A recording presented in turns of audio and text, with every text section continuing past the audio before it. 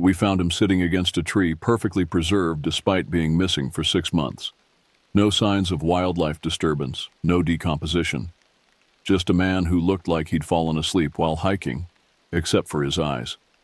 They were open wide, staring at something above him, and his face was frozen in an expression I still see when I close my eyes at night. My name is Jack Harmon, and I've been a search and rescue officer with the U.S. Forest Service for 11 years.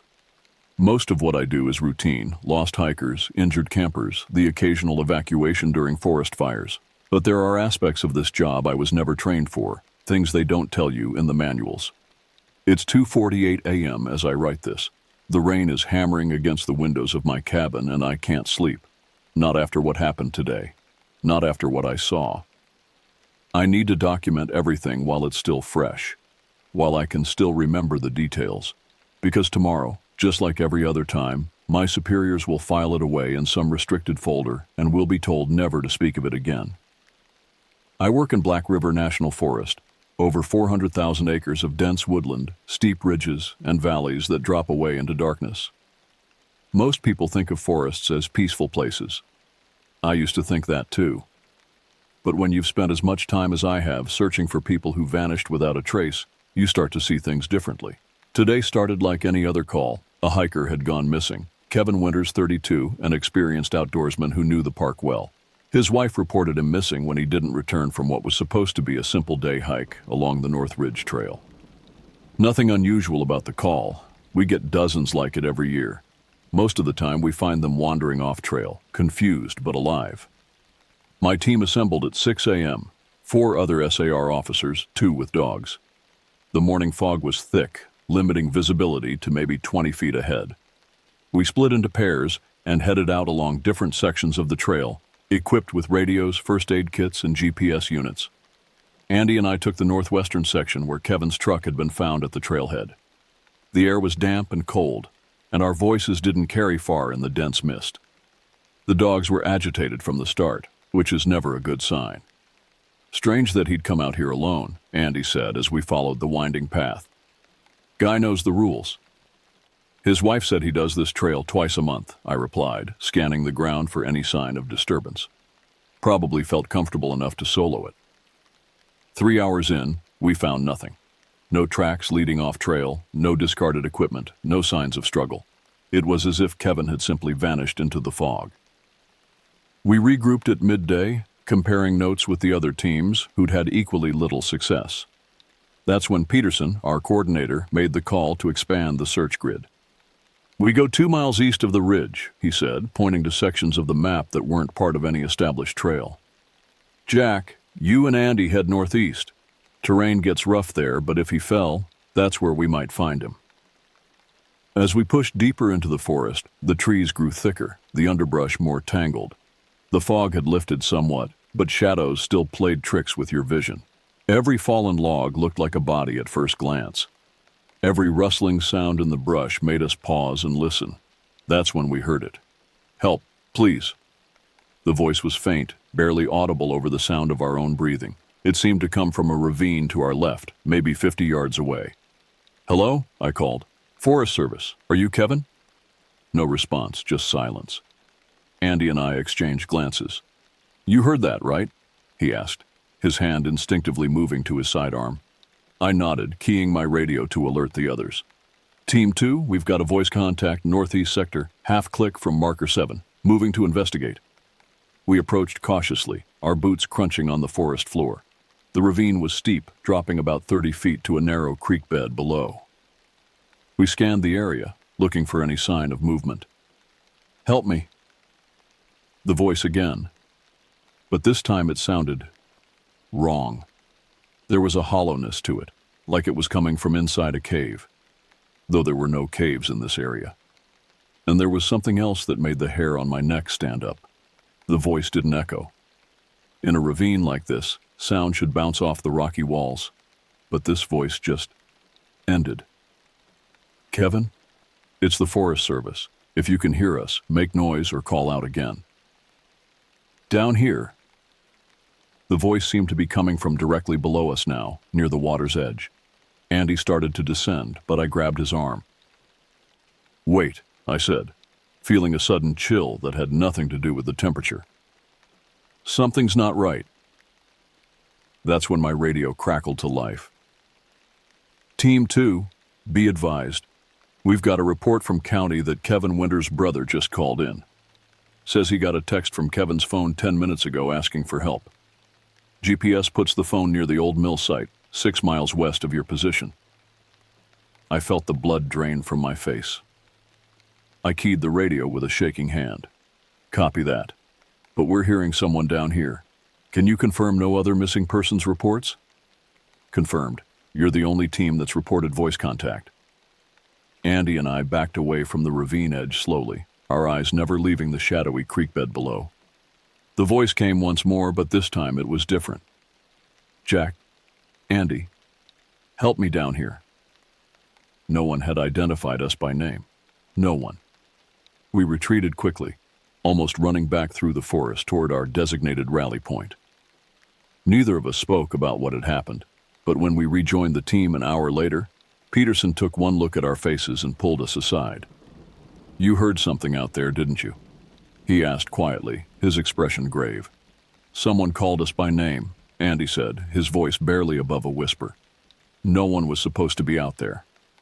Peterson nodded slowly. File your report, but leave that part out. Understood? But, I started to protest. Leave it out, he repeated firmly. Trust me on this. Some things about these woods don't make it into official records. We found Kevin Winters 4 hours later, unconscious but alive, at the bottom of a steep incline near the old mill, just as his brother had indicated. He'd slipped and hit his head, then managed to send a text before passing out again. The doctor at the hospital said he'd been lucky, another few hours in the cold, and he might not have made it. But as I sit here tonight listening to the rain, I can't stop thinking about that voice in the ravine. What would have happened if we'd gone down there? And why did Peterson act like he knew exactly what we'd encountered? This isn't the first strange occurrence I've experienced in Black River. There have been others, things I've tried to rationalize away, but after today I'm starting to connect the dots.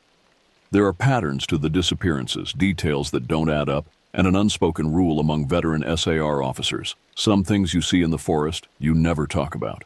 Tomorrow I'll go back to work like nothing happened. I'll file my report with the appropriate omissions. But I'm going to start keeping my own record, documenting everything they tell us to forget. Because whatever's out there in Black River, it knows our names now. When you work search and rescue long enough, you develop instincts. You learn to read the forest, to spot the subtle signs most people miss. A broken twig, disturbed moss, the unnatural silence when wildlife senses danger. But nothing in my training prepared me for what I found during the Anderson search last week. The call came in on Tuesday afternoon. 2 teenagers, Mitch and Josh Anderson, had gone camping in the northwestern sector of Black River, an area we call Devil's Backbone because of the jagged ridge that runs through it. They were supposed to return Sunday evening. When they didn't show up by Monday night, their parents reported them missing. Standard protocol for these situations, we gathered their information, last known location, what equipment they had with them. The boys were 17 and 15, with moderate camping experience. They'd parked at the Devil's Backbone trailhead and planned to camp near Stillwater Creek, about 4 miles in. Probably just lost track of time, said Rollins, one of our newer team members. Teenagers, you know. Peterson, who was coordinating the search, shook his head. Their parents say they were always responsible about check-ins. Both had phones, but they're going straight to voicemail now.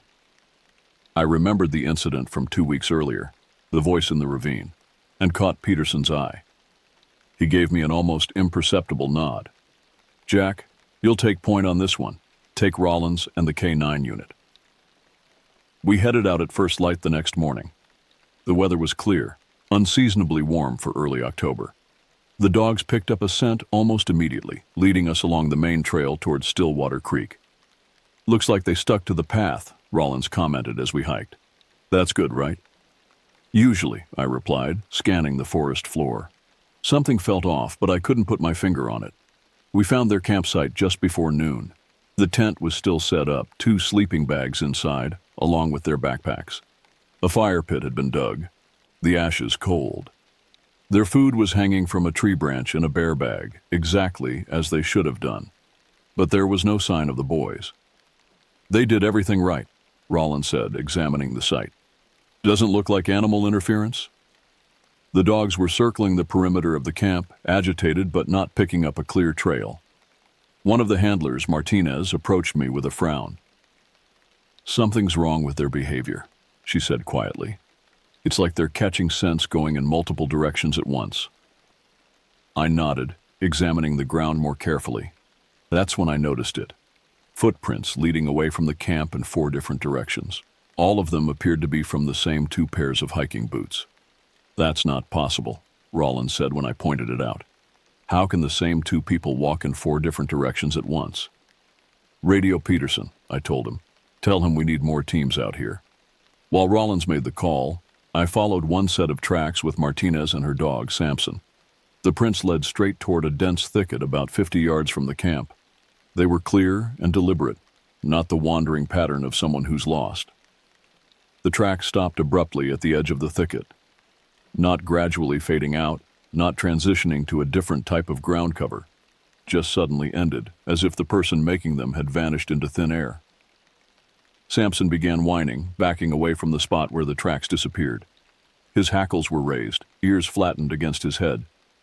"I've never seen him act like this," Martinez whispered. Something scared him. I crouched down to examine the final footprints. That's when I noticed something odd embedded in the soil next to the last print, a small metallic object. I carefully extracted it with my knife. It was a key on a plastic keychain, the kind you'd use for a school locker. The name Josh was printed on the plastic. My radio crackled. "Jack, it's Peterson. We've got 3 more teams heading your way. Any sign of the boys?" I hesitated, looking at the key in my palm. "Found something that belongs to one of them. But the tracks, they're not making sense."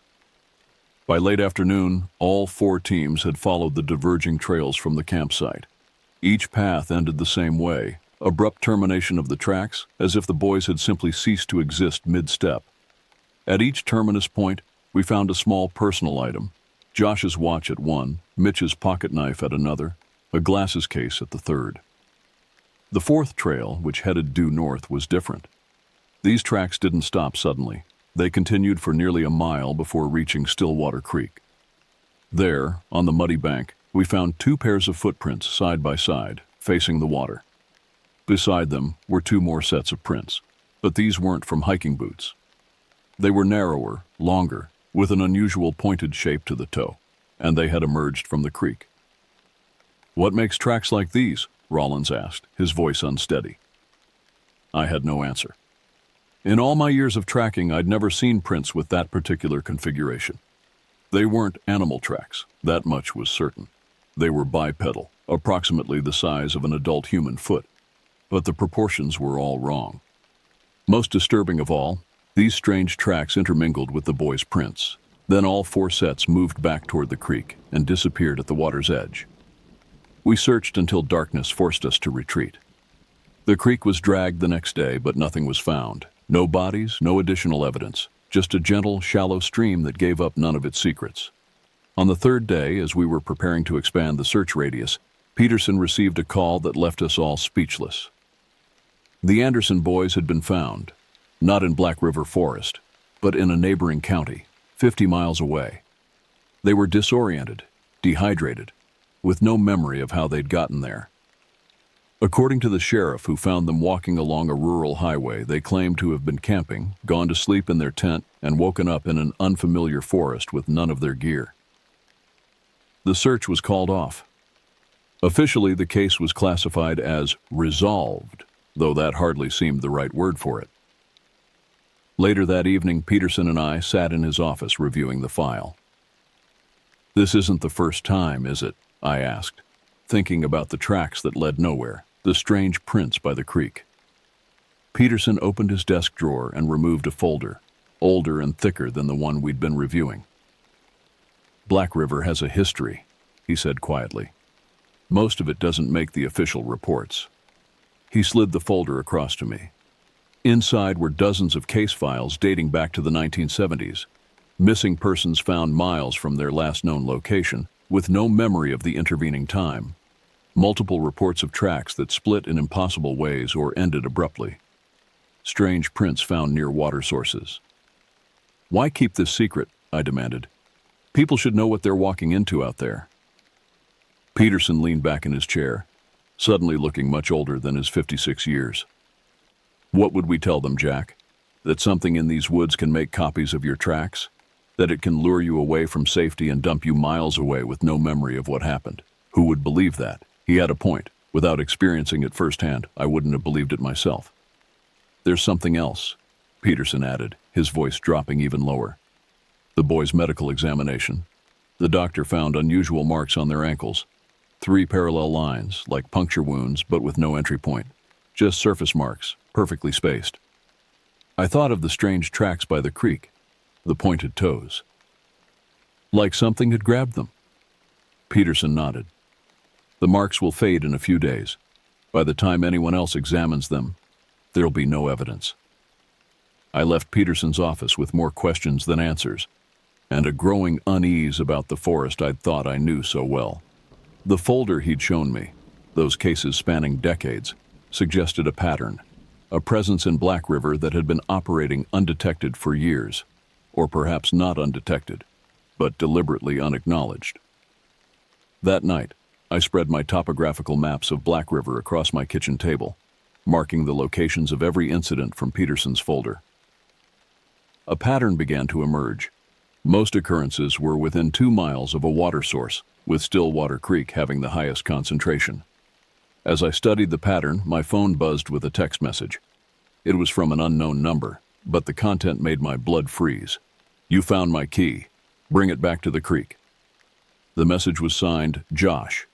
I immediately called the hospital where the Anderson boys had been taken. They confirmed both teenagers were still in their care, with no access to phones. I placed Josh's key on the map right at the point where his tracks had vanished, and stared at it for a long time.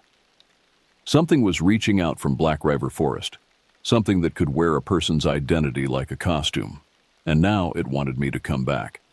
There are unwritten rules in search and rescue, guidelines passed down from veteran to rookie, never formalized in any training manual, but understood to be critical for survival. I've been collecting these rules for years, listening to the old-timers, observing patterns in the incidents we never officially report. Rule 1. Never go alone into Black River after dark. Rule 2. If you hear someone calling your name, verify their identity visually before approaching. Rule 3. Respect the boundaries. Some parts of the forest are not meant to be entered. After receiving the text message signed Josh, I couldn't sleep. I kept thinking about those strange tracks by Stillwater Creek, the key I'd found, and the folder of cases Peterson had shown me. There was a pattern here, a history of unexplained occurrences that the Forest Service had been quietly documenting for decades. I needed answers, but I also knew better than to rush back to the creek alone. Whatever had left those unusual footprints, whatever could create duplicate tracks leading in 4 directions simultaneously, it wasn't something to confront without preparation. The next morning, I sought out the oldest member of our team, a man named Garrett who'd been with Black River CR for nearly 30 years. He rarely spoke about his experiences, but if anyone knew the truth about what was happening, it would be him. I found him at the equipment shed, meticulously checking the supplies for our emergency packs. "Garrett, I need to ask you something," I said, closing the door behind me, "about Stillwater Creek." His hands paused over the first aid kit he'd been inventorying. "What about it?" "The Anderson case, the tracks that split off in different directions, the strange prints near the water." "I know it's not the first time." Garrett set down the kit and turned to face me. His weathered face revealed nothing but his eyes. They held a wariness I recognized. "Peterson showed you the folder," he said. It wasn't a question. I nodded. "Then you know we don't talk about these things. Not officially." "I need to understand what's out there," I insisted. "I got a text last night from someone claiming to be Josh Anderson, asking me to bring his key back to the creek." Garrett's expression darkened. "And you're actually considering it? After what you saw?" He shook his head. "You're smarter than that, Jack." "I'm not going alone," I assured him. "But I can't just ignore this. Kids go missing in these woods, Garrett. Some never come back." If there's something out there targeting people, we have a responsibility to stop it.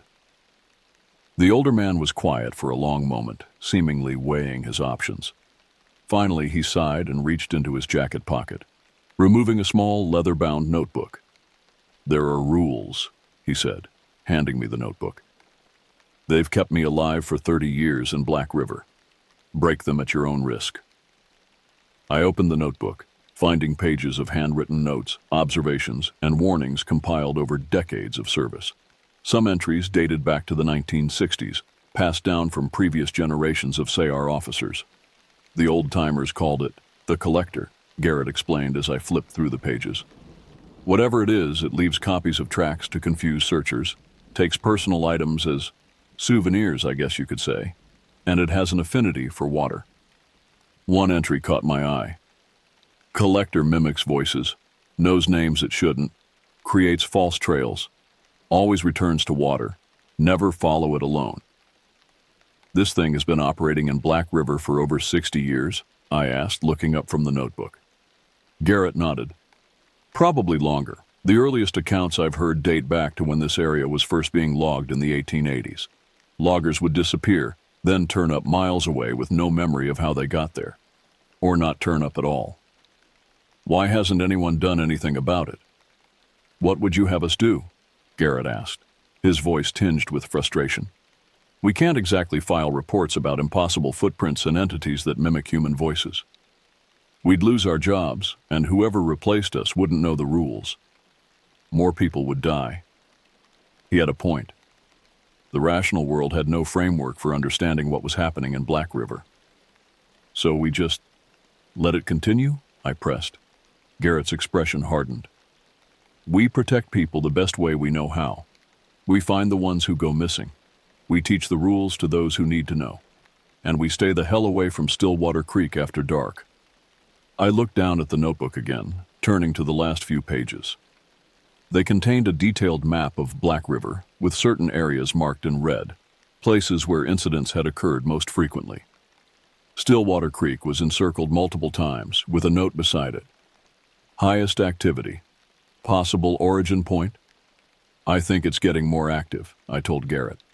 "That text message, it's never reached out like that before, has it?" Garrett shook his head slowly. "Not that I know of. Technology changes things, gives it new ways to communicate, I suppose." "I need to go back there," I said. "Not alone and not after dark, but I need to understand what we're dealing with."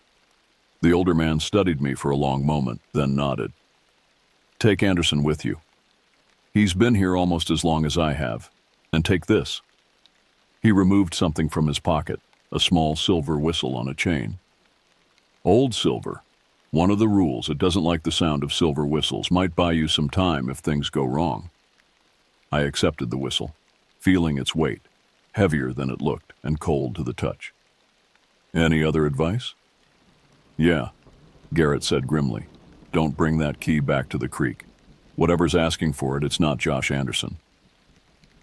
The following morning I met with Anderson at the ranger station.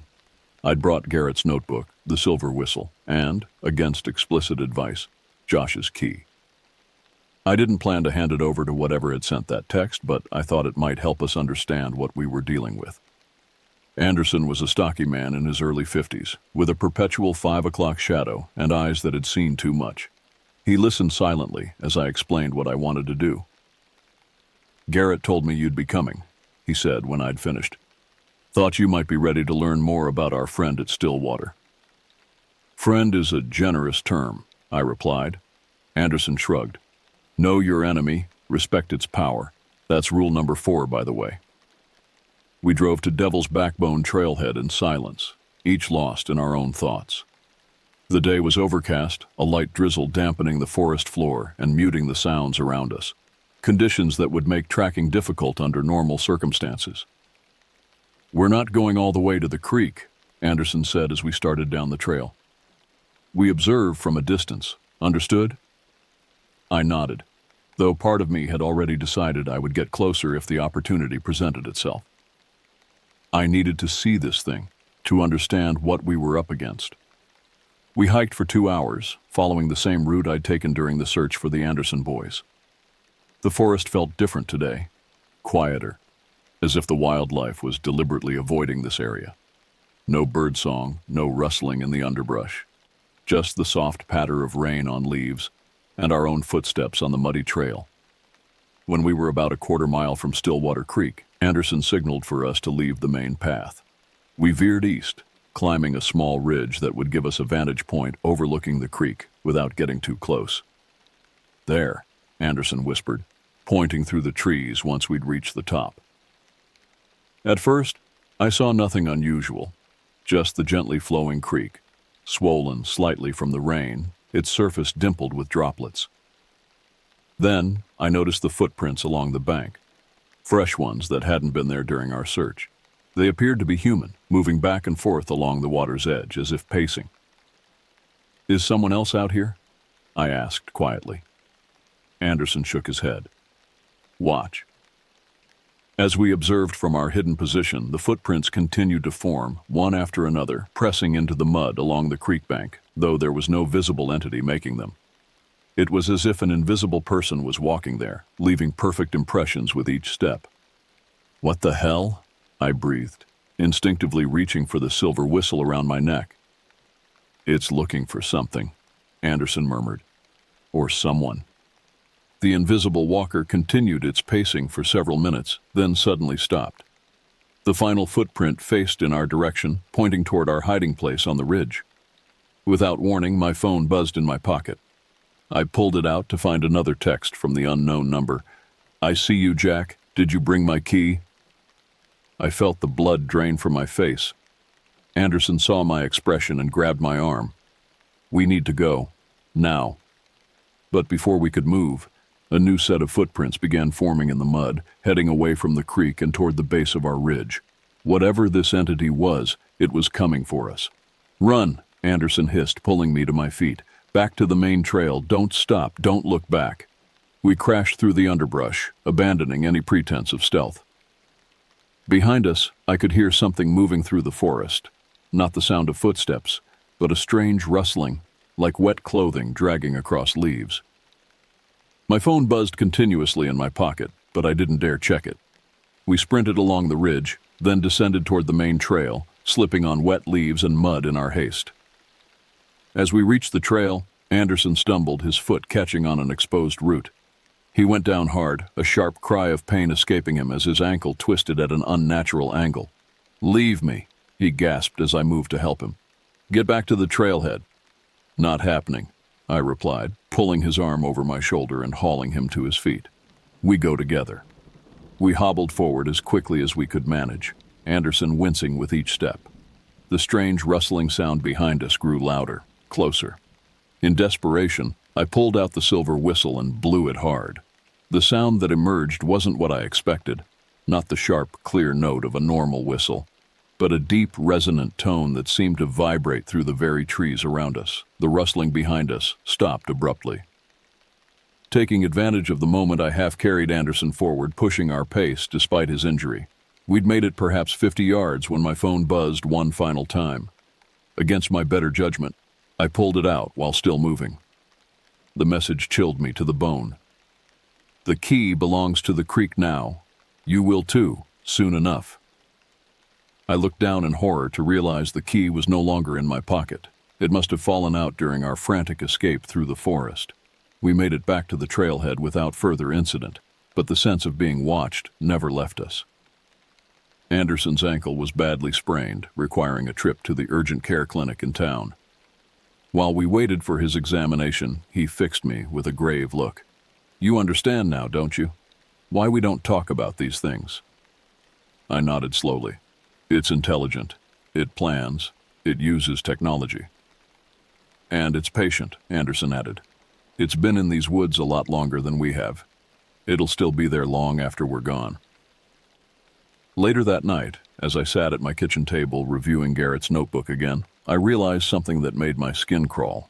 When the Anderson boys had been found 50 miles away, they'd been discovered walking along a road that led to a tributary of the same watershed that fed Stillwater Creek.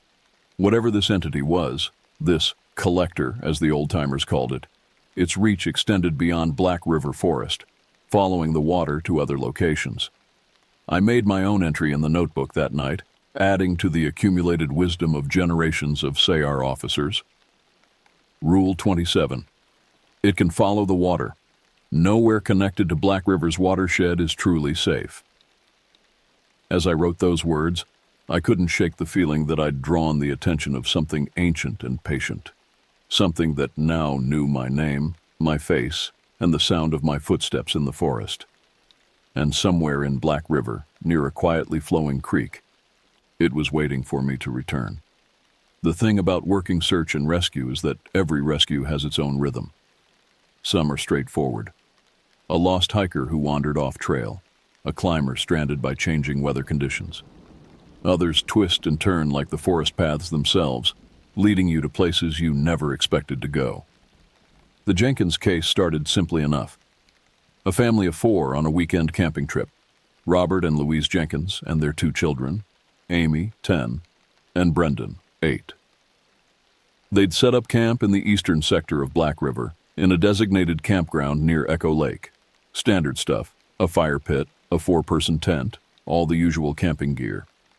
They were supposed to check out Sunday afternoon. When the campground host made his rounds Monday morning and found their site still occupied but no sign of the family, he called it in. Peterson assigned me as lead, with Martinez and Rollins as support. After my experience at Stillwater Creek 2 weeks earlier, I'd been half expecting to be taken off field duty, but Peterson had simply said, "You've seen what's out there now.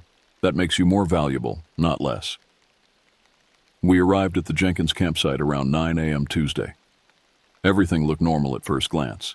Tent still properly staked down, cooking equipment neatly arranged on the picnic table, a cooler secured in the car to keep animals away. No signs of disturbance or struggle. "Looks like they just walked away," Rollins observed, peering into the tent. "Their sleeping bags are still laid out. Even their shoes are here." That detail made me pause. 4 pairs of hiking boots were neatly arranged at the tent entrance. If the family had left, they'd done so barefoot. Martinez's K9 partner, Samson, circled the perimeter of the campsite, nose to the ground. Unlike our experience with the Anderson boys, he didn't seem confused or agitated. He picked up a scent and headed purposefully toward the lakeshore, about 50 yards from the campsite. I felt a familiar unease settle in my stomach. Water again. "Careful," I warned as we followed the dog. "Stay together." Echo Lake was smaller than Stillwater Creek, but deeper, with clear water that reflected the surrounding pines like a mirror. As we approached the shore, Samson led us to a small wooden dock, extending about 20 feet into the water. The dog stopped at the end of the dock, whining softly. "He's saying they went into the water," Martinez explained, frowning. "All 4 of them." I studied the weathered planks of the dock, looking for any sign of struggle or accident. There was nothing. No scuff marks, no dropped items, no indication of anyone falling in. Just 4 sets of barefoot prints leading to the end of the dock and stopping. "Could they have gone swimming?" Rollins suggested. "Maybe got into trouble in the water?" I shook my head. "In October? Water's too cold. And where are their towels, their swimwear? They left their shoes at the tent." We radioed for a dive team, which arrived 2 hours later. They searched the lake thoroughly, focusing on the area around the dock. They found nothing. No bodies, no personal items, no evidence that anyone had entered the water recently. By late afternoon, we'd expanded our search to the trail surrounding Echo Lake. Still nothing. It was as if the Jenkins family had simply ceased to exist at the end of that dock. As twilight approached, Peterson called to order us back to base. "We'll resume at first light," he said over the radio. "No one stays in the field after dark." Rule 1. Never go alone into Black River after dark. Back at the ranger station, I reviewed our findings with Peterson. He seemed particularly interested in the barefoot prints leading to the dock. "No signs of coercion? No drag marks or indications they were forced?" he asked. "None. They walked to the dock of their own accord, all 4 of them." Peterson nodded slowly, his expression grim. "Reminds me of the Haskins case in '97. Family of 3 vanished from the north shore of Echo Lake. Barefoot, just like this." "What happened to them?" I asked. "They turned up 3 days later in a field 30 miles east of here. Disoriented, dehydrated, feet cut up from walking without shoes. No memory of what happened after they went to sleep in their tent." I thought of the Anderson boys, found in similar condition miles from where they'd disappeared. The collector again? Peterson shrugged. Different body of water, but same pattern. The older reports call it the Echo Lake amnesia. People go missing, then reappear days later with no memory of the intervening time. Why hasn't the lake been closed to the public? I demanded. If this has happened before, officially, the Haskins case was attributed to carbon monoxide poisoning from their camp stove, causing confusion and wandering, Peterson interrupted. Just like the Anderson boys were officially listed as disoriented hikers who lost their way. We document the patterns, Jack, but we don't control the official narrative. I left the ranger station that night with a familiar frustration gnawing at me. More questions, fewer answers, and the knowledge that we were deliberately keeping the public in the dark about the dangers lurking in Black River. The search resumed at dawn the next day, with additional teams joining us to cover more ground. By noon, we'd found nothing new. No trail, no sign of where the Jenkins family might have gone after apparently walking off the end of the dock. I was taking a short break, sitting on a fallen log near the lake shore when my radio crackled. Base to all units. Be advised, we just received a call from Highway Patrol. A family matching the Jenkins description has been found walking along Route 16, approximately 20 miles northeast of Echo Lake. Proceed to extraction point for transport. Relief flooded through me, followed immediately by apprehension. Found alive, but in what condition? And with what memories of the past 2 days? I joined Martinez and Rollins in the SAR vehicle, and we sped to the location where Highway Patrol had picked up the Jenkins family. The scene was eerily similar to what I'd heard about the Anderson boys. The family was disoriented, dehydrated, their feet cut and bruised from walking barefoot. Most disturbing of all was their collective amnesia. None of them had any recollection of leaving their campsite or how they'd traveled 20 miles through dense forest without shoes or supplies. We were roasting marshmallows, Robert Jenkins told me when I interviewed him at the hospital later that day. The kids were excited because it was their first camping trip. We all went to sleep in the tent.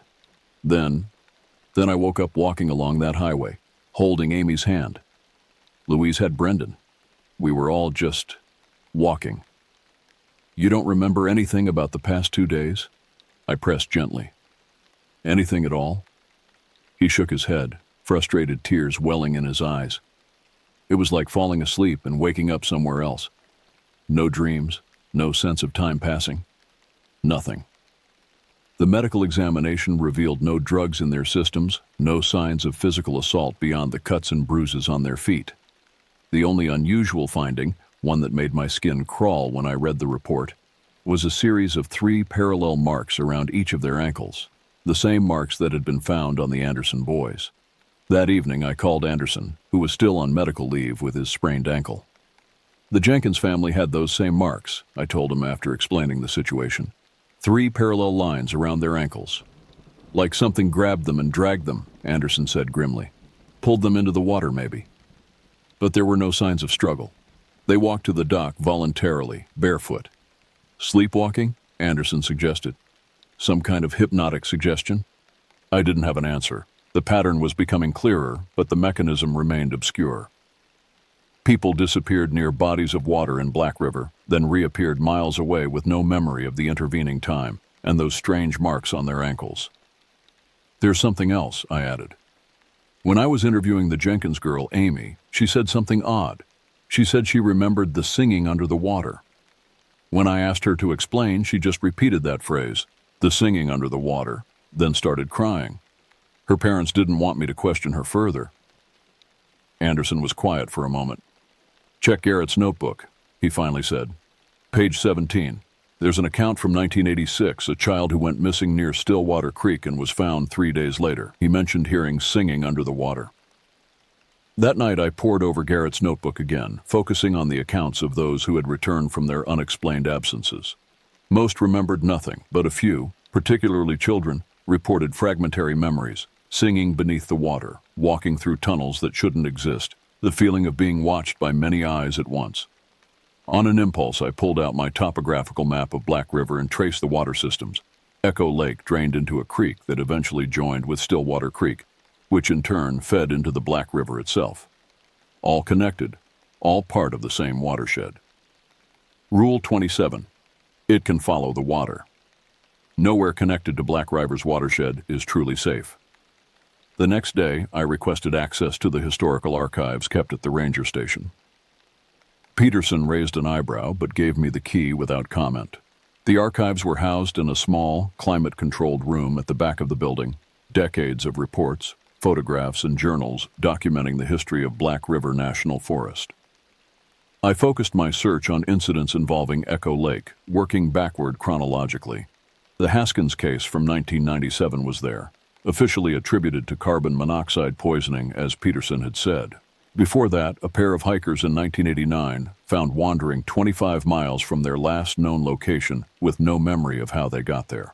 3 college students in 1978 disappeared from a lakeside campsite, reappeared 4 days later. A family in 1963, 2 park rangers in 1952.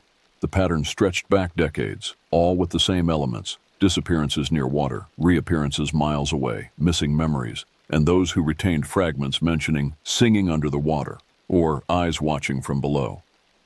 The oldest record I found dated to 1937, when Black River was first designated as a national forest. A surveyor named William Hancock vanished while mapping the area around Echo Lake. In his journal, recovered from his campsite, the final entry read, "The locals warn against camping near the water at night. They say something old lives in these connected waterways, something that came long before the settlers. The native tribes called it the Taker of Mines." I believe these are simply superstitions meant to keep outsiders away from prime hunting grounds, but I will admit the lake has an eerie quality after sunset. The way sound carries across the water, almost like voices singing, can play tricks on one's mind. Hancock was found 2 weeks later, wandering in a field nearly 40 miles away. According to the report, he had no recollection of the intervening time and was described as changed in temperament, prone to staring at standing water for hours at a time. I was so engrossed in my research that I didn't notice Peterson standing in the doorway until he spoke. "Finding what you're looking for?" he asked quietly. I looked up, startled. "This has been happening for at least 90 years, probably longer." Peterson nodded. "And we've been keeping records, passing down the rules, trying to minimize the damage. That's our job, Jack." "Our job is to protect people," I countered. "How can we do that if we're hiding the truth?" "And what truth would you have us tell?" Peterson's voice was tired but firm. "That there's something in the water that can lure you away, make you forget days of your life? That it leaves marks on you that vanish within a week, leaving no evidence? Who would believe that?" He had a point, but it didn't ease my frustration. "So we just accept that people will keep disappearing? That some won't come back at all?" Peterson sighed heavily. "We do what we can. We find the ones who return. We teach the rules to those who need to know them, and we hope that's enough." But it wasn't enough. Not for me. The Jenkins family had been lucky. All 4 had returned alive. But the archived reports showed that wasn't always the case. Some disappeared and were never found. Others returned changed, like Hancock, with a strange affinity for water and a tendency to wander back toward the forest if not watched carefully. That night, I made a decision that would ultimately change everything I thought I knew about Black River and the entity that haunted its waters. I was going back to Echo Lake, alone, after dark.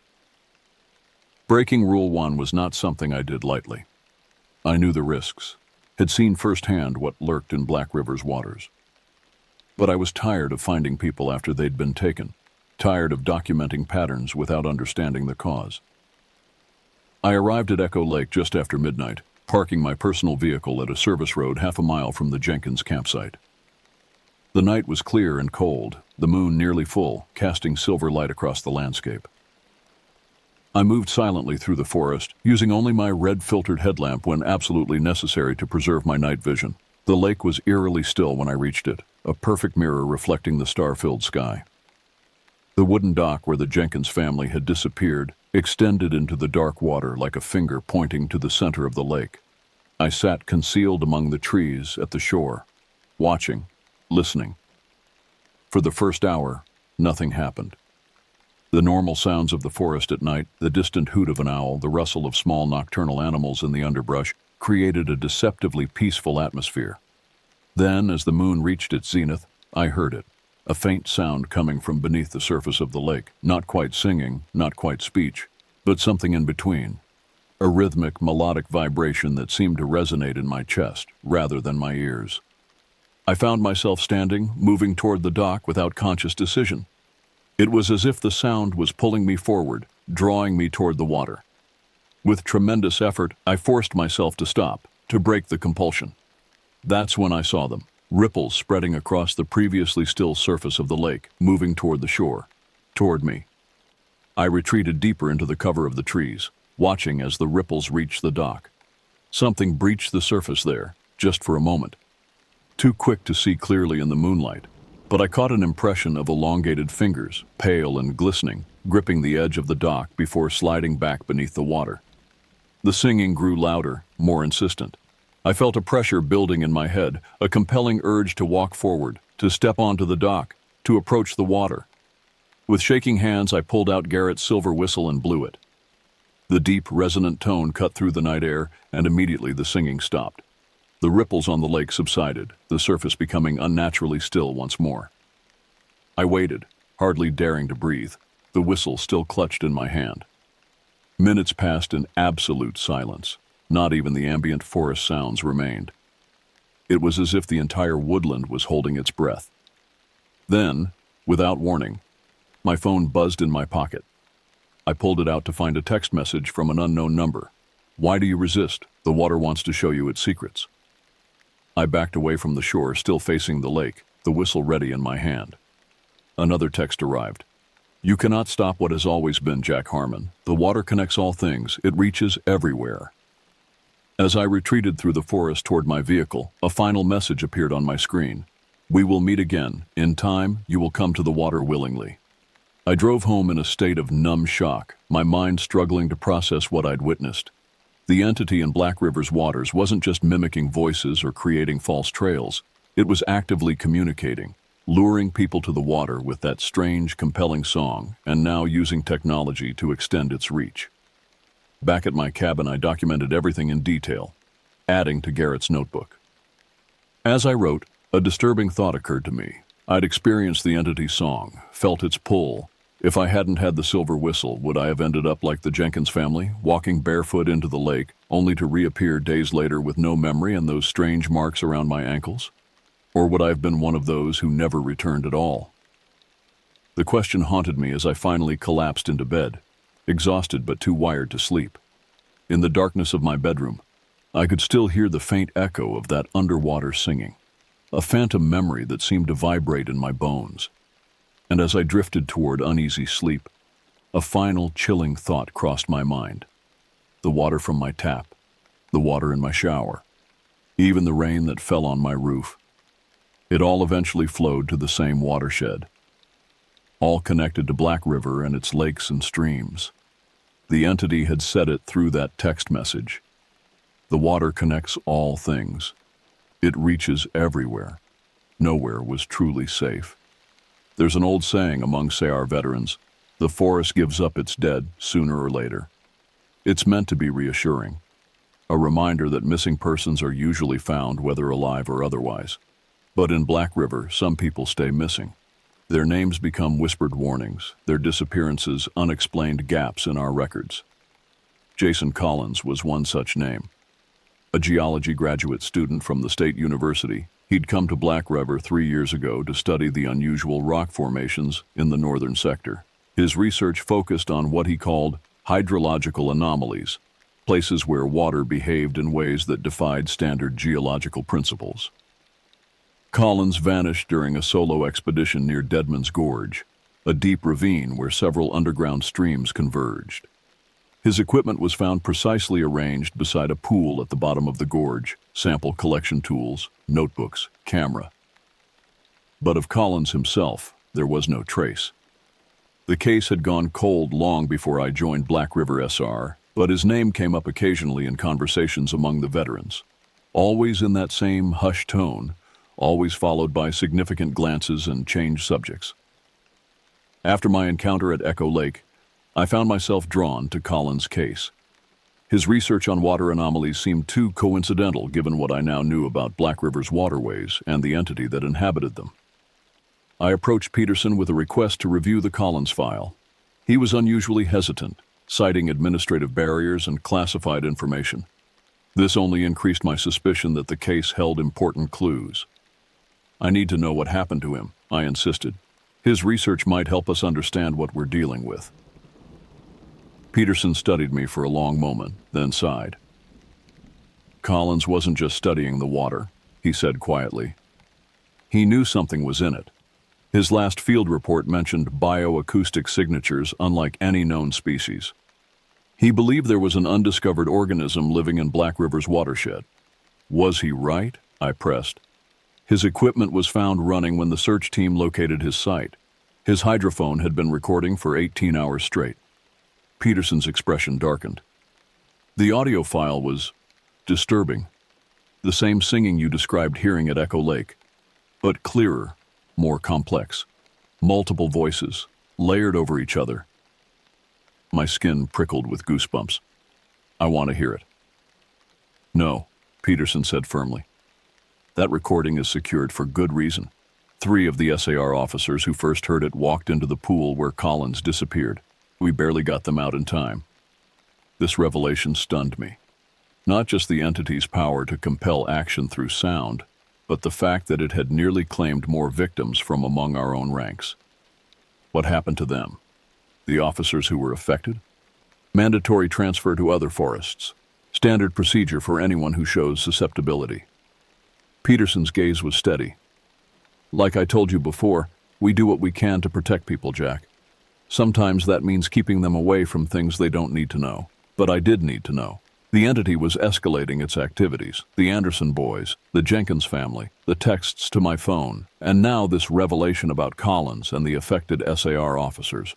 Patterns were emerging that suggested something more organized than random opportunistic predation. I spent the next few days combing through every report I could access related to water bodies in Black River. A picture began to form. Disappearances clustered not just around Echo Lake and Stillwater Creek, but along the entire watershed, with the highest concentration in areas where water flowed underground before resurfacing. Collins had been studying one such location. Dead Man's Gorge was known for its extensive cave system beneath the ravine floor, through which several streams flowed before joining to form the pool where he'd vanished. I needed to see it for myself. This time, I didn't go alone.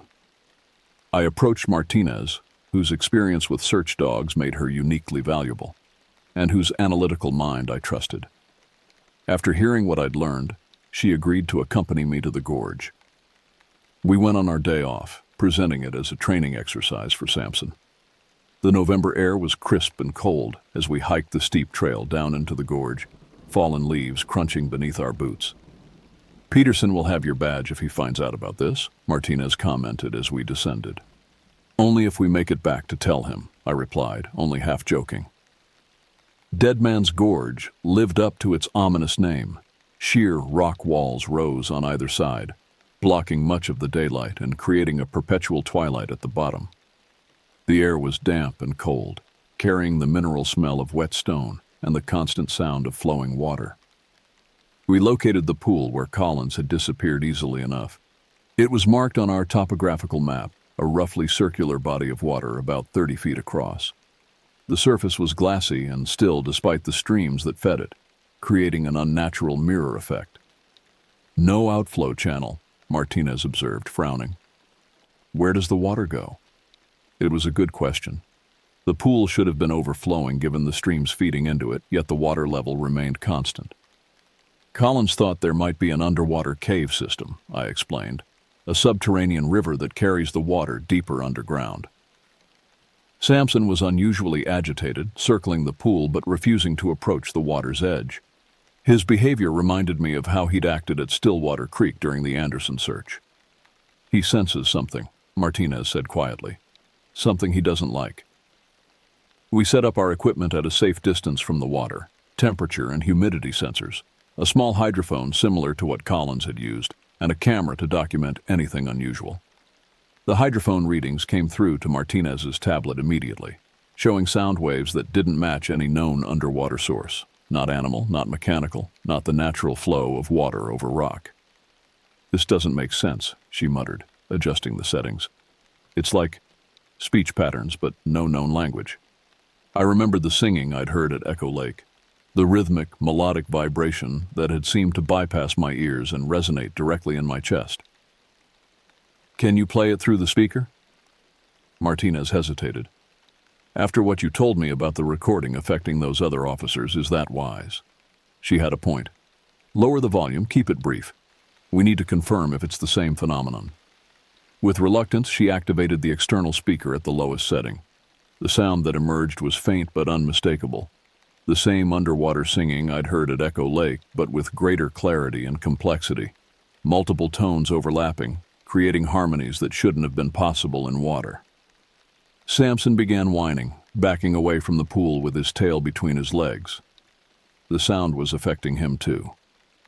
"That's enough," I said after a few seconds, and Martinez shut it off immediately. "That was..." She paused, searching for words. "Structured, intentional, not random noise."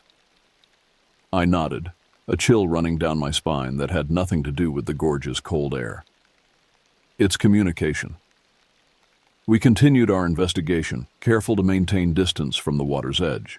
The temperature readings were another anomaly. The pool was significantly warmer than the streams feeding it, suggesting a heat source from below. As we worked, I noticed something on the rock wall nearest the pool, faint markings etched into the stone.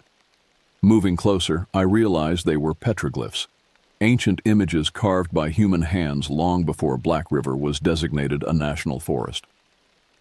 The carvings depicted elongated humanoid figures surrounding a circular shape that could have represented the pool. The figures had disproportionately long arms and what appeared to be gills on their necks. Below them were wavy lines representing water and smaller human figures being pulled beneath the surface. "Native American?" Martinez asked, examining the petroglyphs. "Maybe. The tribes that lived in this region believed water bodies were portals to the spirit world. They had legends about entities that lived beneath the surface and could lure humans underwater."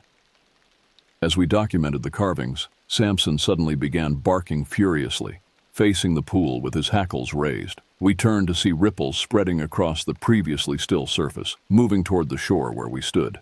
"Time to go," I said urgently, gathering our equipment.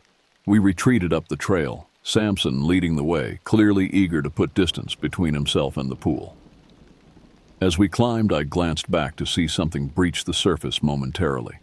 A pale, elongated hand reaching upward before slipping back beneath the water.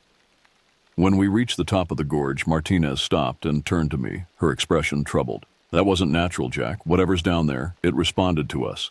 To our presence, our equipment, maybe even our conversation." "I know," I replied, still processing what we'd witnessed. "The question is, what do we do with this information?" The answer came sooner than expected. As we hiked back toward the trailhead, both our phones signaled incoming messages simultaneously. Mine read, "The deep remembers you, Jack Harmon. It has known your family for generations." Martinez's face paled as she showed me her screen. "Your dog senses what you cannot, Elena Martinez. He knows to fear the water." The entity knew our names. It knew Martinez had a dog with her, and most disturbingly, it claimed some connection to my family that spanned generations. Back at the ranger station, we downloaded the data from our equipment for analysis. The hydrophone recordings revealed something we hadn't noticed in real time. The underwater sounds had changed after we played them through the speaker. It was as if the entity had responded to hearing its own voice, adjusting its communication patterns accordingly. "It's learning," Martinez said quietly as we reviewed the audio waveforms, "adapting to our technology." I nodded, thinking of the text messages, the way the entity had evolved from creating false trails and mimicking voices to active technological communication. "We need to tell Peterson." Peterson's reaction to our unauthorized expedition was surprisingly muted. Instead of the reprimand I'd expected, he listened intently to our findings, occasionally making notes in a leather-bound journal similar to Garrett's. "The petroglyphs confirm what we've suspected," he said when we'd finished our report. "This thing has been here since before European settlement. The native tribes knew about it, feared it." "What did it mean about my family?" I asked. "That message claiming it has known my family for generations?" Peterson closed his journal slowly. "Your grandfather worked for Black River SAR, didn't he?" The question caught me off guard. "Yes, but..." How did you know that? Because I worked with him, Jack. Edward Harmon was one of the best trackers we ever had. He was also one of the first to document the entity's patterns systematically. This revelation stunned me. My grandfather had died when I was 12, and while I knew he'd worked for the Forest Service, I'd never connected his role to what I was now experiencing. He never talked about anything like this, I said, trying to reconcile this new information with my memories. He wouldn't have, Peterson replied. We didn't burden our families with this knowledge then, just as we don't now. But Edward had theories about the entity. He believed it recognized certain bloodlines, could track them across generations. Why? Martinez asked. What would be the purpose? Peterson shrugged. Who can know the motivations of something so alien to our understanding? But Edward documented cases where multiple members of the same family went missing in Black River across different time periods, as if the entity was collecting them. The word sent a chill through me. The collector. That's what Garrett had called it in his notebook. There's more, Peterson continued, opening a drawer in his desk and removing a yellowed envelope. After your grandfather died, this was found among his personal effects. It was addressed to you, to be delivered when you were old enough. Your grandmother gave it to me for safekeeping when you joined Black River SAR. He handed me the envelope. My name was written on it in my grandfather's distinctive handwriting, the ink faded with age. I'll leave you to read it privately, Peterson said, standing. But Jack, whatever it contains, remember the rules. They've kept us alive this long. After Peterson and Martinez left, I sat alone in the office, staring at the envelope for a long time before finally opening it. Inside was a single sheet of paper, the handwriting neat but hurried, as if written in haste. To my grandson Jack, if you're reading this, you've joined the Forest Service at Black River, and you've encountered what we call the Collector. I had hoped this legacy would not pass to you, but some bloodlines are marked by the water, and ours is one of them. Your great-great-grandfather, Henry Harmon, was one of the original surveyors of Black River in 1902. He disappeared near Stillwater Creek for 7 days, then returned with no memory of where he'd been. Every generation of our family since has been drawn to these woods, to the water. Some return, some don't. I've spent my life studying the entity that lives in Black River's waterways. It's ancient, intelligent, and patient. It communicates through sound and can influence minds, especially those whose ancestors it has touched before. Our family is particularly susceptible. There are ways to resist its call. Silver disrupts its influence. Carry silver objects, especially those that create sound. Moving water weakens it. Still pools and lakes are where its power is strongest. And most importantly, never touch the water where it dwells. The touch creates a connection that never fully breaks. I don't know what it wants, why it takes people, why some return changed and others never come back at all. But I know it remembers our family, and it will call to you as it called to me. Stay safe, Jack. Stay away from the water. With love and concern, your grandfather, Edward. I sat in stunned silence, reading and rereading the letter. My family's connection to Black River and its mysterious entity went back over 100 years. This explained the text message. The deep remembers you. It has known your family for generations. It also explained the inexplicable pull I'd felt toward this place, why I'd chosen Black River specifically when applying to the Forest Service, despite opportunities elsewhere. Something had drawn me here, just as it had drawn my grandfather and his father before him. That night, I added my grandfather's letter to Garrett's notebook, creating a more complete record of what we knew about the entity. The pieces were starting to fit together. A creature that lived in Black River's waterways, that could influence minds through sound, that remembered bloodlines across generations, that collected people and sometimes returned them changed. But the central question remained unanswered. What did it want? Why did it take people? And what happened to those who never returned? As I closed the notebook, my phone buzzed with a new message from the unknown number. You have your grandfather's curiosity, Jack Harmon. He too sought answers in the deep. Would you like to see where he went that final day? A chill ran through me. According to the official record, my grandfather had died of a heart attack while on a routine patrol. But this message implied something else entirely, that the entity had taken him, that he was one of those who never returned. Instead of responding to the text, I turned off my phone and placed it in a drawer. The entity was trying to lure me, using my family connection and my need for answers as bait. I needed to be smarter than that. But as I lay in bed that night, unable to sleep, one thought kept circling in my mind. What if my grandfather was still out there, somewhere beneath Black River's waters? What if all those who had never returned were still alive, in some form, in some place we couldn't reach or understand?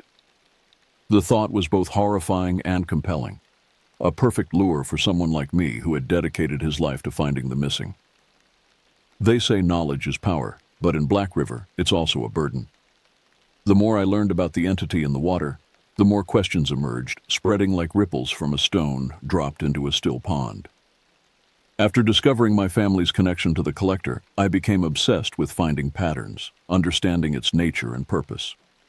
I spent hours poring over historical records, cross-referencing disappearances with water locations, mapping the underground streams and aquifers that connected seemingly isolated bodies of water throughout the forest. I was careful to follow the rules, never going near water bodies alone, carrying silver objects.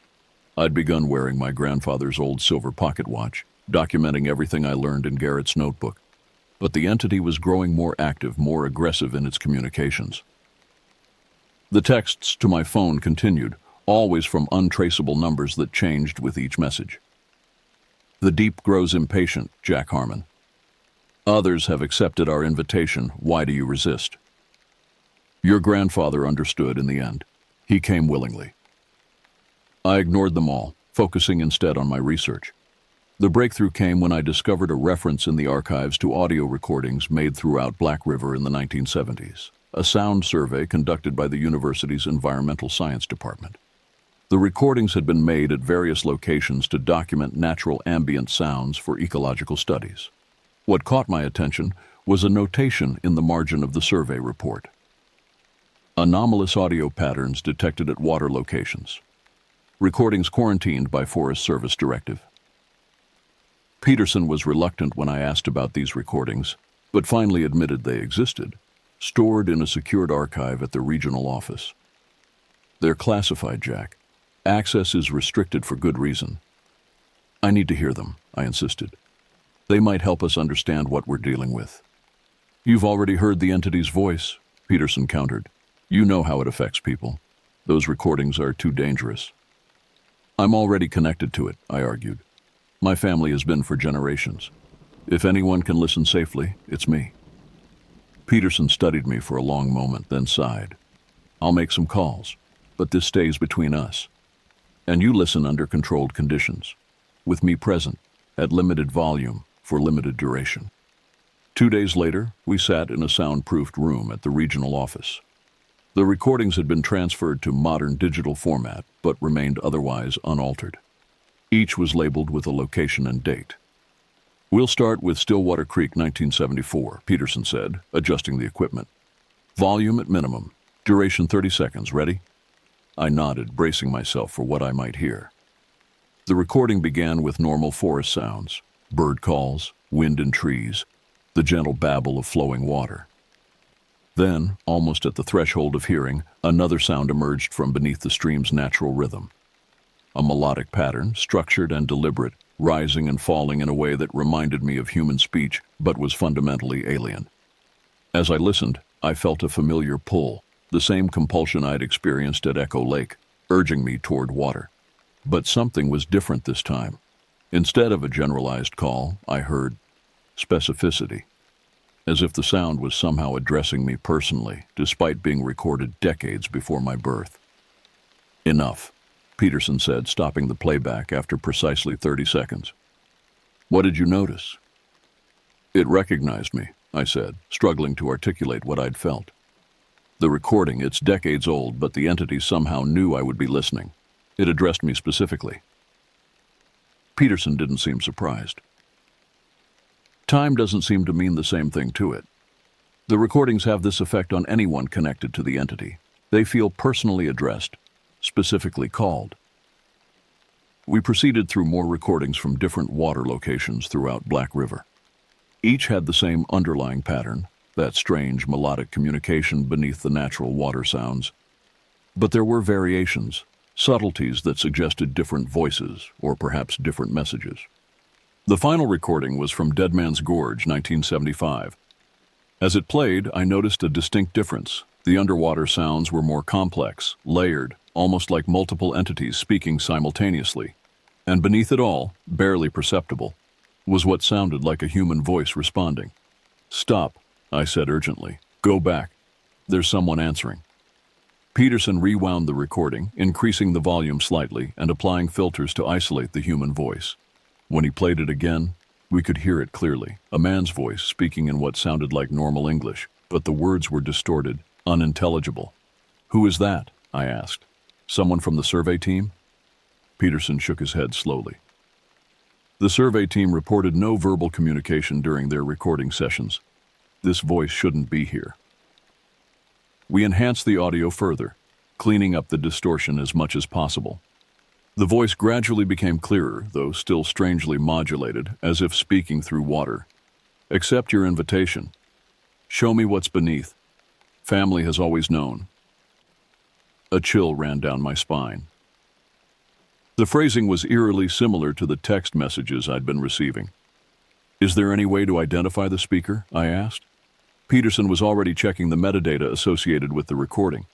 Date is August 17, 1975. Location Dead Man's Gorge, specifically the main pool at the bottom of the ravine. He paused, frowning. "Wait, that can't be right." "What?" "According to the log, this recording was made by a two-person team from the university. But there's a note here from the Forest Service liaison who accompanied them. It says a third person was present at the site, not part of the official team." "Who?" Peterson looked up from the screen, his expression grave. "Edward Harmon, your grandfather." The revelation hit me like a physical blow. My grandfather had been there, at Dead Man's Gorge, communicating with the entity. His voice captured on tape, speaking phrases that echoed the messages now being sent to my phone nearly 50 years later. "He was studying it," I said, trying to make sense of this new information. "In his letter, he said he'd spent his life researching the entity." "There's more," Peterson said quietly. "Edward disappeared 3 days after this recording was made. He was found a week later, walking along Highway 16, the same road where we found the Jenkins family. He had no memory of where he'd been or what had happened to him. But his letter said he knew ways to resist its call. Silver objects moving water." "Maybe he did resist for a time," Peterson replied. "But eventually, the entity got to him. Just like it's trying to get to you now." We spent the next hour analyzing the remaining recordings, looking for patterns, trying to decipher the entity's communication. The more we listened, the more convinced I became that what we were hearing was not random sound, but a sophisticated language, one that operated on principles fundamentally different from human speech. "It communicates through frequency patterns, not just words," I observed.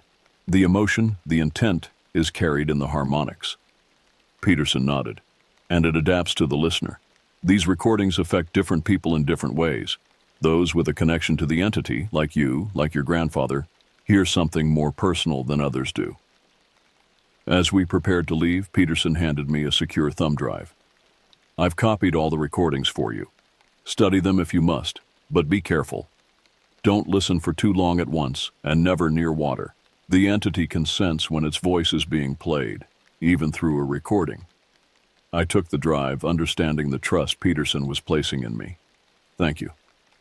"Don't thank me yet," he replied grimly. "Knowledge isn't always a blessing, Jack. Sometimes it's just a more sophisticated form of bait." That night, in the safety of my cabin, I listened to the recordings again, focusing on the one from Dead Man's Gorge where my grandfather's voice had been captured. With better equipment and more time, I was able to clean up the audio further, revealing more of what he had said.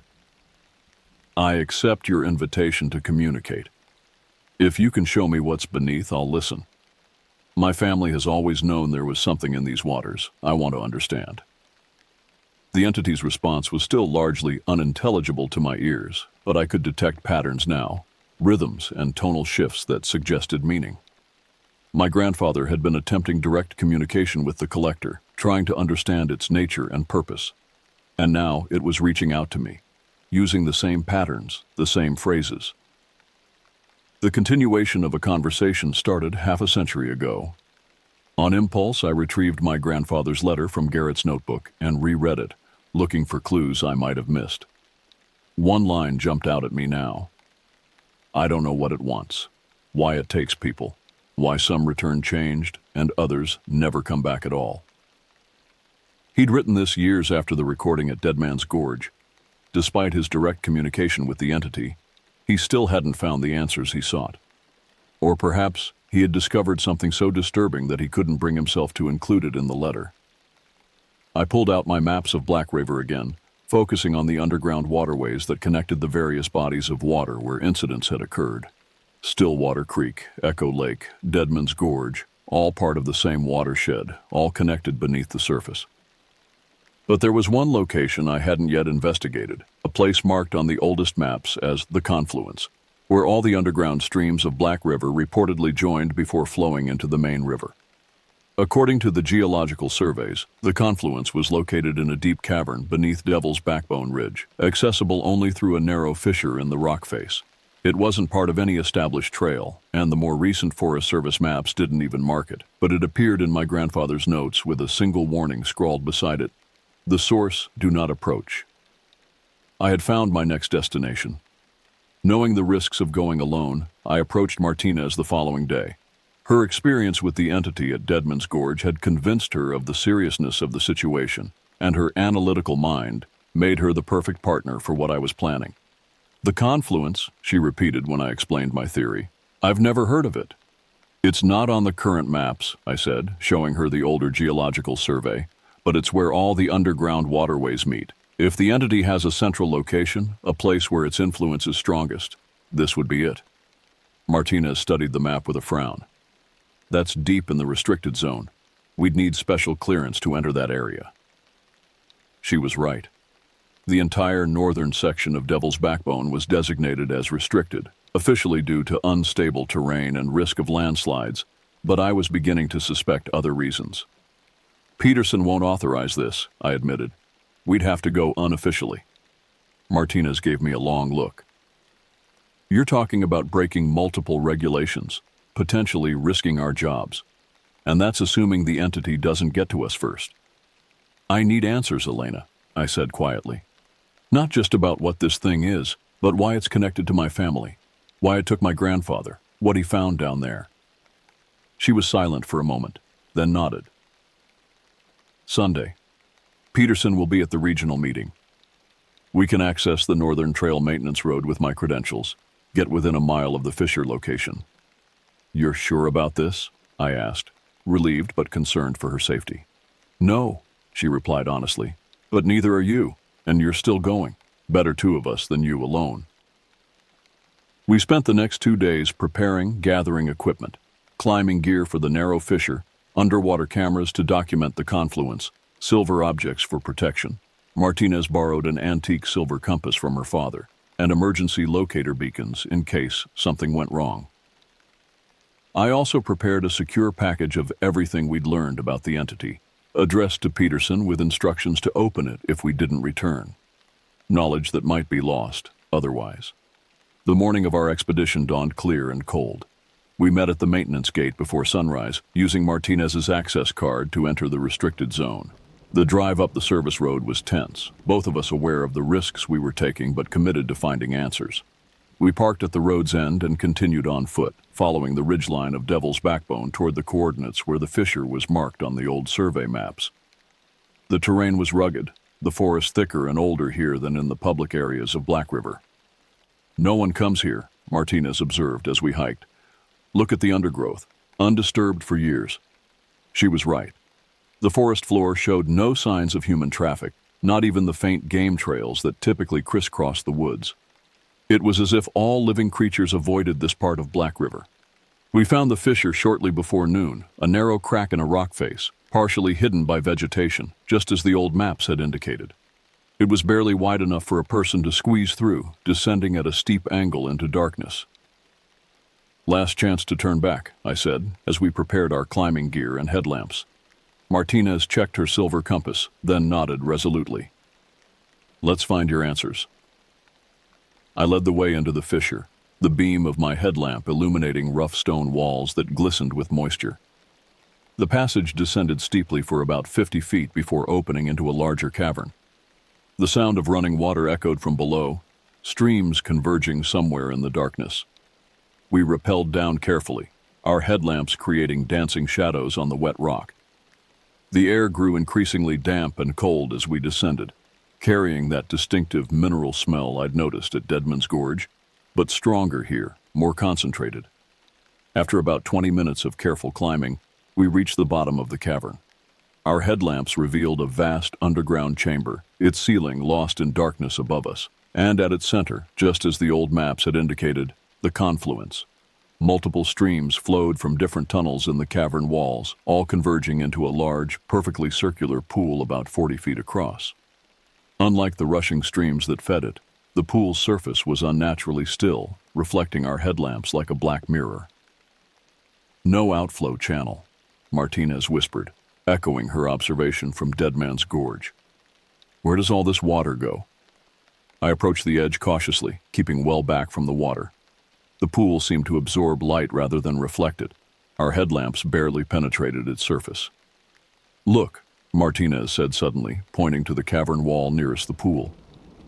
Our lights revealed what she had spotted. Petroglyphs, similar to those we'd seen at Deadman's Gorge but more extensive, covering the entire rock face.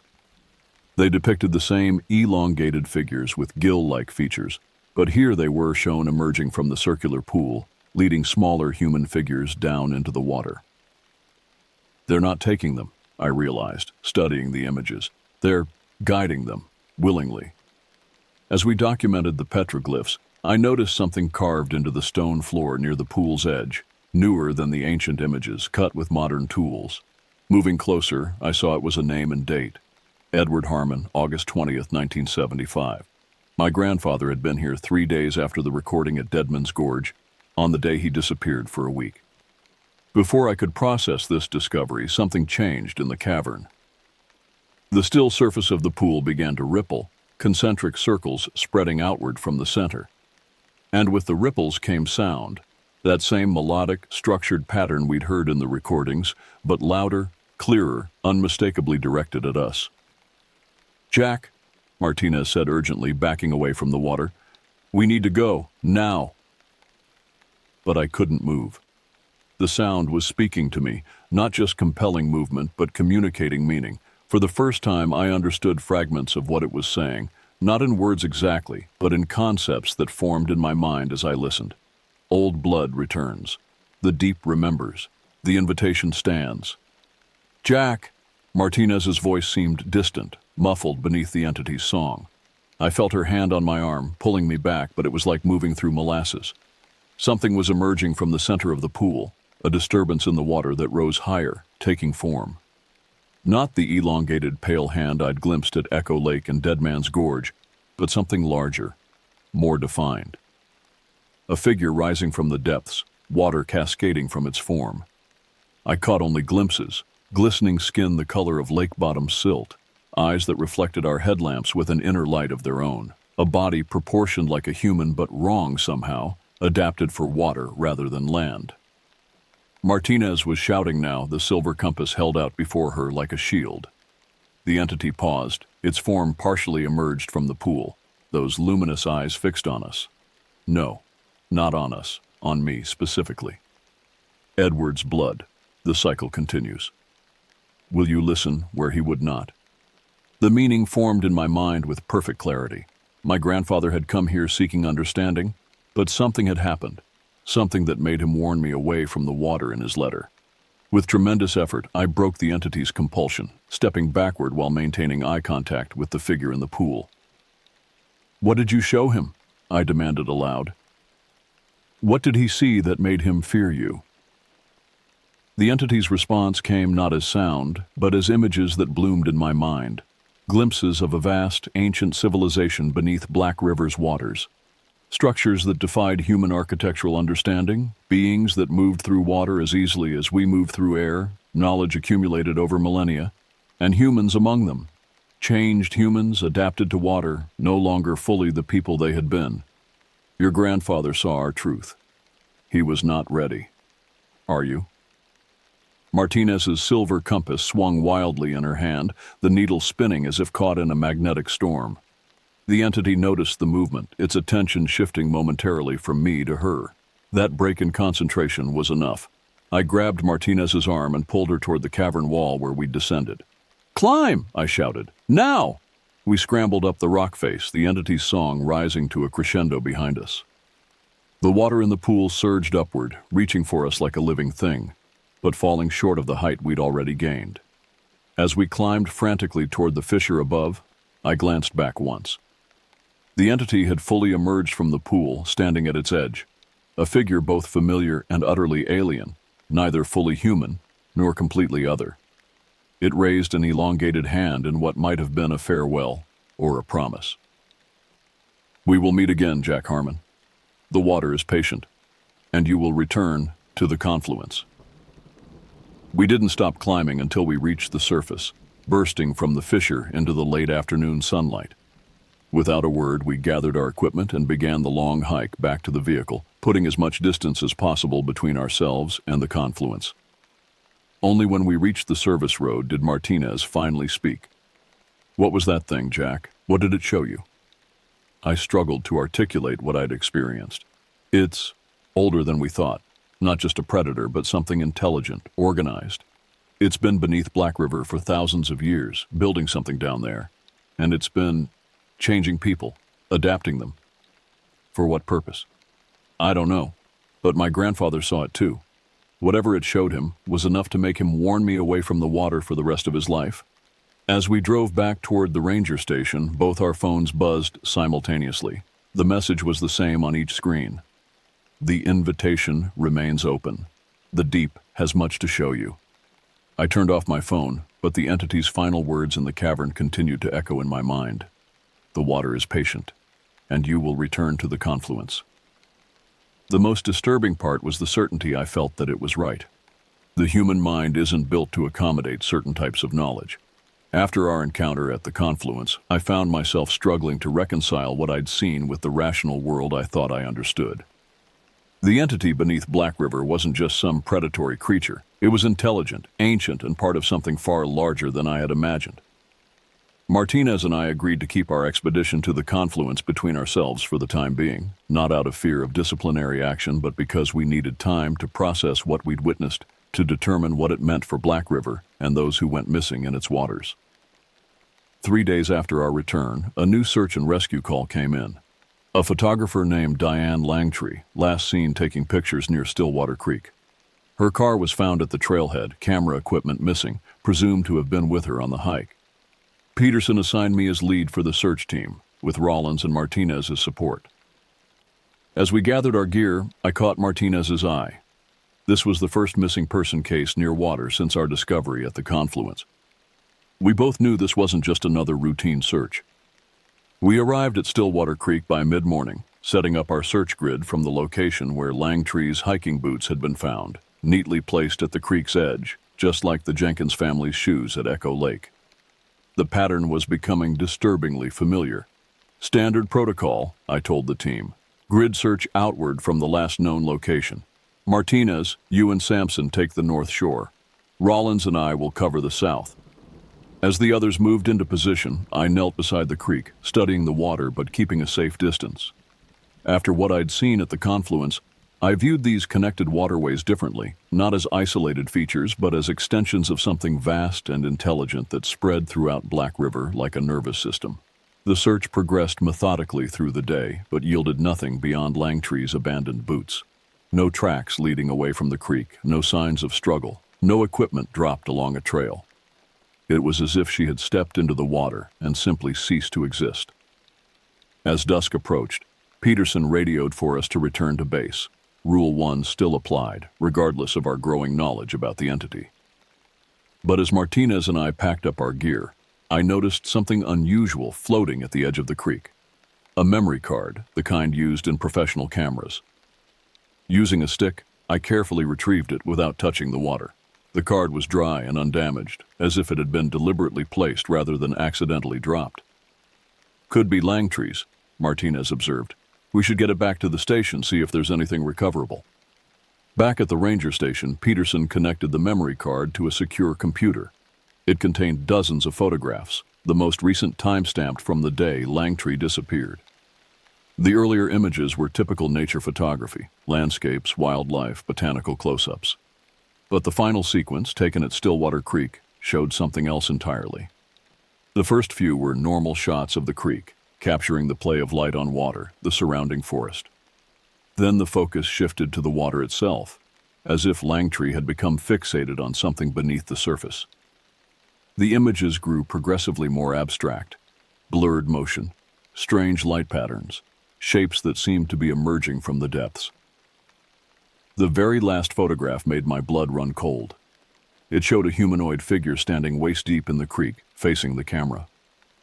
The image was slightly out of focus, the figure's features indistinct, but two details were clear: its elongated, webbed hands reaching toward the photographer, and its eyes, reflective, luminous, the same eyes I had seen at the confluence. "She photographed it," I said quietly. The entity showed itself to her. Peterson studied the image for a long moment, his expression unreadable. "This changes things," he finally said. "We've had glimpses before, partial sightings, but never anything this clear." "What do we do now?" Martinez asked. "This is evidence of something that shouldn't exist."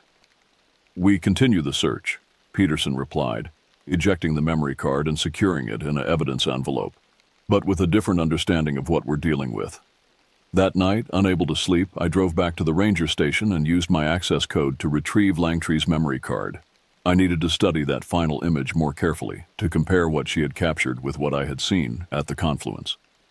The station was deserted at that hour, just the security lights casting long shadows through the empty rooms. I sat up at my desk, inserted the card into my laptop, and began examining the photographs again. Something caught my attention in the sequence leading up to the final image, a pattern I hadn't noticed earlier. In each successive photo, there was a subtle reflection in the water, a face partially visible among the ripples and light patterns. At first I thought it was Langtree's own reflection as she leaned over the creek with her camera. But as I enhanced the images, I realized it was someone else entirely, someone I recognized. Diane Langtree hadn't been alone at Stillwater Creek. She'd been with Jason Collins, the geology student who had disappeared near Deadman's Gorge 3 years earlier and never been found. His face was different somehow, paler, with a suggestion of those gill-like features I'd seen in the petroglyphs, but it was unmistakably Collins. He appeared to be just beneath the surface of the creek, watching Langtree as she photographed the water. I sat back trying to process this discovery. Collins hadn't simply vanished. He'd been changed, adapted, as the entity had shown me at the confluence. And now he was back, visible in these photographs taken just before another disappearance. As I stared at the screen, my phone buzzed with a text message. The number was unknown, but I knew who it was from before I even read the contents. "She came willingly, Jack, as they all do, eventually. She saw what waits beneath and chose to learn more." I didn't respond. Instead, I copied the photographs to a secure drive and returned the original memory card to the evidence locker. This discovery was too significant to share immediately, even with Peterson. I needed to understand what it meant first. The next morning, I pulled Martinez aside before the search resumed. "I found something on Langtree's memory card," I told her quietly, showing her the enhanced images on my phone. "She wasn't alone at the creek. Look who's in the reflection." Martinez studied the images, her expression shifting from confusion to shock. "That's Collins, the missing geology student?" I nodded. "Changed, but definitely him. And he's watching her from beneath the surface." "So they don't just disappear," Martinez whispered. "They're recruited, converted?" The entity showed me glimpses of this at the confluence. Humans who had been adapted for water. I think that's what happens to some of the people who go missing. They become part of whatever civilization exists down there. But why? What does it want with them? Before I could answer, Peterson approached, ending our private conversation. "Teams are ready to move out. We're expanding the search radius today, focusing on possible exit points from the watershed." The day's search was as fruitless as the first. No sign of Langtree beyond her abandoned boots and the memory card we'd found. As we prepared to return to base for the evening, Peterson received a call that changed everything. Highway Patrol just reported a woman walking along Route 16, he announced, the familiar location sending a chill through me. Description matches Langtree. They're bringing her to County General now. Just like the Anderson boys, just like the Jenkins family, just like my grandfather decades earlier. The pattern was holding. Some who disappeared returned, found walking along the same stretch of highway that paralleled Black River's watershed. We met Langtree at the hospital, where she was being treated for dehydration and exposure. Like the others, she had no memory of the days she'd been missing, no explanation for how she'd traveled miles from Stillwater Creek without her shoes or equipment. The last thing I remember is taking photographs by the creek, she told us, her voice hoarse, eyes unfocused. The water was moving strangely. There were patterns in it, almost like writing, and I thought I saw someone watching me from beneath the surface. I showed her the final photograph from her memory card, the humanoid figure reaching toward the camera. Is this what you saw? Langtree stared at the image, her expression blank. I don't remember taking this. I don't remember any of it. But there was something in her eyes as she said it, a flicker of recognition quickly suppressed, a hint of fear, or perhaps something else entirely. She was hiding something. As we left her room, a nurse pulled me aside. You should know, she said quietly. We found unusual marks on her ankles during the examination. 3 parallel lines like puncture wounds, but with no entry point. And her blood work showed elevated levels of a compound we can't identify. Something that affects oxygen absorption in the cells. The same marks that had been found on the Anderson boys and the Jenkins family. But this was the first I'd heard of unusual blood chemistry. Can I see the lab results? I asked. The nurse hesitated, then nodded. I shouldn't do this, but there's something not right about her case. The doctors are puzzled. The lab report showed dramatic changes in Langtree's blood, increased red blood cell count, altered hemoglobin structure, and the presence of an unknown compound that the report suggested might be a naturally occurring antifreeze-like substance similar to what's found in certain deep-sea fish. Physiological adaptations for surviving in cold, deep water. I shared my findings with Martinez as we drove back to the ranger station. Her body was being changed, I explained. The process had already begun. But it stopped when she was returned? Martinez asked. Or was she returned because the changes didn't take properly? It was a good question, one I couldn't answer yet. But it suggested a disturbing possibility that the entity was selective about who it kept and who it returned, that there was a purpose behind these abductions beyond simple predation. Back at the station, Peterson was waiting with news of his own. County Sheriff just called. They found Langtree's camera equipment. His expression was grim. It was in Jason Collins' university apartment. The place has been locked and undisturbed since he disappeared 3 years ago. This made no sense. How could Langtree's equipment, lost just days ago, end up in the abandoned apartment of a man who had vanished years earlier? There's more, Peterson continued. They found a journal hidden under a floorboard. Recent entries, in Collins' handwriting, describing a community beneath Black River's waters. People living down there, changed to survive underwater. He called them the Adapted. The pieces were starting to fit together. Collins hadn't simply disappeared. He had become one of these Adapted, living beneath Black River's waters. And somehow, he had returned to the surface world temporarily, encountered Langtree, and taken her camera equipment back to his old apartment. We need to see that journal, I said. Peterson nodded. Sheriff's bringing it over now. But Jack, if what's in there is true, this goes beyond anything we've dealt with before. The journal arrived an hour later, sealed in an evidence bag. Peterson, Martinez, and I gathered in the conference room to examine it, closing the blinds and locking the door. What we were about to read wasn't for general knowledge. Collins's journal was a standard academic notebook, the kind used for field observations. The earlier entries were typical research notes about Black River's geological features. But about halfway through, the tone changed dramatically. The handwriting became more rushed, excited. August 15th found unusual acoustic anomalies at the pool in Deadman's Gorge, sound patterns that don't match any known natural source. When analyzed, they show structures similar to language. Syntax, repetition, variation. Something is communicating down there. The entries continued, describing Colin's growing obsession with the sounds from beneath the water. He began spending nights at the gorge, recording continuously, trying to decipher the patterns. Then came the entry that changed everything. August 29th. They've noticed me. Today, one of them emerged partially from the pool, humanoid but clearly adapted for aquatic life. It spoke to me, not in words, but directly into my mind. They've been watching us for centuries, studying us. They say they were here long before humans, that they retreated beneath the water when our ancestors first arrived. They've created a civilization down there, in caverns and tunnels that stretch for miles beneath the forest. And they want to share it with me. They say I have the right qualities: curiosity, intelligence, an affinity for water. They can change me, adapt me to live with them. I'm going back tomorrow. I'm going to accept their invitation. That was the last entry from Colin's original disappearance. But after several blank pages, the journal resumed with entries dated just weeks ago. The handwriting subtly changed, more flowing, less angular. October 2nd.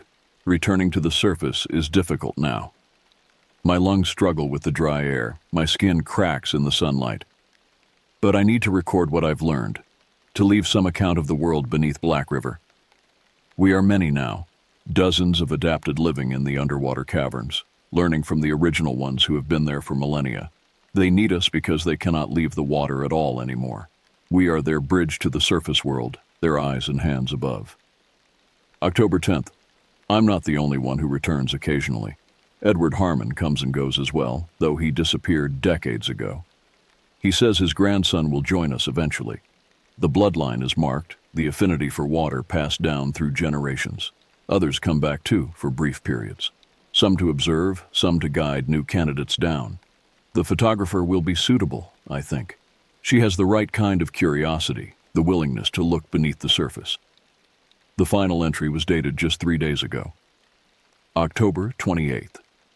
The changes are accelerating in me. Soon I won't be able to return to the surface at all. This will be my last journey up. I've left the photographer's equipment in my old apartment along with this journal. Someone will find it eventually. Perhaps Jack Harmon, when he comes looking for answers about his grandfather. The original ones speak of him often. They say he's resisting the call, but the water is patient, and blood always returns to the deep in the end. We sat in stunned silence after reading the final page. The implications were staggering. Not just an entity living beneath Black River, but an entire civilization of beings who had been there for millennia. And humans who had been changed to join them, including Collins, including, apparently, my grandfather. This can't be real, Martinez finally said, her voice barely above a whisper. It's too impossible, Peterson supplied. After what you've seen at the confluence? After the photograph Langtree took? I was still stuck on the reference to my grandfather. Edward Harmon comes and goes as well, though he disappeared decades ago. According to the official record, my grandfather had died of a heart attack years after his mysterious week-long disappearance. But Collins's journal suggested he was still alive, in some form, beneath Black River's waters. We need to verify this, I said, pulling myself back to the present. Check with the lab that analyzed Langtree's blood. See if the changes they found match what would be needed for underwater adaptation. Peterson nodded. I'll make the calls. But Jack, if this is true, if there really is an entire community of these adapted beneath Black River, what do we do about it? It was a question I had no answer for. Our job was to find missing persons, to bring them home safely. But what if some of them didn't want to come back? What if they had chosen to become something else entirely? And most disturbing of all, what if my grandfather was among them, waiting for me to join him beneath the water? As if reading my thoughts, Peterson placed a hand on my shoulder. Whatever's down there, whatever it's doing, you don't have to face it alone. Remember that. But as we left the conference room, my phone buzzed with another text from that familiar unknown number. He waits for you, Jack. Edward Harmon remembers his grandson.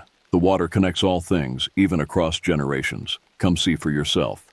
The entity, or perhaps Collins, or some other adapted serving as its messenger, was growing more insistent. And despite everything I knew about the dangers, despite the rules I'd learned, and the warnings in my grandfather's letter, I found myself wondering, what if I did go to the water willingly? What if I did see for myself what lay beneath Black River's surface? What if I met my grandfather again after all these years? The thought was both terrifying and strangely compelling, the perfect lure for someone like me. They say when you stare into the abyss stares back. But what they don't tell you is that sometimes the abyss recognizes you. It knows your name, your history, your bloodline, and it calls to you in a voice that echoes through generations. In the week following our discovery of Collins's journal, I struggled with what I had learned. My grandfather, the man who had warned me to stay away from Black River's waters, was reportedly still alive in some form beneath the surface. One of the adapted, changed to survive underwater, part of a community that had existed in secret for decades, perhaps centuries. The text continued, growing more frequent, more personal.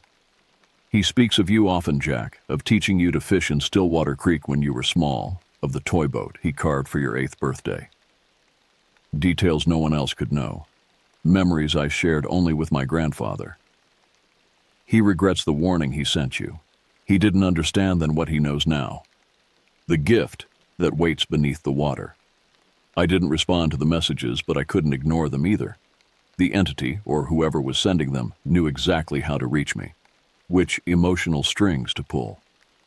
Martinez noticed my preoccupation during our shifts. "You're thinking about going down there, aren't you?" she asked bluntly one evening as we completed our patrol reports. "To find your grandfather." I couldn't deny it. "Wouldn't you, if it was someone you loved?" she sighed. "Jack, we've seen what this thing does. It takes people, changes them. Whatever is down there might have your grandfather's memories, might even think it is him, but what if it is him?" I countered. "What if he's been alive all this time trying to reach out? Collins' journal said he comes and goes. What if he's been watching me, waiting for the right moment?" Martinez had no answer for that. None of us did. We were in uncharted territory, dealing with something beyond our understanding of what was possible. Peterson called me into his office the next morning. He looked tired, the weight of recent discoveries evident in the new lines on his face. "Lab results came back on Langtree's blood samples," he said without preamble. "The unknown compound is a protein that alters cellular respiration, allows for oxygen absorption in low oxygen environments, similar to what's found in certain deep-sea creatures." "Adaptations for underwater survival," I said. "Just like Collins described in his journal." Peterson nodded. "There's more. I've been reviewing historical medical records for returned missing persons going back decades. Most were destroyed or incomplete, but I found consistent patterns, similar cellular changes, unusual protein markers, those distinctive marks around the ankles, all temporary, fading within days of their return. So the changes can be reversed? Or intentionally halted, Peterson suggested. If Collins is right, the entity, the original ones as he called them, are selective about who they keep. The physiological changes begin, but they only become permanent for those deemed suitable. I thought of Langtree, the Jenkins family, the Anderson boys. All returned with partial adaptations that faded over time. Rejected, perhaps. Not right for whatever purpose the underwater civilization had in mind. But my grandfather had been kept, and Collins, and who knew how many others over the decades. "There's something else," Peterson said, his voice dropping lower. "I've been authorized to tell you that your grandmother didn't die of natural causes as you were told." This caught me completely off guard. "What?"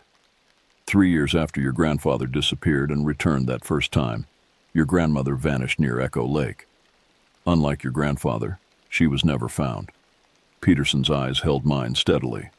"The report was classified, the official story changed to protect you and your mother, but I thought you should know now, given everything that's happening."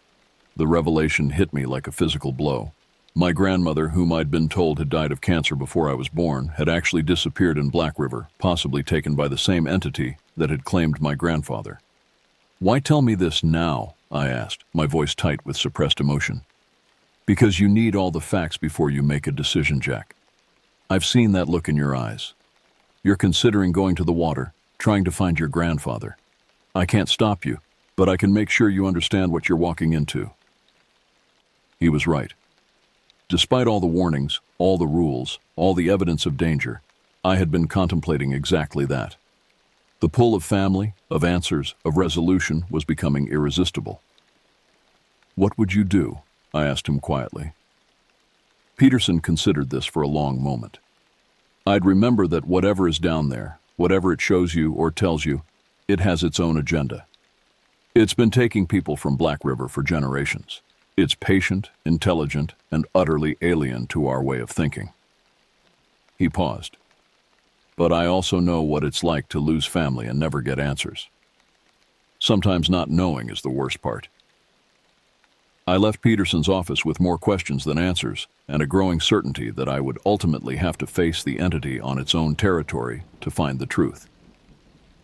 That night, alone in my cabin, I reread my grandfather's letter for perhaps the 100th time, searching for clues, for some hint that might contradict Colin's journal. Had my grandfather truly regretted his warning to stay away from the water? Or was the entity using his memories, his identity, to lure me in? The next text arrived just after midnight. "She is here too, Jack. Your grandmother. They are together, waiting. The family can be reunited in the deep." My grandmother, the woman I'd never known, whose true fate I'd only just learned. The entity was escalating its tactics, using every emotional connection it could identify. I made my decision then. I would go to the water, but not blindly, not unprepared. I would face whatever waited beneath Black River's surface, but on my own terms. The following morning, I requested 3 days personal leave citing family matters. Peterson approved it without comment, though his eyes told me he knew exactly what I intended. I spent the first day making preparations, studying maps of the underwater cave systems, gathering specialized equipment, writing detailed letters to be delivered if I didn't return.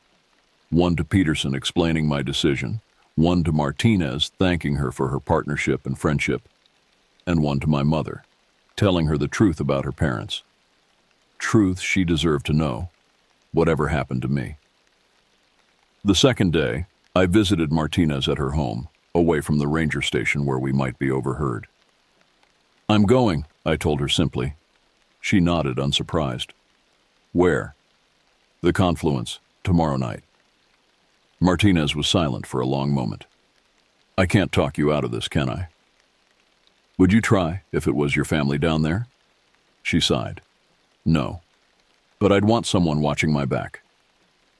She met my gaze steadily. "I'm coming with you."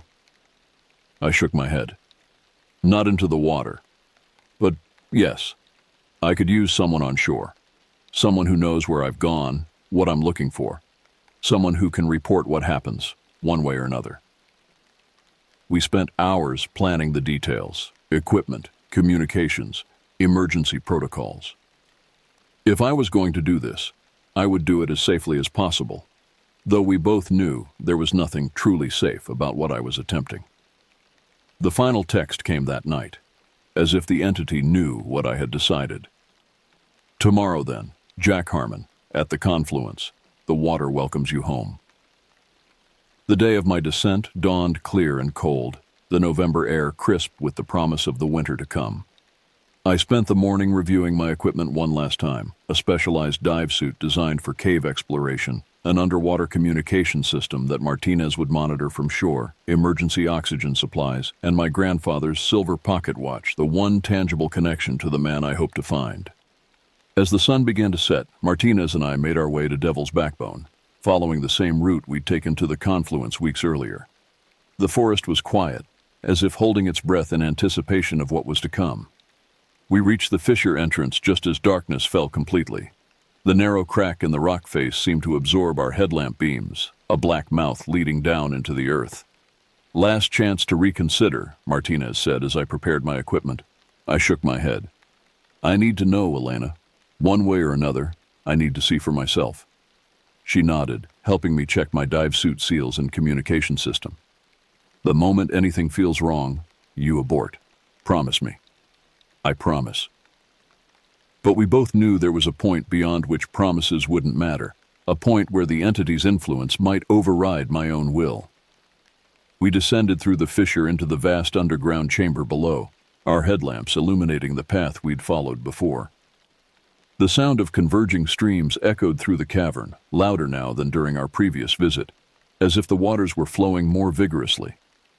As we approached the confluence, the circular pool at the chamber's center, I felt it immediately. That familiar pull, the compulsion to move toward the water. But this time I didn't resist. I had come here deliberately, willingly. The pool's surface was no longer still as it had been during our first visit. It rippled with subtle movement, concentric circles spreading outward from the center, though there was no apparent cause for the disturbance. "It knows we're here," Martinez whispered, her hand moving instinctively to the silver compass she carried. "It's been waiting." I nodded, unable to take my eyes off the water. "Set up the communication relay. I'll prepare to enter." As Martinez established our equipment on a rocky ledge well back from the pool's edge, I completed my final checks: dive mask, oxygen supply, underwater lights. The specialized suit would protect me from the cold and pressure, but nothing could shield me from whatever waited beneath the surface. "Communication check." Martinez's voice came through the earpiece built into my dive mask. "Receiving you clearly," I confirmed. "Recording system active?" "Active and backing up to secure storage. Whatever you see down there, we'll have a record of it." I approached the edge of the pool, feeling the pull growing stronger with each step. The water seemed to reach for me, ripples accelerating toward the shore where I stood. "Jack," Martinez called from her position at the relay. "There's movement in the water." I saw it too, shapes moving beneath the surface, indistinct but unmistakably present. Multiple entities, circling, waiting. The familiar melodic sound began to emanate from the pool.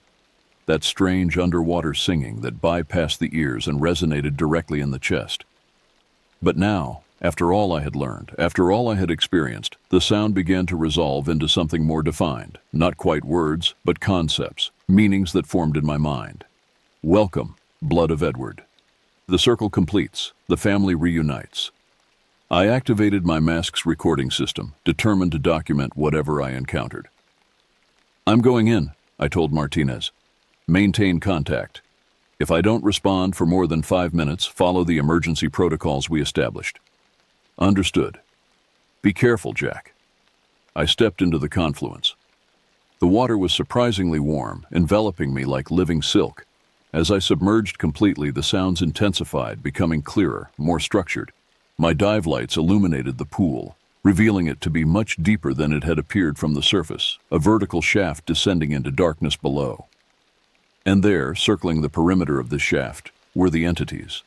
Multiple figures, humanoid but clearly adapted for water, elongated limbs, webbed hands and feet, skin that ranged from pale translucence to deep blue-gray.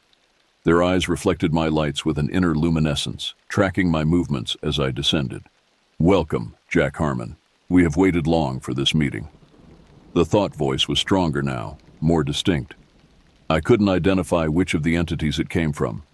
Perhaps all of them, perhaps none. It seemed to originate from the water itself.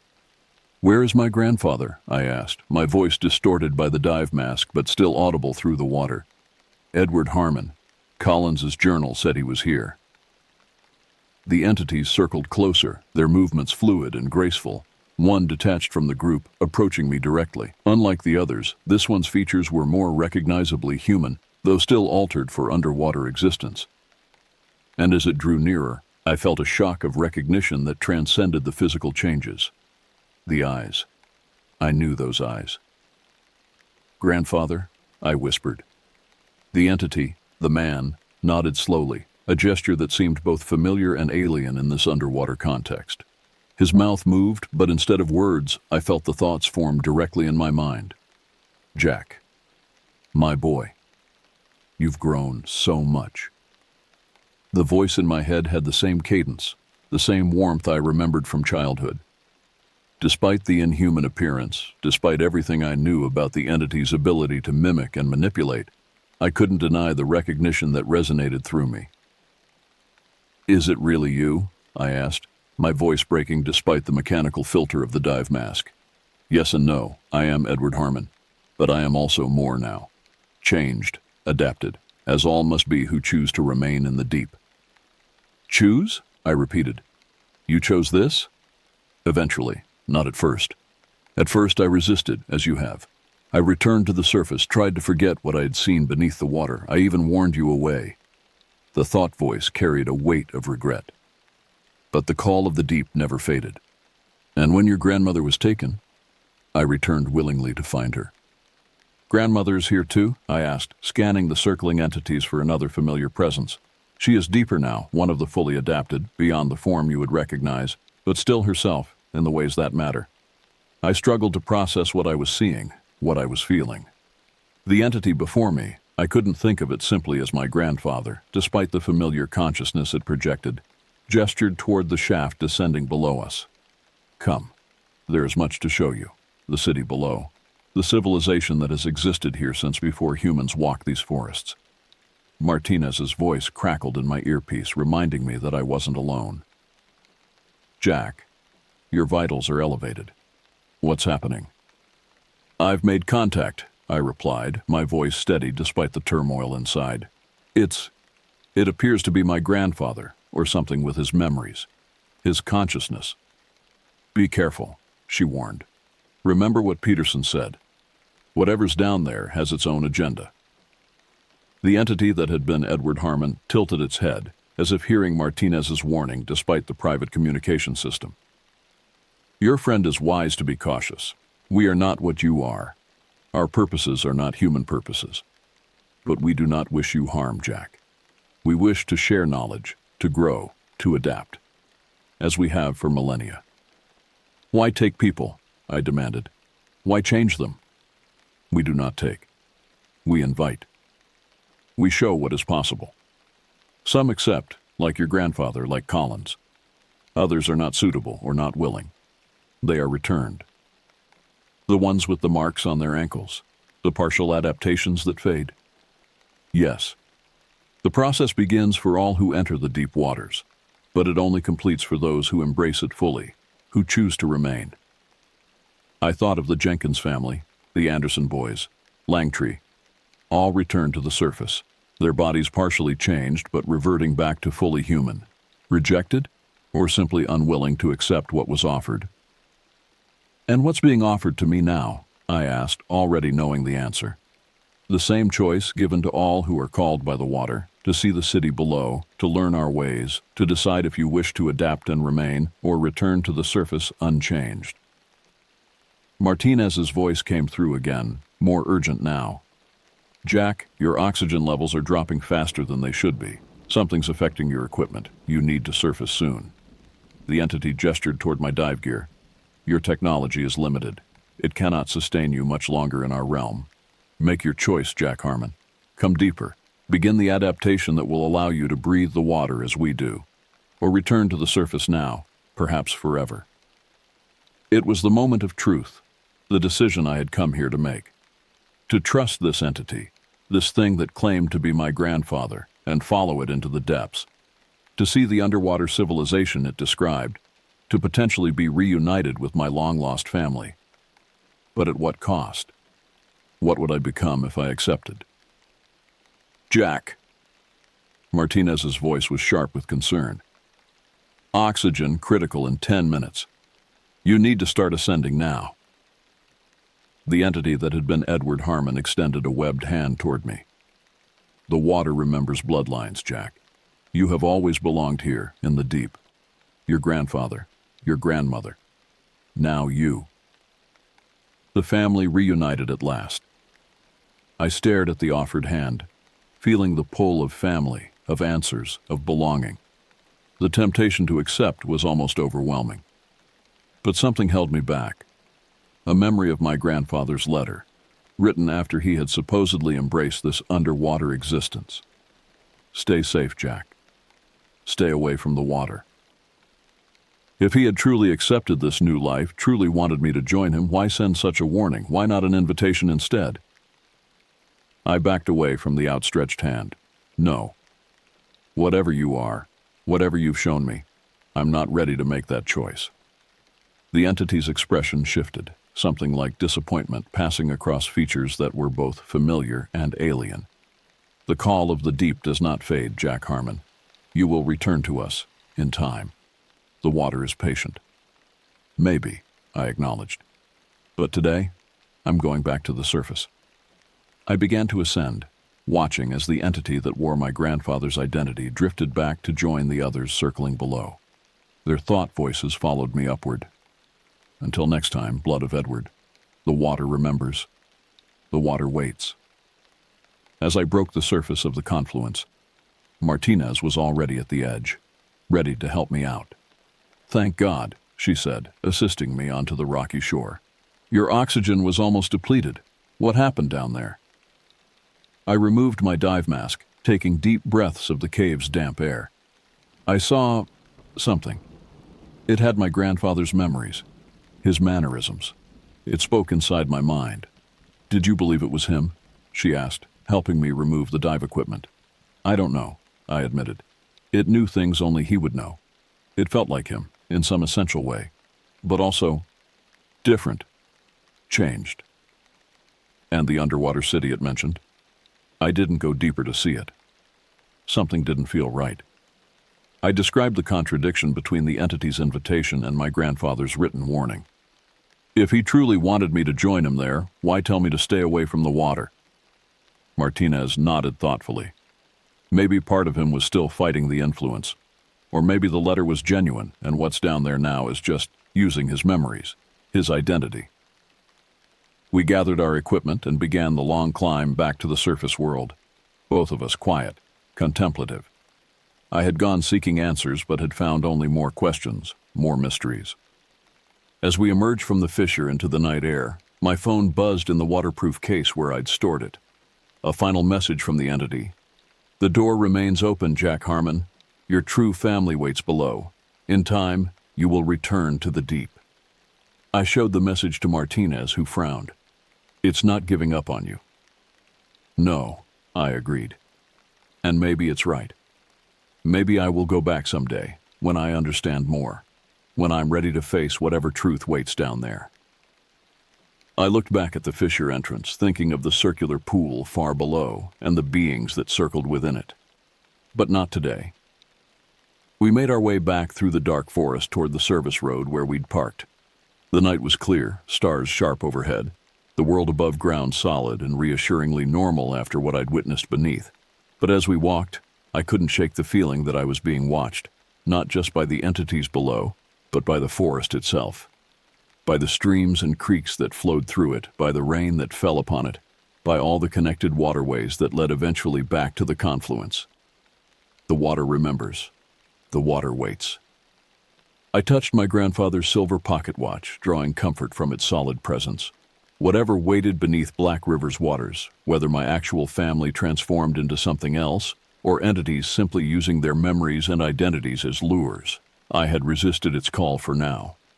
But the entity had been right about one thing. The pull hadn't faded. If anything, having seen what existed below, having communicated with the being that claimed to be my grandfather, the call of the deep was stronger than ever. I am Jack Harmon, Search and Rescue Officer for the U.S. Forest Service. I've seen things in Black River that defy explanation, things that haunt my dreams and whisper in the back of my mind on rainy nights. I've looked into the abyss, and it has not only looked back, it has recognized me, called me by name, invited me to join it. And the most terrifying truth of all? Part of me still wants to accept.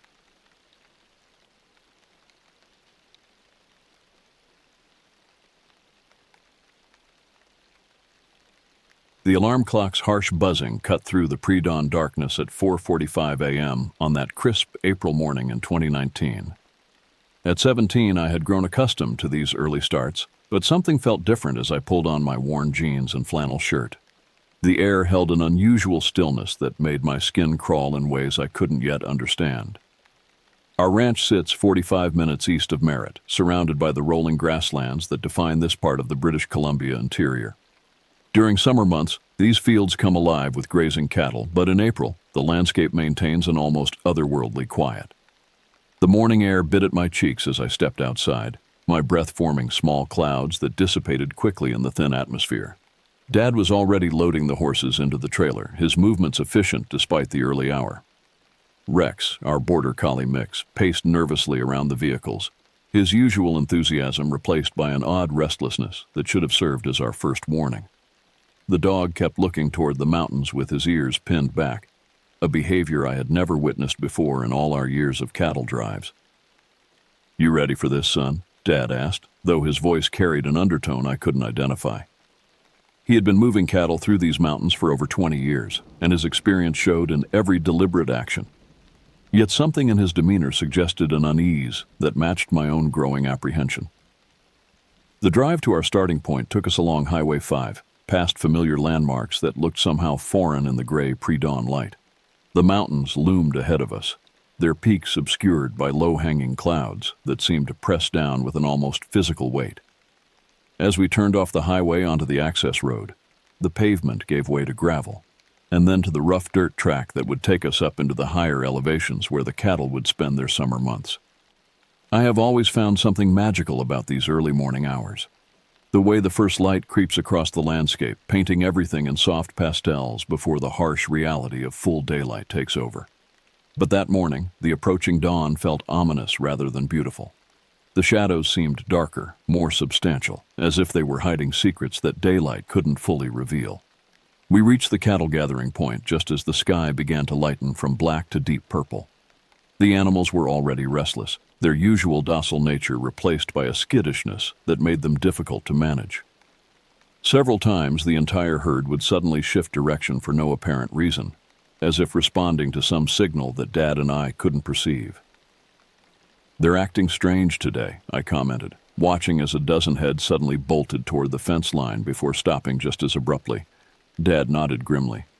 "Animals know things we don't," he replied, his eyes scanning the tree line with an intensity that made my stomach tighten.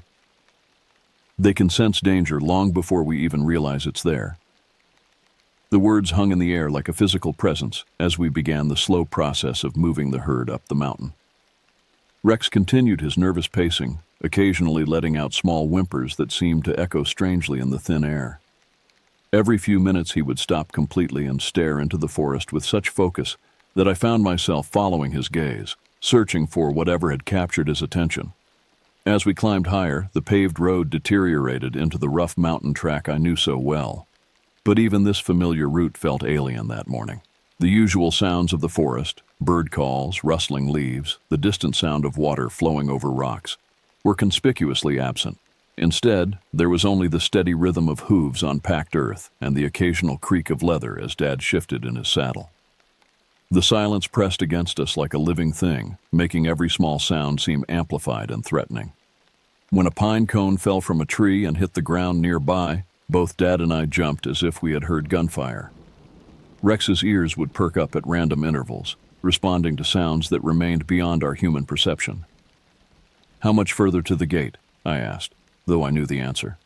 The question came from a need to break the oppressive quiet rather than any real uncertainty about our destination. "Another mile, maybe 2, Dad replied, but his voice was tight with a tension that hadn't been there an hour earlier.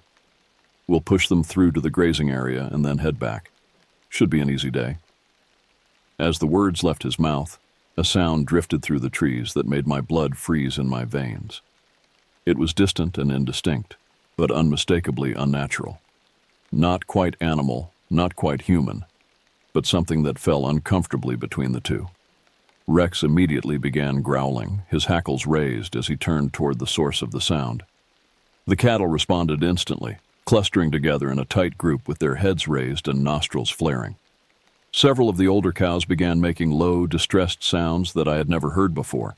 The horses grew increasingly difficult to control, fighting the reins and trying to turn back down the mountain. "Did you hear that?" I whispered, though the words seemed to carry farther than they should have in the still air. Dad's face had gone pale beneath his weathered tan. "Keep the cattle moving," he said quietly. "Don't look back, don't stop, just keep them moving forward." But as we continued up the mountain track, I couldn't shake the feeling that something was following us. Not watching from a distance, but actively tracking our progress through the forest.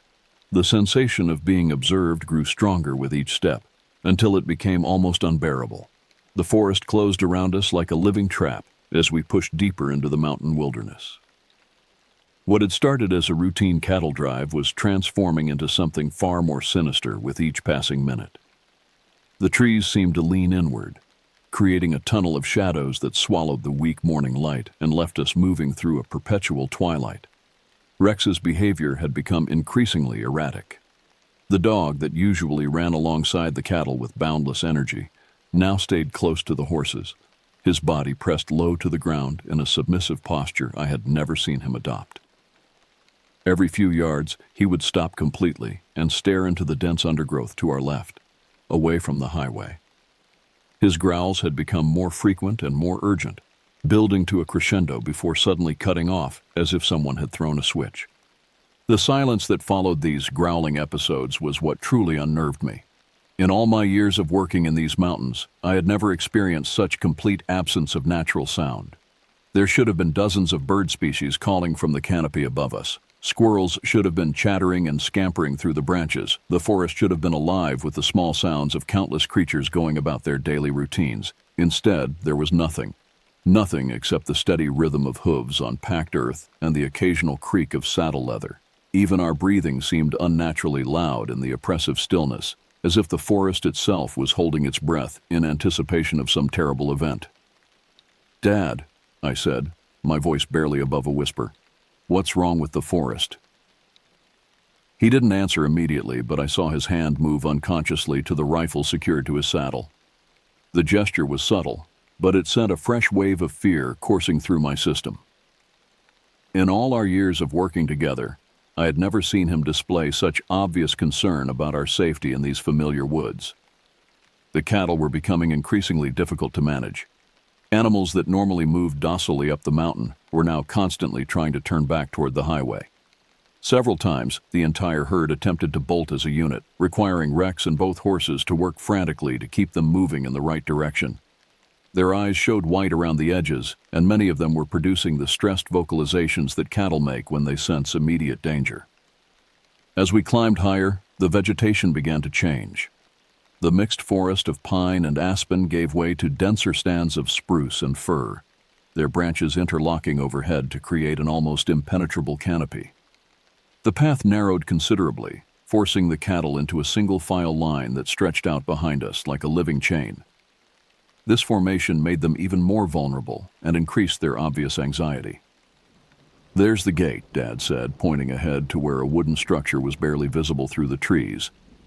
But his voice carried no relief, only a grim determination to complete the task at hand. The gate marked the boundary between the lower mountain slopes where we maintained some level of control and the vast wilderness area where the cattle would spend their summer months. Beyond this point, the animals would be largely on their own, free to roam across thousands of acres of mountain meadows and alpine forest. Under normal circumstances, this transition represented the successful completion of our work. But nothing about this morning qualified as normal circumstances. As we approached the gate, Rex suddenly began barking with an intensity that made my heart race. Not the playful bark he used during routine cattle work, but a series of sharp, urgent sounds that spoke of genuine alarm. He was staring fixedly at a point approximately 50 yards to our left, where the forest grew particularly dense. The cattle reacted immediately to the dog's distress. The entire herd bunched together in a tight cluster, facing outward like a defensive formation. Several of the bulls began pawing the ground and snorting, their massive heads swinging back and forth as they searched for the source of danger. The horses began prancing nervously, fighting against our attempts to keep them calm. "Easy, Rex," Dad commanded, but there was uncertainty in his voice. "What is it, boy?" The dog continued his frantic barking for another 30 seconds before suddenly falling silent. The abrupt cessation of sound was more frightening than the barking had been. Rex remained in his alert position, muscles tensed and ready to flee, but his vocalizations stopped as if someone had given him a command we couldn't hear. In the silence that followed, I became aware of a new sound. It was subtle at first, almost indistinguishable from the natural settling sounds of the forest. But as I focused my attention, it resolved into something that made my skin crawl with primal fear. It sounded like footsteps, but not quite human footsteps. The rhythm was wrong, the spacing irregular, and there was a quality to the sound that suggested something much larger and heavier than any person. The footsteps seemed to be moving parallel to our route, staying hidden in the dense forest but matching our pace exactly. Sometimes they would fall behind, forcing us to wonder if we had imagined them entirely. Then they would surge ahead, always staying just beyond the range of our vision but close enough to remind us of their presence. "Dad," I whispered, my voice tight with fear. "Something's following us." He nodded grimly. "I know. Just keep the cattle moving. We need to get through that gate and get them settled. Then we'll figure out what to do next." But even as he spoke, I could see the doubt in his eyes. This was his mountain, his territory, and he had never encountered anything like what we were experiencing. The confidence that came from decades of experience was being replaced by the kind of fear that comes from confronting the unknown. As we reached the gate, I dismounted to open it, my hands shaking as I worked the latch mechanism. The metal was cold against my palms, and I noticed that my fingers left visible moisture marks on the steel surface. My body was producing adrenaline at a rate that left me feeling simultaneously hyper-alert and nauseated. The cattle moved through the gate with obvious reluctance, constantly looking back over their shoulders as if expecting pursuit. Even after we had driven them a considerable distance beyond the boundary, they remained clustered together rather than spreading out to graze as they normally would. "There's the pond," Dad said, pointing to a small body of water that served as a natural resting point during the cattle drive. "We'll let them drink and catch our breath." But as we approached the familiar landmark, I realized that our troubles were far from over. In fact, they were just beginning. The pond sat in a natural clearing surrounded by towering spruce trees, their dark branches creating a cathedral-like space that normally felt peaceful and secure. But as our small convoy of cattle, horses, and humans entered this familiar sanctuary, the oppressive atmosphere that had been building throughout the morning reached a new level of intensity. The cattle immediately spread out around the water's edge, their heads dropping to drink with the desperate urgency of animals who sensed their time might be limited. But even as they satisfied their thirst, they remained alert, ears constantly moving and eyes darting toward the surrounding forest. Several of the older cows positioned themselves between the pond and the tree line, as if trying to shield the younger animals from some perceived threat. Dad and I dismounted near the center of the clearing, ostensibly to rest our horses and enjoy the spectacular view that opened up beyond the pond. From this elevation, we could see across the valley to the Cascade Mountain Range, with its snow-capped peaks gleaming in the morning sunlight. Closer to us, Stojama Mountain rose from the forest like a green sentinel, its slopes covered in the dense coniferous growth that characterized this region. But the beauty of the landscape was overshadowed by the growing sense that we were being observed. The feeling had intensified during our climb to the pond, evolving from a vague unease to a certainty that hostile eyes were tracking our every movement. Rex remained pressed against my legs, his usual enthusiasm for exploring new territory completely absent. "Look at that view," Dad said, but his words sounded forced, as if he was trying to convince himself that everything was normal. "Never gets old, does it?" I nodded, but my attention was focused on the tree line below us. The clearing was positioned on a natural terrace, with the forest floor dropping away sharply on three sides. From our vantage point, we could see down into the canopy for several hundred feet, watching the tops of the trees sway gently in the mountain breeze. That's when I saw it. At first, it was just a glimpse of movement in the shadows between the trees, roughly 500 feet below our position. My brain initially processed it as a large animal, a bear perhaps, or an elk moving through the underbrush. But as I focused my attention on the spot, what I saw made my mouth go dry with terror. The shape was moving upright, walking on two legs with a gait that was disturbingly human-like, yet fundamentally wrong. It was too tall, too broad through the shoulders, and it moved with a fluid grace that no human could match in such difficult terrain. Even from this distance, I could tell that whatever I was looking at was massive, easily 7 feet tall or more. "Dad," I whispered, my voice barely audible even to myself. "Look down there, at about 2 o'clock from that dead snag." He followed my gaze, and I watched his face drain of color as he spotted the same figure that had captured my attention. For several seconds, we both stood frozen, trying to process what we were seeing. The creature, for lack of a better word, continued its methodical progress through the forest, apparently unaware that it was being observed. "Is that a person?" I asked. though my brain was already rejecting that possibility. Dad shook his head slowly. "No person I've ever seen," he replied, his voice tight with concern. "And no person should be in this area anyway. This is private land, posted against trespass." The implications of that statement hit me immediately. Just the week before, Dad and his crew had discovered evidence of illegal activity on the ranch. Tire tracks and equipment that suggested people were accessing the land without permission to engage in activities that could damage the grazing areas. The presence of an unauthorized individual in such a remote location raised the possibility that we were dealing with something much more dangerous than wildlife. "I'm going down there to check it out," Dad said, swinging back into his saddle. "You stay here with the cattle and make sure they don't scatter." "Dad, wait," I started to protest, but he was already spurring his horse toward the trail that led down into the forest. I watched him disappear into the trees, leaving me alone in the clearing with 30 head of increasingly agitated cattle and a dog that seemed to be on the verge of a complete nervous breakdown. The minutes stretched like hours as I waited for Dad's return. The cattle had finished drinking but showed no inclination to spread out and begin grazing. Instead, they remained clustered in a tight group near the center of the clearing, their attention focused on the tree line where Dad had disappeared.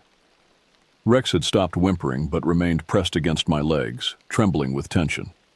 The silence of the forest was now complete. Not even the whisper of wind through the branches disturbed the oppressive quiet. It was as if the entire mountain ecosystem had shut down, waiting for some terrible event to unfold. The normal sounds of life, insects buzzing, birds calling, small animals moving through the underbrush, had vanished entirely. When Dad finally reappeared, his face was white with shock, and his hands were shaking as he guided his horse back up the slope. The confident rancher who had descended into the forest 20 minutes earlier had been replaced by a man who looked as if he had seen something that challenged his understanding of the natural world. "What did you find?" I called out as he approached, though part of me didn't want to hear the answer. He dismounted near where I was standing and looked around the clearing, as if seeing it for the first time. When he spoke, his voice was barely above a whisper, as if he was afraid that speaking too loudly might attract unwanted attention. "Son," he said, his eyes meeting mine with an intensity that made my stomach clench, "that isn't a person." The words hung in the air between us like a physical presence. I felt my world tilt slightly, as if the ground beneath my feet had suddenly become unstable.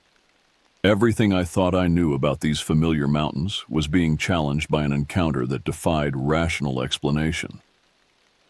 "What do you mean?" I asked, though part of me was already beginning to understand. Before Dad could answer, a sound echoed through the forest that made both of us freeze in terror. It started as a low rumble, almost like distant thunder, but quickly escalated into something that sounded like a massive tree falling.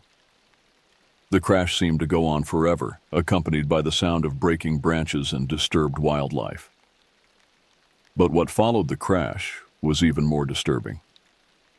In the sudden silence that followed, we could hear something moving through the forest with deliberate purpose.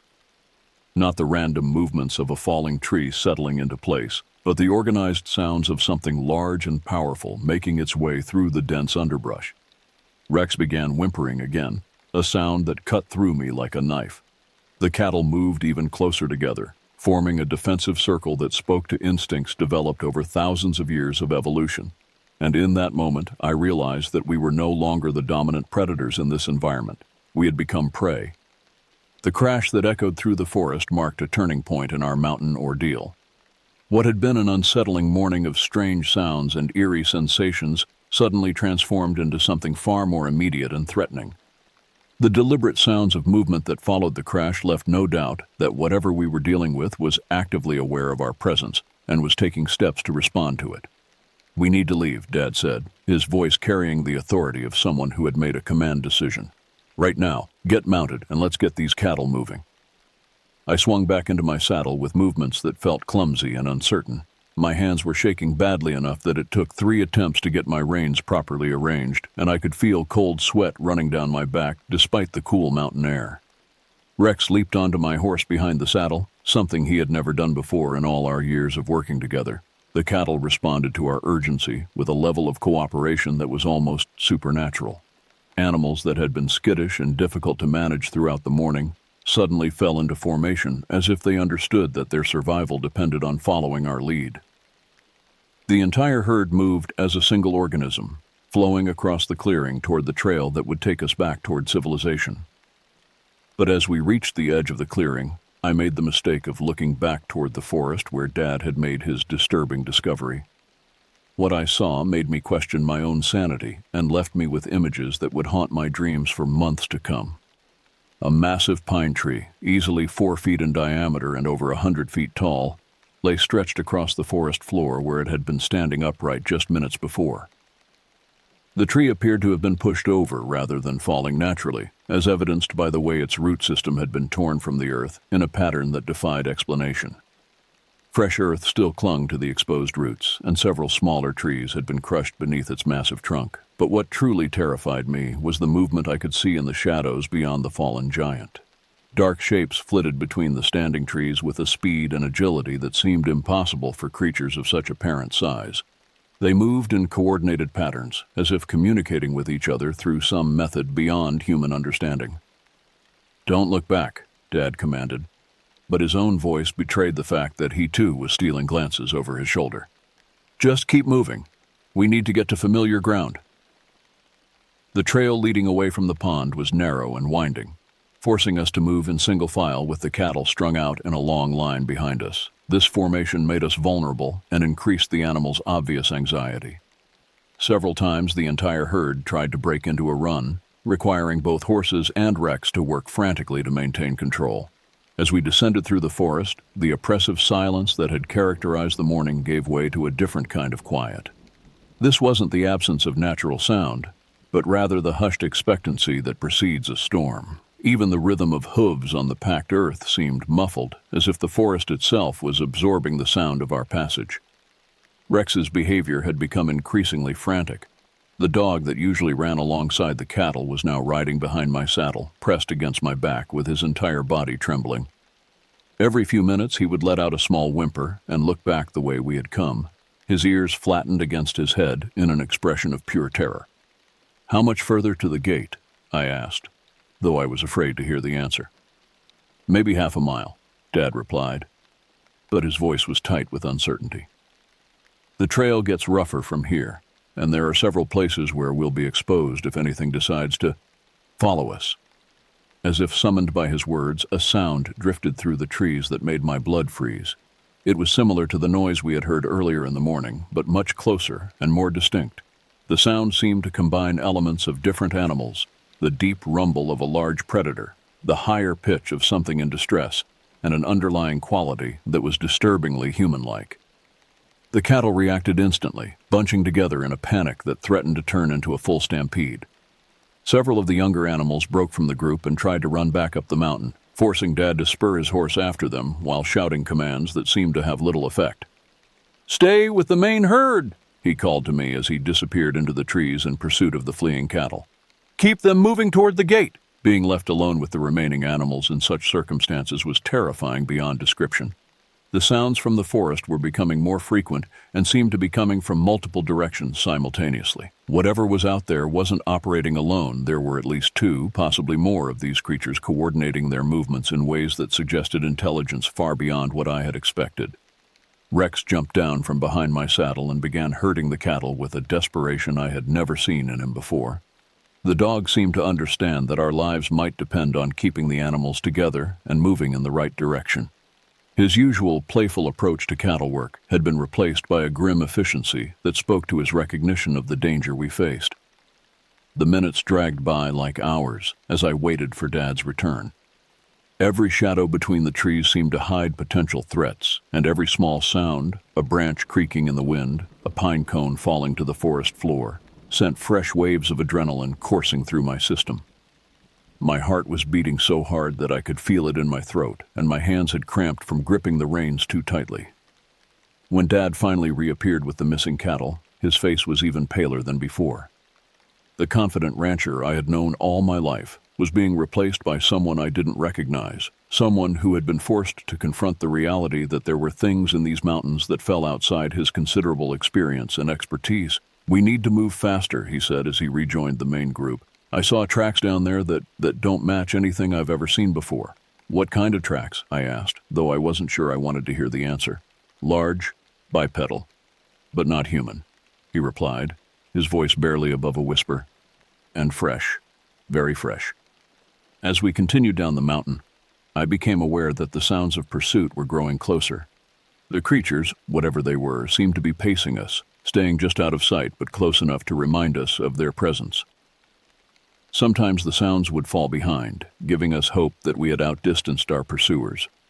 Then they would surge ahead, always staying just beyond the range of our vision, but close enough to maintain the psychological pressure. The cattle were now in a constant state of near panic, requiring every bit of skill that Dad, Rex, and I possessed to keep them moving in the right direction. Several times, individual animals tried to break away from the group, forcing one of us to pursue them while the others struggled to maintain control of the main herd. As we rounded a bend in the trail, I saw something that made my heart leap with relief. There, maybe 200 yards ahead, was the gate that marked the boundary between the wilderness area and the more controlled environment of the lower mountain slopes. Beyond that gate lay the familiar territory of our ranch and the illusion of safety that came with known ground. But as we approached our destination, the sounds from the forest intensified dramatically. What had been occasional noises became a constant chorus of movement and communication that seemed to emanate from all directions simultaneously. Whatever was tracking us was closing in for what I could only assume would be some kind of confrontation. Almost there, Dad said, but his voice carried more hope than confidence. Just keep them moving. As we pushed the last of the cattle through the gate and secured it behind us, I thought our ordeal might finally be over. But as we would soon discover, our mysterious pursuers were far from finished with us. Chapter 5. Marked Territory. The relief I felt upon reaching the gate and securing it behind us proved to be short-lived. As we began the descent down the mountain path that would eventually lead us back to the ranch, it became increasingly clear that passing through the gate had not ended our encounter with whatever inhabited the deeper wilderness areas. If anything, our mysterious pursuers seemed to have become more active and more aggressive in their behavior. The trail leading down from the gate was one I had traveled countless times over the years. It wound through a mixed forest of aspen and pine, with occasional clearings that provided spectacular views of the valley below. Under normal circumstances, this portion of the journey home was one of my favorites, offering a chance to relax and enjoy the scenery after the hard work of moving cattle to their summer pasture. But nothing about this morning qualified as normal circumstances. The oppressive atmosphere that had characterized our climb into the mountains had followed us back down, creating a sense of impending doom that made even familiar landmarks seem foreign and threatening. The cattle remained clustered together in an unnatural formation, their usual tendency to spread out and graze completely suppressed by their obvious fear. Rex had resumed his position running alongside the horses, but his behavior remained far from normal. Every few minutes, he would stop abruptly and stare back up the mountain, his hackles raised and his body tense with anticipation. The dog's distress was becoming increasingly difficult to ignore, particularly since his instincts had proven so reliable throughout the morning's events. "Look at that," Dad said suddenly, pulling his horse to a stop and pointing toward a large pine tree that stood beside the trail. I followed his gaze and felt my stomach drop as I saw what had captured his attention. The tree, which I remembered as unmarked during our passage earlier that morning, now bore a series of deep gashes that ran from roughly 7 feet above the ground down to about 4 feet from the base. The marks appeared fresh, with sap still seeping from the wounds in the bark. But what made these marks truly disturbing was their pattern and depth. They weren't random scratches left by a bear or other large animal. Instead, they formed a deliberate design that looked almost like some kind of primitive communication. 4 parallel lines ran vertically down the trunk, intersected by 2 horizontal lines that created a pattern resembling a crude grid or map. "Those weren't there this morning," I said, though the statement was unnecessary. Both Dad and I had excellent memories for trail conditions, and such obvious markings would never have escaped our notice during the upward journey. Dad dismounted and approached the tree for a closer examination. As he drew near, I could see his face growing increasingly pale as he took in the full extent of the damage. The gouges were deep enough to penetrate several inches into the heartwood, and they had been made with tremendous force. Whatever had created these marks possessed strength far beyond that of any normal forest animal.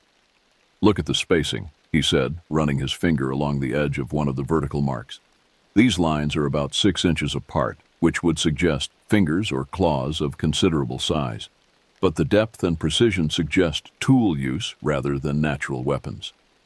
The implications of his observation sent a fresh wave of fear coursing through my system. We were dealing with something that possessed not only size and strength, but also intelligence and the ability to manipulate its environment in deliberate ways. The marks on the tree weren't random damage, they were a message. As we remounted and continued down the trail, I found myself scanning every tree we passed for similar markings. The forest that had seemed so familiar just hours earlier now felt like enemy territory, full of potential threats and hidden dangers. Every shadow between the trees could conceal watching eyes, and every sound, no matter how innocent, seemed to carry sinister implications.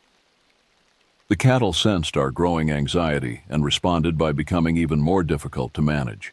Several times the entire herd tried to break into a run, forcing Rex to work frantically to keep them together. The animals' eyes showed white around the edges, and many of them were producing stress vocalizations that I had never heard before in all my years of ranch work. "There's another one," I called out, pointing to a second marked tree roughly 50 yards further down the trail. This tree bore a different pattern of marks. 3 vertical lines crossed by a single horizontal slash, all carved with the same precision and depth as the first set. The message, whatever it was intended to convey, was being reinforced through repetition and variation. As we continued our descent, we discovered that virtually every large tree along our route had been marked in some way. Some bore the simple grid pattern we had first observed.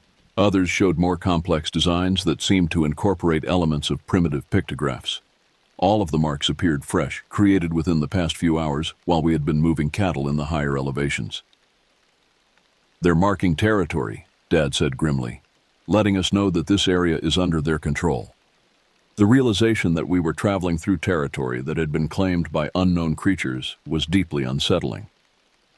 These mountains had been in our family for 3 generations, and Dad had been working cattle through these trails for over 2 decades. The idea that something else considered this area to be their domain challenged our most basic assumptions about the natural order. As we approached a familiar fork in the trail, where one path led back toward the ranch while the other continued up toward the higher peaks, Rex suddenly began barking with an intensity that made my heart race. His attention was focused on the path that led upward, and his body language suggested the presence of immediate danger. Following the dog's gaze, I saw movement in the shadows between the trees roughly 100 yards up the alternate trail. The shapes were indistinct but clearly large, and they were moving with the same coordinated precision we had observed earlier in the morning. Whatever these creatures were, they had positioned themselves to observe our passage and were making no effort to conceal their presence. "They're watching us," I whispered, my voice barely audible even to myself. Dad nodded grimly. "They've been watching us all morning. The question is what they plan to do about it." As if in response to his words, a sound echoed through the forest that made both of us freeze in terror. It was similar to the vocalizations we had heard earlier, but much closer and more intense. The sound seemed to combine the hunting call of a large predator with something that was disturbingly human-like in its intonation and phrasing. The cattle reacted immediately, clustering together in a defensive formation that spoke to instincts developed over millions of years of evolution. Several of the bulls began pawing the ground and snorting, their massive heads swinging back and forth as they searched for the source of the threat. But what happened next was even more disturbing than the sound itself. From somewhere up the mountain came an answering call, different in tone but clearly part of the same communication system. Then another, from a different direction entirely. Within seconds, the forest was filled with a chorus of these unnatural vocalizations, creating a symphony of sound that seemed to surround us completely. "There's more than one," Dad said, his voice tight with fear. "There's a whole group of them." The realization that we were outnumbered by creatures of unknown capabilities and intentions was terrifying beyond description. These mountains, that I had considered my home territory, were now revealed to be the domain of something far more dangerous than I had ever imagined. As the vocalizations faded into silence, we heard a new sound that made my blood run cold. Footsteps, heavy, deliberate, and definitely not human, were approaching through the forest from multiple directions. Whatever these creatures were, They were closing in on our position. "We need to get out of here," Dad said, spurring his horse toward the trail that led back to the ranch. "Right now." But as we began our desperate retreat, I couldn't shake the feeling that running away would only delay the inevitable. Whatever lived in these mountains had marked their territory, and we had trespassed in ways that demanded a response. The chase that followed would test our survival skills to their absolute limits. The decision to flee down the mountain trail seemed like our only option, but as we spurred our horses into a faster pace, it became clear that we were being herded rather than simply pursued. Every time we tried to take a direct route back toward the ranch, sounds would emerge from the forest ahead of us, forcing us to alter our course and take increasingly circuitous paths through terrain that was becoming less and less familiar. The cattle, responding to our obvious panic, had broken into the kind of desperate run that could injure animals and riders alike on such rough terrain. Rex was working frantically to keep the herd together, but even his exceptional skills were being tested by the chaos of our retreat. Several times, individual animals broke away from the group and had to be pursued through dense underbrush that tore at our clothes and scratched our faces. "They're driving us toward the upper trail," Dad shouted over the sound of hooves and heavy breathing. "We can't go back the way we came." The upper trail was a rough path that followed the ridgeline for several miles before descending toward the ranch through a series of switchbacks that were difficult to navigate under the best of circumstances. Taking that route would add hours to our journey and force us to travel through some of the most remote and exposed terrain in the entire area. But as sounds continued to emerge from the forest on both sides of our intended route, it became clear that we had no choice. Whatever was pursuing us had effectively cut off our escape routes and was forcing us to take the path that led deeper into their territory rather than toward the safety of civilization. The upper trail began with a steep climb that left our horses blowing hard within the first few hundred yards. The cattle were struggling even more, their sides heaving as they fought to maintain the pace we were demanding. Several of the older animals were beginning to show signs of exhaustion that could lead to collapse if we didn't slow down soon. "We have to rest them," I called to Dad, though the words felt like an admission of defeat. He nodded grimly and signaled for a halt near a small clearing that offered some visibility in all directions. The cattle immediately spread out and began the heavy breathing that indicated severe stress, while our horses stood with their heads hanging and their flanks covered in sweat. But our rest was interrupted by a sound that made every animal in our group tense with fear. From somewhere behind us came what sounded like a human scream, but distorted in ways that suggested it was being produced by vocal cords that were fundamentally different from our own. The sound rose and fell in patterns that seemed almost musical, but with an underlying quality that spoke to predatory intelligence. Rex began whimpering and pressed himself against my legs, his entire body trembling with terror. The cattle moved closer together, forming the kind of defensive circle that wild animals create when facing pack predators. Even our horses were showing signs of panic, fighting against the reins and trying to bolt in any direction that might lead away from the source of the sound. "What in God's name is that?" I whispered, my voice barely audible even to myself. Dad's face had gone white beneath his weathered tan. "I don't know," he replied, "but we can't stay here. We need to keep moving." As we resumed our desperate flight along the ridgeline, the sounds from behind us became more frequent and more varied. What had started as isolated vocalizations was evolving into a complex pattern of communication that seemed to involve multiple participants spread across a wide area.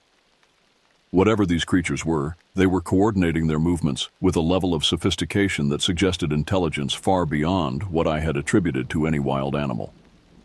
The trail along the ridge was narrow and exposed, offering spectacular views of the surrounding mountains, but also leaving us visible to anything that might be watching from the forested slopes below. Several times I caught glimpses of movement in the trees that suggested we were being paralleled by creatures that could move through difficult terrain with surprising speed and agility. "There," Dad said suddenly, pointing toward a distant hillside where dark shapes were moving with obvious purpose. "Do you see them?" I followed his gaze and felt my mouth go dry as I spotted what appeared to be at least 3 large figures making their way up a slope that would have challenged experienced human climbers. The creatures moved with a fluid grace that seemed to ignore the difficulties of the terrain, covering ground at a rate that suggested they would be able to intercept our route within a matter of minutes.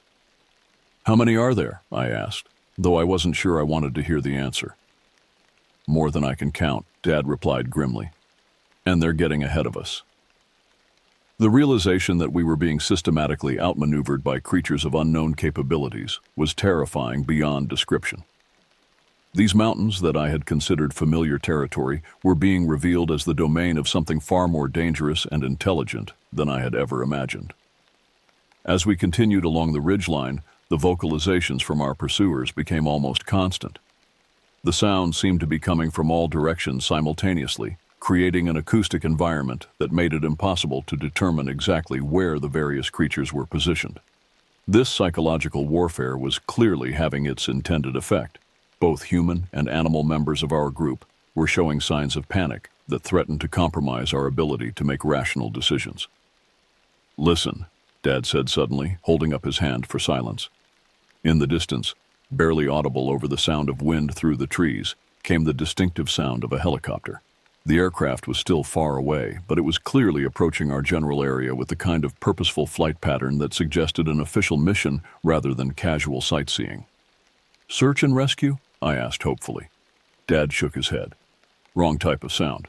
That's military or maybe law enforcement. And it's coming from the direction of the deep wilderness, not from town." As the helicopter sound grew louder, the vocalizations from our pursuers suddenly stopped completely.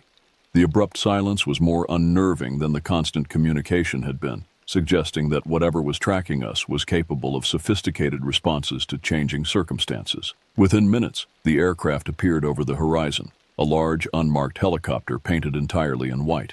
It was flying low and fast, following the valley floors with the kind of precision that suggested intimate familiarity with the terrain. As it passed overhead, I could see figures in the cockpit, but the aircraft showed no sign of having noticed our small group on the mountainside. "Where's it going?" I asked, watching as the helicopter disappeared over the next ridge. "Into the deep country," Dad replied. "The areas where nobody goes. The places where—" He paused, as if reluctant to finish the thought. "Where what?" "Where people have been reporting strange encounters for years. The places where experienced outdoorsmen refuse to go alone."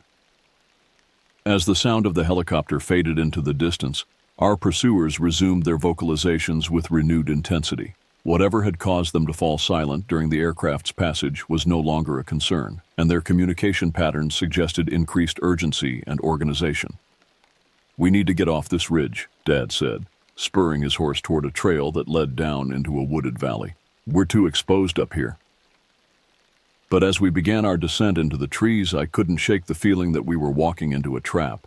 The creatures that had been pursuing us all morning had demonstrated intelligence and coordination that suggested they were capable of complex planning.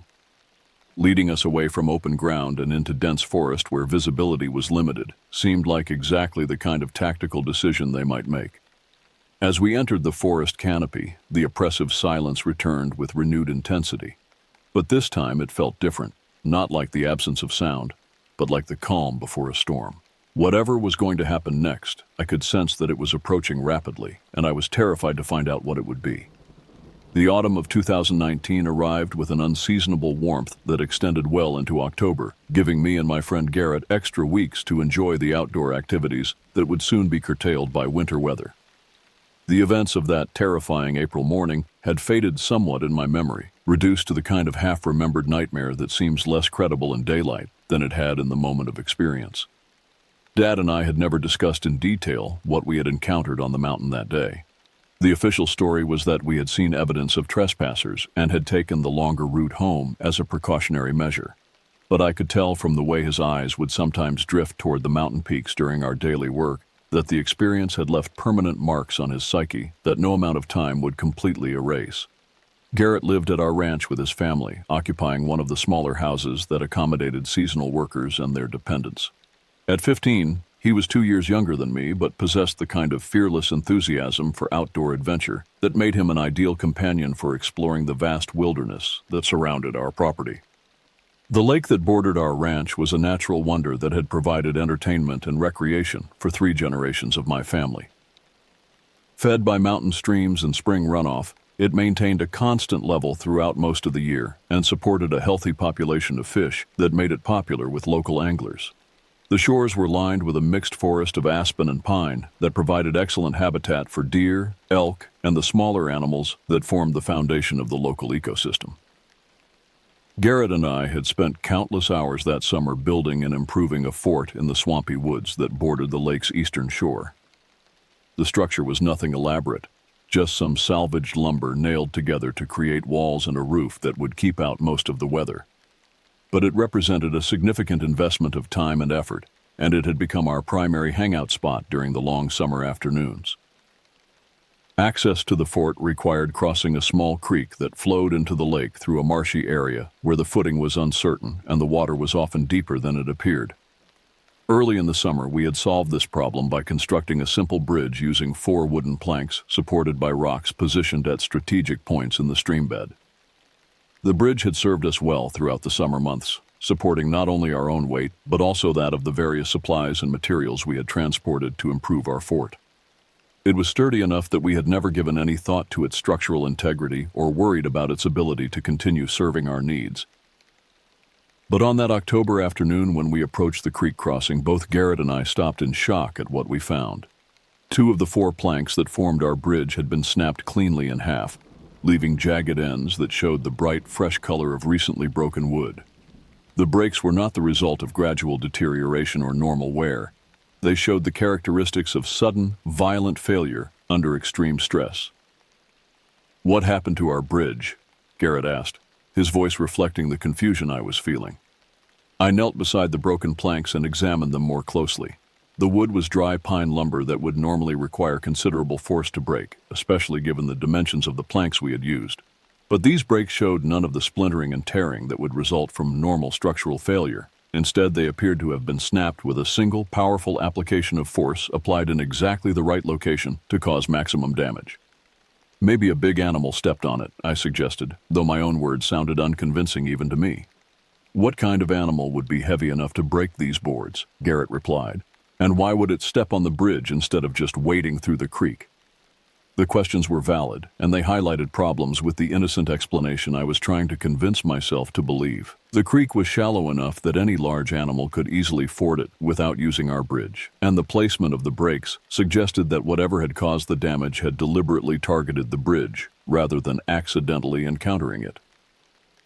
But I wasn't ready to confront the alternative explanations that were beginning to form in the back of my mind. The events of the previous spring felt like ancient history, and I had successfully convinced myself that they had been the result of overactive imagination, combined with the kind of ordinary wildlife encounters that were common in such remote areas. "Probably just got overused," I said, forcing confidence into my voice that I didn't really feel. "We'll fix it later. Let's just jump across for now." We made our way across the creek, using the remaining planks and a series of carefully placed hops that left us both slightly wet but safely on the other side. The fort was exactly as we had left it the previous week. 4 walls of mismatched lumber surrounding a small interior space that contained a few pieces of salvaged furniture and some supplies we kept stored there for our various projects. We settled into our usual spots and began the kind of aimless conversation that filled our afternoons. Discussions of school, plans for upcoming hunting season, speculation about which girls might be interested in dating, and other topics that seemed incredibly important to teenagers but would seem trivial to adults. The fort provided a sense of privacy and independence that was hard to find elsewhere on the ranch. But our conversation was interrupted by a sound that made both of us freeze in sudden terror. It started as a rhythmic tapping, like someone knocking on wood with measured, deliberate strokes. The sound was coming from somewhere very close to our fort, possibly from one of the trees that formed the canopy overhead. "What's that?" Garrett whispered, his eyes wide with concern. I held up my hand for silence and focused my attention on the source of the sound. The tapping continued for perhaps 30 seconds, following a pattern that seemed almost like Morse code.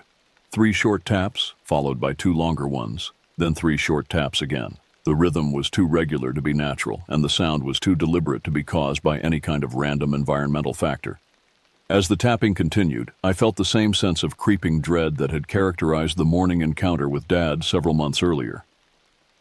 This wasn't the kind of innocent mystery that could be explained away with rational thought. This was something that demanded immediate action, preferably involving rapid movement away from our current location. "We need to leave," I said quietly, though I couldn't have explained the source of my certainty. "Right now." Garrett looked confused by my sudden change in mood, but something in my voice must have conveyed the seriousness of the situation. Without asking for further explanation, he began gathering up the personal items we had brought to the fort while I moved toward the opening that served as our door. The machinery yard that bordered the swampy woods was perhaps 100 yards from our fort, across an area of mixed forest and marshy ground that offered limited visibility but multiple routes of approach. The main shop building provided a clear view of the tree line, but reaching it would require crossing an open area where we would be exposed to observation from anyone or anything that might be watching from the woods. There was a gap in the barbed wire fence that surrounded the machinery yard, a small opening we had created earlier in the summer to provide easy access between our fort and the more civilized areas of the ranch.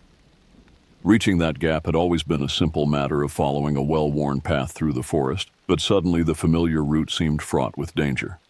I whispered my plan to Garrett as quickly as possible, emphasizing the need for speed and stealth. We would leave the fort simultaneously, move through the forest in a crouched position to minimize our visibility, and make for the fence gap as quickly as possible without creating so much noise that we would attract attention. As we prepared to leave our sanctuary, the tapping sound stopped abruptly. The sudden silence was more frightening than the rhythmic noise had been, suggesting that whatever was making the sound had become aware of our presence and was changing its behavior accordingly. "Go," I whispered, and both of us burst from the fort at a dead run. But as I lifted my head to check our route toward the fence, I saw something that would haunt my nightmares for years to come. Standing in a small clearing, perhaps 25 feet directly ahead of us, was a creature that defied every assumption I had made about the natural world. The creature that stood before us in that small clearing was unlike anything I had ever seen or imagined.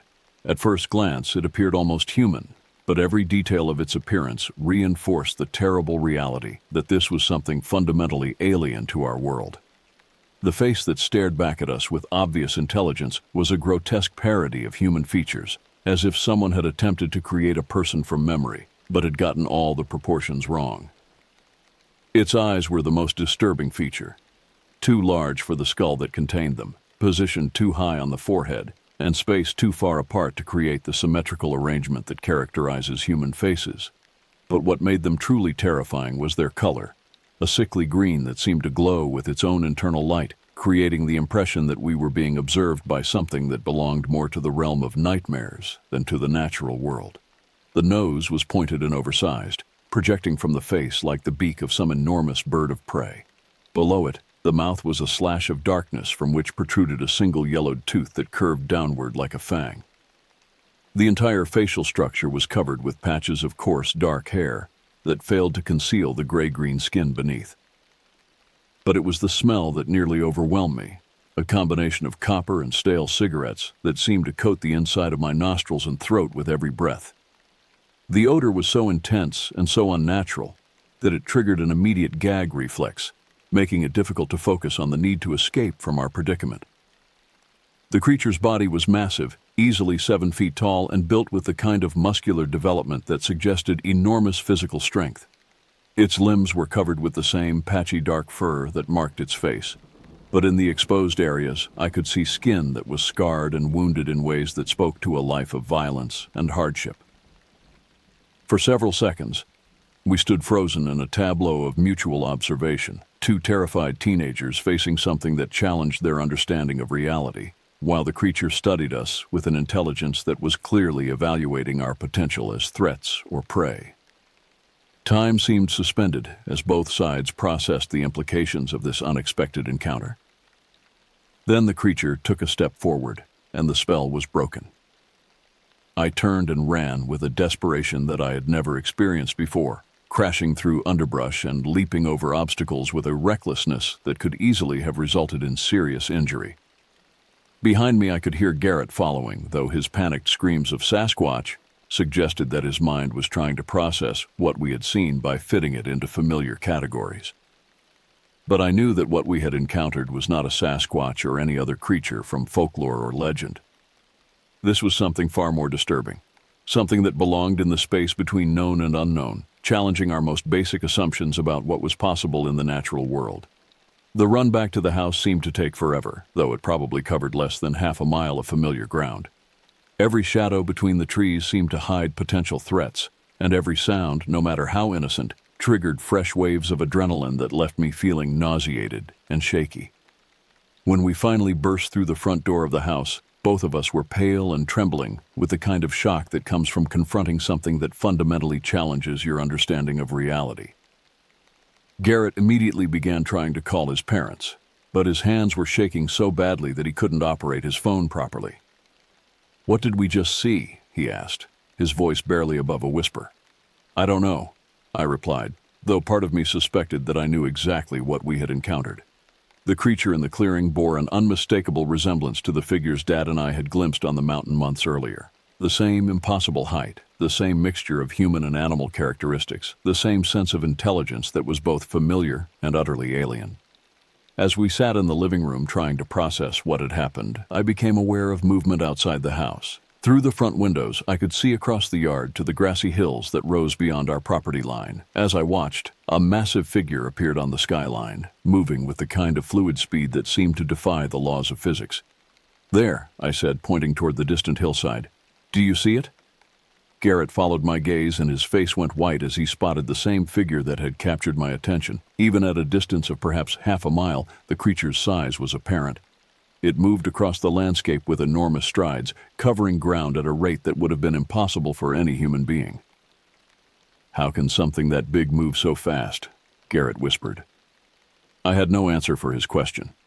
Everything about what we were witnessing defied rational explanation and challenged our understanding of what was physically possible. The creature disappeared over the hill within seconds, leaving us with nothing but the memory of its impossible speed and size. That night, both Garrett and I stayed awake in the living room, too frightened to risk sleeping in separate rooms. We played video games and watched television, desperately trying to maintain some sense of normalcy in the face of experiences that had shattered our assumptions about the world we lived in. When my parents and brother returned from their evening activities around 9:30, they immediately sensed that something was wrong. But neither Garrett nor I felt capable of explaining what we had encountered. How do you tell responsible adults that you've seen something that shouldn't exist? How do you describe an experience that sounds like the product of overactive imagination or adolescent hysteria? We retreated to my bedroom, where the familiar surroundings provided some illusion of safety and security. But even there, surrounded by the possessions and memories of a normal teenage life, I couldn't shake the feeling that we were being watched by something that existed outside the boundaries of normal experience. At approximately 2 a.m., Garrett shook me awake from the light doze I had finally managed to achieve. His face was white with terror, and his finger was pressed to his lips in a gesture demanding absolute silence. As I became fully alert, I heard what had woken him, a soft, rhythmic tapping on my bedroom window. The sound was identical to what we had heard at the fort earlier that day. Measured, deliberate taps that followed a pattern suggesting intelligence and purpose. But hearing it here, at my bedroom window in the middle of the night, transformed it from mysterious to absolutely terrifying. We sat frozen on my bed, afraid to move or speak or even breathe too loudly. The tapping continued for perhaps 2 minutes, following the same pattern we had heard earlier. 3 short taps, 2 long ones, then 3 short taps again. It was like some kind of code, a form of communication that we couldn't understand but that clearly carried meaning for whatever was producing it. Then the tapping stopped, and we heard the sound of my fence creaking under some tremendous weight. The metal posts and wire that formed our property boundary were designed to contain livestock, not to support the weight of something that could make them groan and complain, as if they were being tested to their breaking point. A loud snap echoed through the night air, followed by the sound of something heavy hitting the ground. Whatever had been putting pressure on our fence had finally exceeded its structural limits and had caused some component of the system to fail catastrophically. We remained frozen on the bed for another hour, listening for any additional sounds that might indicate continued presence of whatever had visited us. But gradually, the normal sounds of night returned. The distant hoot of an owl, the rustle of wind through leaves, the small movements of nocturnal animals going about their business. When morning finally arrived, I crept outside to assess the damage to our property. The fence showed clear evidence of having been subjected to enormous pressure. Several posts were bent out of alignment, and one section of wire had been snapped completely. My hockey stick, which had been leaning against the fence, was broken in half and lay scattered across the yard. The road hockey ball that had been nearby was completely flattened, as if it had been stepped on by something weighing hundreds of pounds. Across the road, I could see our neighbors loading their daughters into their car with the kind of urgency that suggested they too had experienced something disturbing during the night.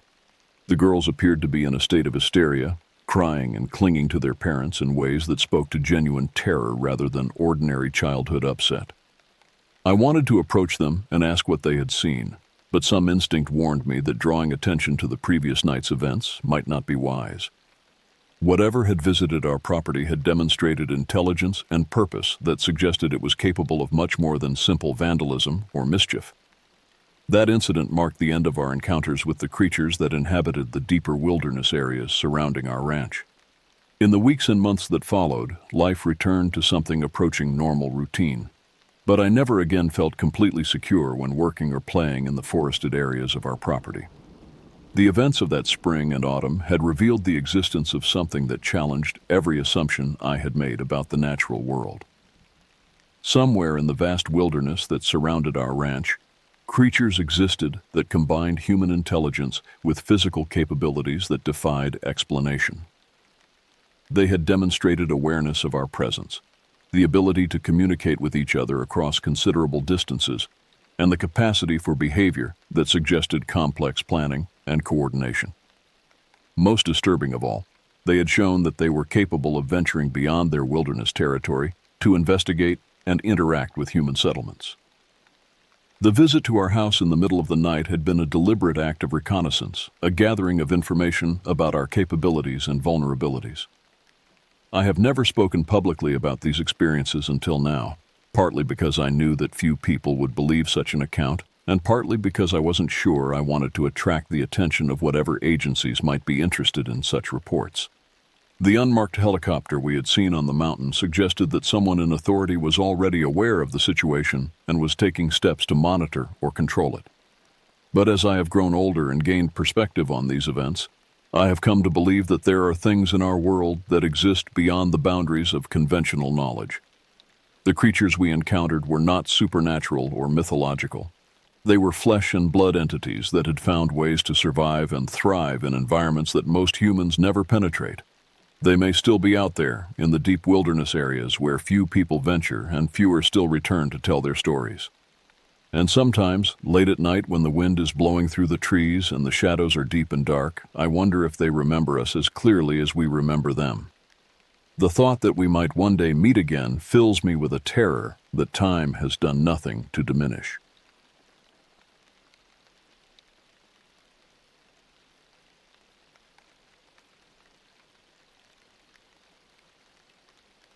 This happened to me during the spring of 2021, when I was 19 years old and trapped in what felt like an endless cycle of pandemic restrictions.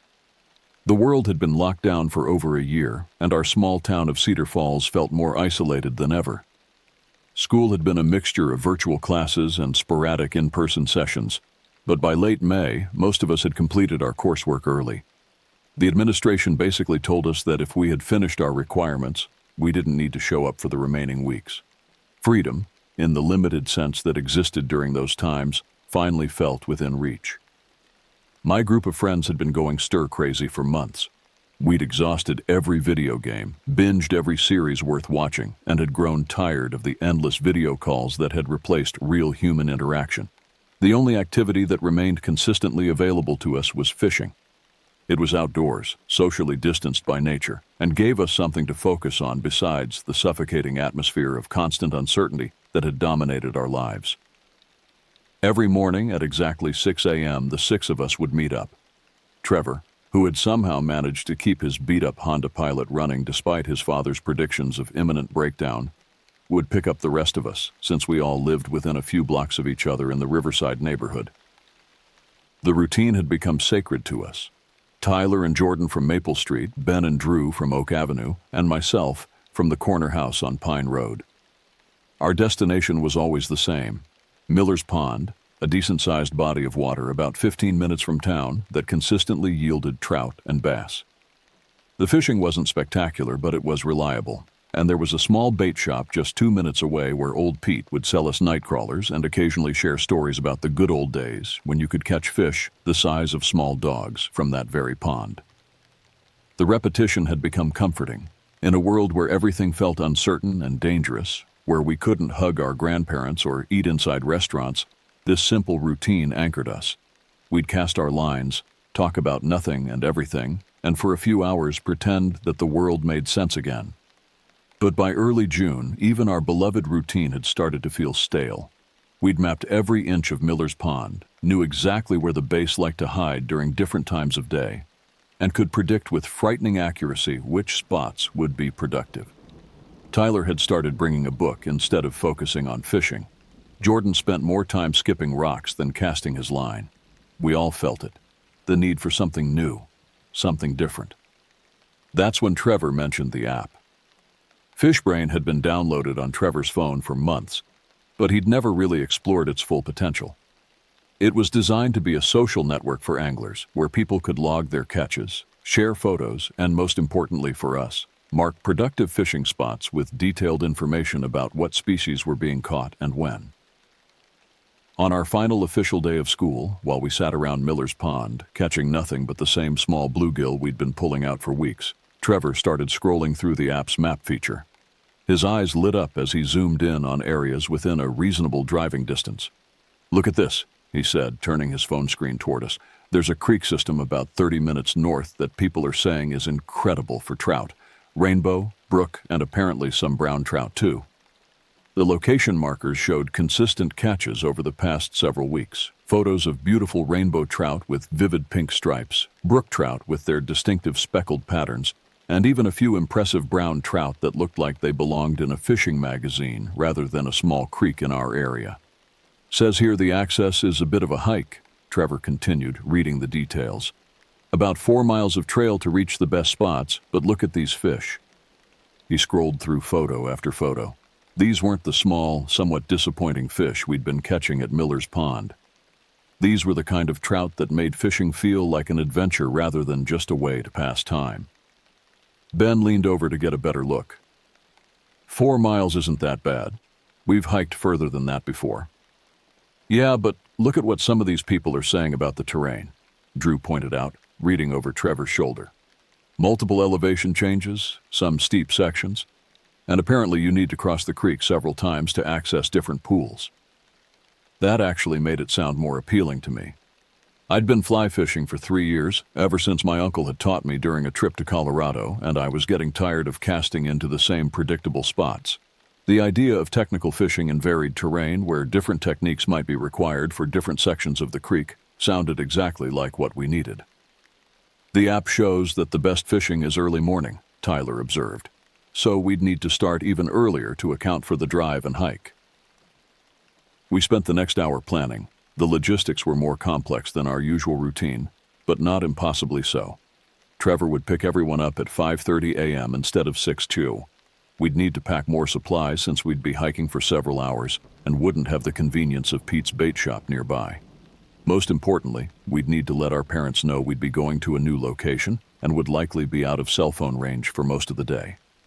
The more we talked about it, the more excited we became. This felt like the first real adventure we'd had in over a year.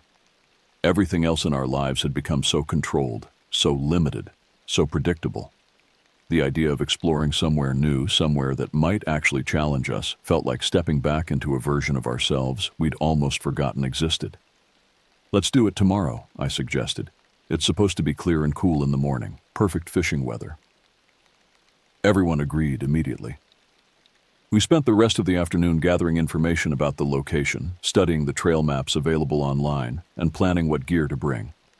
I decided I'd pack both my fly rod for the shallow areas where I could work on my technique and my spinning rod for the deeper pools where the bigger fish would likely be waiting. That night, I had trouble falling asleep. Not because I was worried, but because I was genuinely excited for the first time in months. I kept thinking about the photos we'd seen on the app, imagining myself working my way up that creek, reading the water, adapting my technique to new challenges. I had no idea that within 24 hours, fishing would be the furthest thing from my mind. Trevor's Honda Pilot rumbled to life at 5:25 a.m., cutting through the pre-dawn silence of our neighborhood. The early June air was crisp and carried the scent of dew-covered grass and the faint aroma of someone's coffee brewing somewhere nearby. I had packed my gear the night before: fly rod, spinning rod, tackle box organized with various flies and lures, a day pack with water and snacks, and my camera to document what I hoped would be our best fishing trip yet. The others emerged from their houses like zombies, still half asleep but carrying their gear with the practiced efficiency of people who'd done this routine dozens of times before. Tyler clutched a large coffee mug and moved with the deliberate slowness of someone not quite ready to be awake. Jordan had his lucky fishing hat pulled low over his eyes and carried what looked like enough tackle to stock a small sporting goods store. "Everyone ready for an adventure?" Trevor asked, with the forced cheerfulness of someone trying to convince himself he was fully awake. A chorus of mumbled agreement came from the group as we loaded our gear into the back of the Pilot. The drive would take us northwest, away from town and into areas I'd rarely explored. According to the GPS, our destination was a trailhead parking area that served multiple hiking trails, including the one that would take us to the creek system we'd studied on Fishbrain. As we drove, the familiar landscape of our town gradually gave way to more rural areas. Subdivisions became farmland, strip malls became scattered houses with large yards, and streetlights became increasingly rare. The sun was just beginning to rise, casting long shadows across the rolling hills and creating a golden glow that made everything look more beautiful than it had any right to. According to the app, the best fishing is in the first 2 hours after sunrise, Ben said, scrolling through his phone. So timing should be perfect. "What's the plan when we get there?" Drew asked. "Are we sticking together or splitting up like usual?" That was a good question. At Miller's Pond, we'd developed a system where we'd break into 2 groups of 3, cover different areas, and meet back up around noon to compare our catches and share stories. The new location was larger and more complex, with multiple pools and runs spread out over several miles of creek. "I think we should stick together for the first part," I suggested. "At least until we get a feel for the area and figure out where the fish are. After that, maybe we split up into smaller groups but stay within shouting distance." The GPS announced that we'd arrived at our destination just as we spotted a small gravel parking area on the left side of the road. It was more primitive than I'd expected, just a cleared area with space for maybe 8 or 10 cars, a wooden sign marking the trailhead, and a small information board with a basic map of the trail system. We were the only vehicle there. "Guess we're the early birds today," Tyler observed as we unloaded our gear. The trailhead sign indicated that our destination, marked as Whispering Creek Access, was 3.8 miles via the Blue Blaze Trail. The estimated hiking time was listed as 2 to 3 hours, depending on fitness level and weather conditions. A warning at the bottom of the sign mentioned that the trail crossed the creek multiple times and could be slippery when wet. "Creek crossings," Jordan said, adjusting his backpack straps. "Good thing I brought the waterproof boots." We set off just as the sun cleared the horizon, following blue blazes painted on trees at regular intervals. The trail started easy enough, a well-maintained dirt path that wound gently upward through mixed hardwood forest. The morning air was filled with bird songs I couldn't identify, and somewhere in the distance, I could hear the faint sound of running water. After about 20 minutes of hiking, we encountered our first creek crossing. The water was shallow but moving fast, flowing over smooth rocks that looked treacherous. A fallen log served as a makeshift bridge, but it was narrow and didn't look particularly stable. "I'm not trusting that log with my gear," Ben said, eyeing the crossing skeptically. "Rock hopping it is," Trevor decided, pointing to a series of larger stones that provided a more stable path across the water. We made it across without incident, though Tyler managed to get one boot wet when a rock shifted under his weight. The trail continued on the other side, climbing more steeply now and leading us deeper into the forest. The second crossing came after another 30 minutes of hiking. This time the creek was wider and deeper, and there was no convenient log. The trail simply disappeared into the water on one side and picked up again on the opposite bank. "This is where the real fishing starts," I said, studying the pool that had formed just upstream from the crossing. The water was crystal clear. and I could see what looked like the shadows of fish holding in the deeper sections. We crossed more carefully this time, taking our time to ensure our gear stayed dry. The water was shockingly cold even through my boots, and the current was stronger than it had appeared from the bank. By the time we reached what the trail map indicated was the main fishing area, we'd been hiking for just over an hour. The forest had grown denser around us, and the sound of the creek had become a constant background presence. We were now following the water more closely, with the trail sometimes running right alongside the bank and sometimes cutting inland to avoid particularly rough terrain. "This is it," Trevor announced, consulting his phone and the FishBrain app. According to the GPS, we're right in the middle of the area where people have been catching those big trout. The creek in front of us looked like something from a fishing magazine. Clear water flowed over a series of granite shelves, creating multiple pools of varying depths. Overhanging trees provided cover and dropped insects into the water, while submerged logs and boulders created the kind of structure that trout love to hide behind. "This is incredible," Jordan said, already starting to assemble his rod. "I can see why people hike all the way up here." We found a flat area near the bank where we could spread out our gear and get organized. The plan was to start fishing here and work our way upstream, hitting different pools and runs as we went. We'd stay in visual contact with each other, but spread out enough that we wouldn't interfere with each other's fishing. I was in the process of rigging my fly rod when Tyler suddenly stopped what he was doing and tilted his head to one side. "Did you guys hear that?" he asked, his voice carrying a note of confusion. We all stopped and listened. At first, all I could hear was the sound of water flowing over rocks and the gentle rustling of leaves in the breeze. Then, faintly, from somewhere upstream, came the sound of something moving through the undergrowth. "Probably just a deer," Ben said, but he didn't sound entirely convinced. The sound came again, closer this time. Not the delicate stepping of a deer, but something heavier, more deliberate. Something that seemed to be moving parallel to the creek, staying just out of sight in the dense forest. "Maybe we should have picked a busier trail," Drew muttered, glancing around nervously. But the sound faded away, and after a few minutes of listening to nothing but natural forest noises, we convinced ourselves it really had been just a deer or some other harmless wildlife. We were in their territory after all, and it made sense that our presence might have disturbed some of the local animals. I went back to rigging my fly rod, selecting a small dry fly that might tempt any trout feeding on the surface. The morning was shaping up to be perfect for fishing. Overcast enough to keep the fish active, but with enough light to see what we were doing. I had no way of knowing that something in the woods was watching us, learning our voices, and waiting for the right moment to use what it had learned. The fishing started off exactly as we'd hoped. Tyler, working a deep pool about 50 yards downstream from our starting point, landed a beautiful rainbow trout within the first 15 minutes. Jordan had connected with something substantial in a run beneath an overhanging tree, though he lost it when his line got tangled in the branches. Ben and Drew had moved upstream and were methodically working their way through a series of smaller pools, while Trevor stayed near our gear and focused on a promising eddy where the current created a perfect feeding lane. I had waded out into the creek itself, working my fly rod in the shallow areas where I could see trout rising to take insects off the surface. The water was so clear that I could watch the fish react to my fly, adjusting my technique based on their behavior. It was technical, engaging fishing that required complete focus, exactly what I'd been craving after months of predictable fishing at Miller's Pond. For the first hour, everything was perfect. The creek lived up to every positive review we'd read on FishBrain. The fish were active, the scenery was spectacular, and the challenge of reading new water and adapting our techniques kept all of us engaged and excited. Then the sound started. It began as something subtle. Just the occasional snap of a branch or rustle of leaves from somewhere in the forest around us. At first, none of us paid much attention.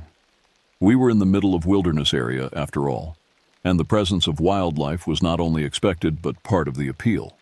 Deer, squirrels, birds, maybe even black bears, all of these were common in the region, and the sounds we were hearing seemed consistent with normal animal activity. But as the morning progressed, the disturbances became more frequent and seemed to follow a pattern that was increasingly difficult to dismiss as coincidental. I was in the middle of working a particularly promising pool when I heard what sounded like footsteps in the forest behind me. Not the quick, light steps of a deer or the scurrying of smaller animals, but the deliberate, measured pace of something large moving through the undergrowth. I paused my casting and turned to look, but the forest was too dense to see more than 20 or 30 feet in any direction. "Hey, Tyler," I called out. "You moving around up there?" "No, I'm still in the same spot," he replied from downstream. "Why?" "Just thought I heard someone walking around behind us. Probably just a deer. They're everywhere up here." That explanation satisfied me for the moment, and I went back to fishing. But over the next 30 minutes, the sounds continued and began to take on characteristics that were harder to explain away as normal wildlife activity. The footsteps seemed to move in parallel with us as we worked our way upstream. When we stopped, they stopped. When we moved to a new location, they resumed. It was as if something was following our progress along the creek, staying just out of sight but maintaining a constant distance. "Are you guys hearing this too?" Jordan asked during a brief break in the fishing action. He was looking nervously at the tree line, his rod forgotten in his hands. "The footsteps?" Ben replied. "Yeah, I've been hearing them for the last 20 minutes. It's weird how they seem to match our movement." "Animals do that sometimes," Drew said, but his voice lacked conviction. "They're curious about humans. Maybe it's just trying to figure out what we are." But even as he said it, we all knew that the explanation didn't quite fit what we were experiencing. The sounds were too consistent, too deliberate, too clearly focused on our location. Wild animals might be curious about human presence, but they typically either approached for a closer look or moved away to avoid contact. They didn't typically maintain a steady, parallel course for extended periods. Trevor, who had been quiet during this exchange, suddenly spoke up. "There's something else. I've been watching for game trails and other signs of animal activity, and I'm not seeing much. No deer tracks, no scat, no browsing damage on the vegetation. For an area that's supposed to have a lot of wildlife, it's surprisingly empty." That observation sent a new chill through the group.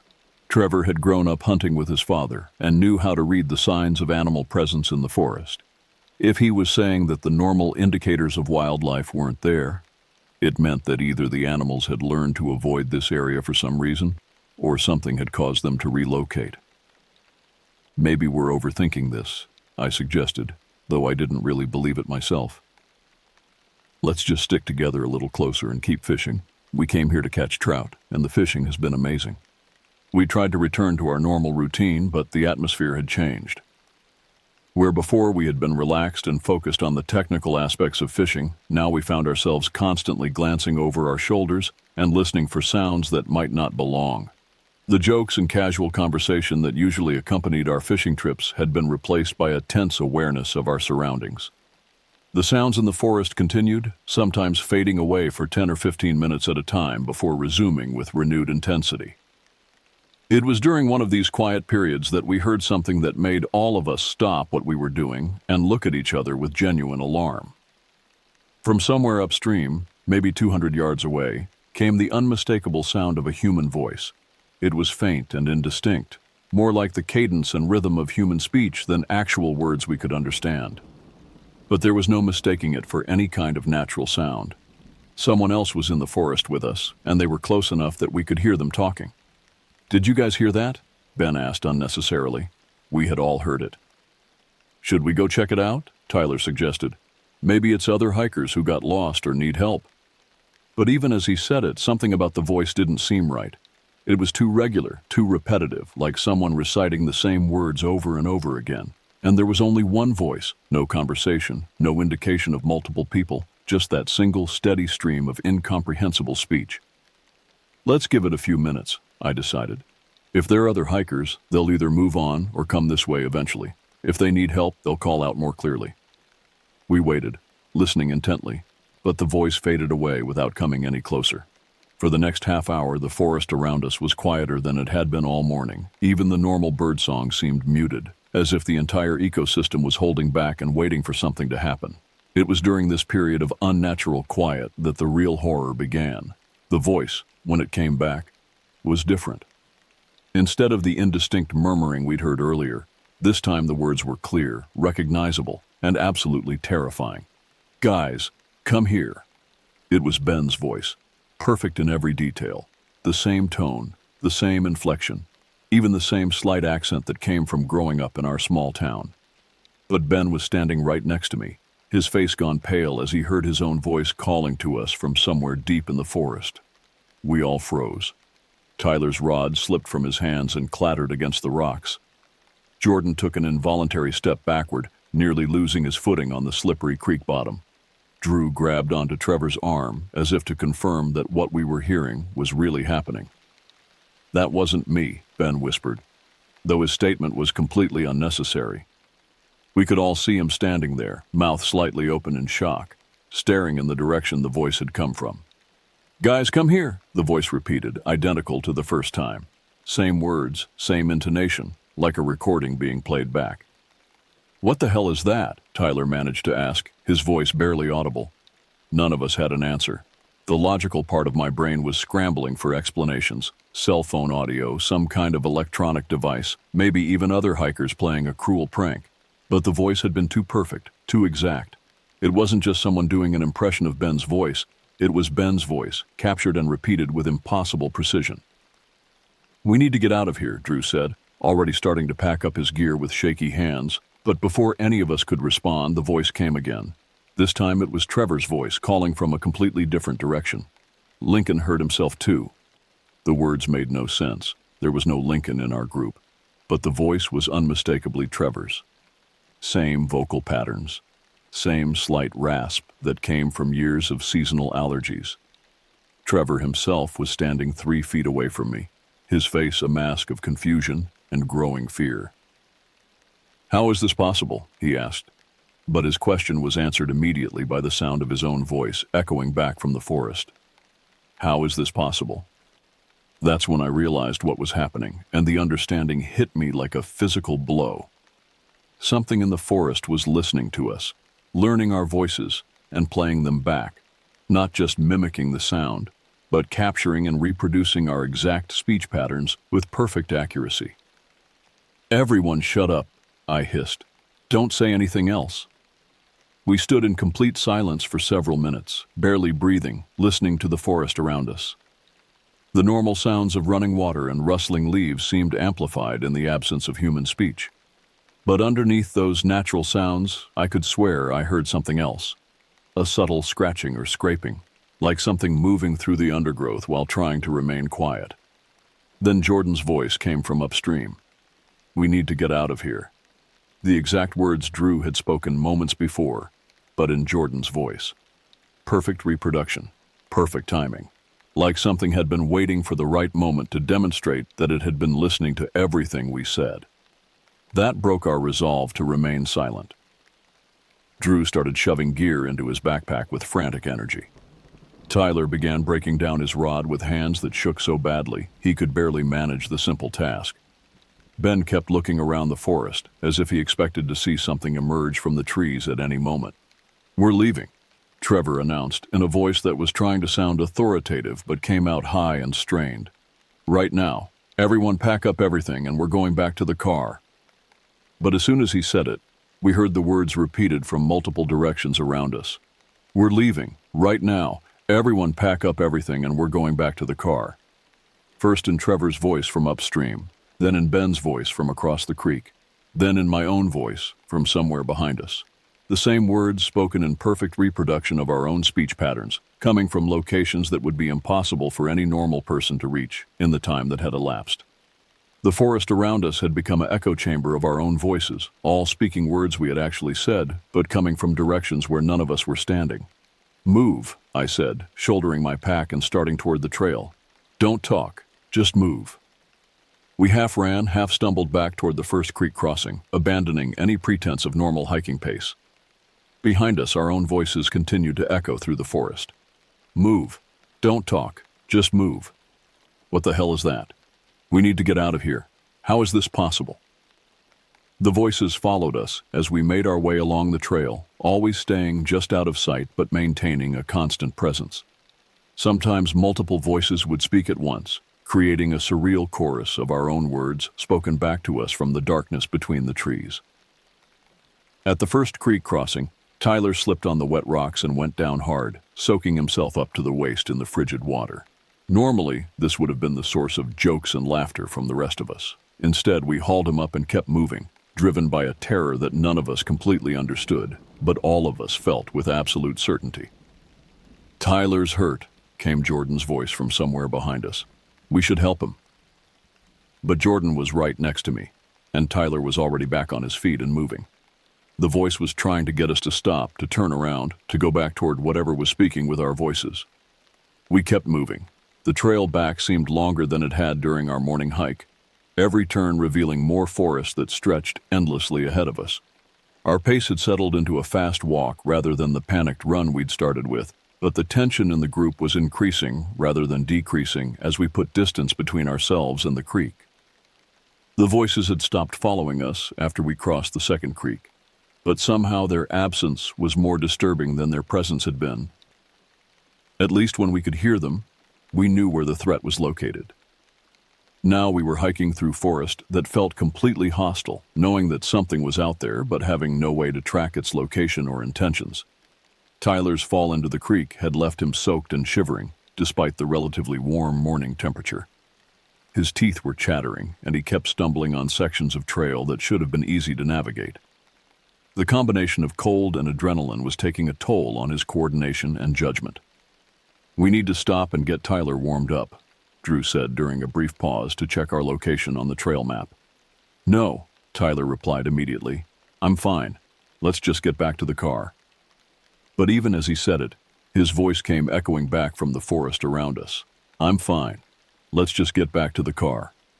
Not Tyler's current voice, strained and shaky from cold and fear, but his normal voice from earlier in the morning when he had been relaxed and confident. The thing in the forest was still with us, still listening, still learning. "It followed us," Ben said, the words coming out as barely more than a whisper. Those words, too, were immediately echoed back from multiple directions. It followed us. We resumed hiking with renewed urgency, but now the forest itself seemed to be working against us. Branches that I didn't remember from the morning hike caught at our backpacks and fishing rods. Rocks that had been stable on our way in now shifted underfoot, threatening to send us tumbling. The trail itself seemed less clear, with blue blazes that appeared to be missing or faded in crucial locations. "Are we on the right trail?" Jordan asked, consulting his phone and finding no GPS signal. "Are we on the right trail?" came the immediate response from somewhere ahead of us. But this time the voice wasn't quite right. It was Jordan's voice, but there was something mechanical about it, as if it were being played through a speaker rather than spoken by a human throat. The mimicry was becoming less perfect, more obviously artificial. "It's getting worse at copying us," I observed.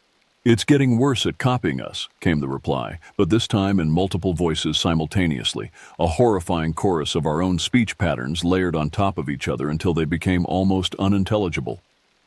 That's when I realized what was happening. The thing in the forest wasn't just learning our voices. It was learning how to use them. What had started as simple repetition was evolving into something more complex and more threatening. It was beginning to experiment with combinations of our words, trying to create new sentences from the vocabulary it had collected. "Don't say anything else," I warned the group. "It's learning from everything we say." But the warning came too late. Our voices began speaking from the forest around us in combinations we had never used. "Tyler's hurt. How is this possible? We need to get out. Are we on the right trail? Everyone pack up. Don't say anything else." The sentences were grammatically correct, but contextually wrong, like someone learning a language from a textbook but not understanding how the words were actually supposed to fit together. The effect was deeply unsettling, creating a sense that something alien was attempting to understand human communication and failing in ways that revealed its fundamental otherness. We reached the halfway point of our return hike, a small clearing where the trail split to accommodate hikers heading to different destinations, and paused to regroup.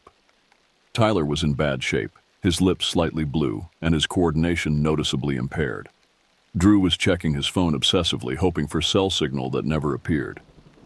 Ben and Jordan kept looking back the way we had come, as if expecting to see something pursuing us through the trees.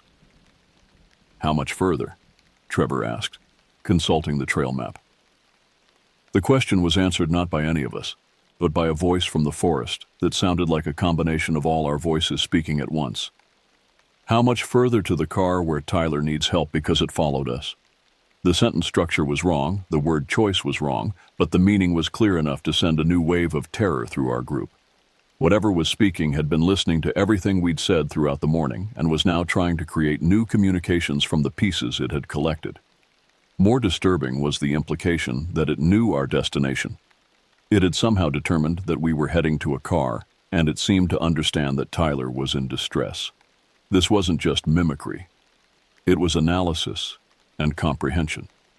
2 miles, I said, reading the trail marker and immediately regretting giving it new words to work with. 2 miles to help Tyler get warm where the car is waiting for us, came the response from multiple directions, the voice shifting between different members of our group mid-sentence. We started moving again, but now every step felt like we were walking deeper into a trap. The thing in the forest wasn't just following us.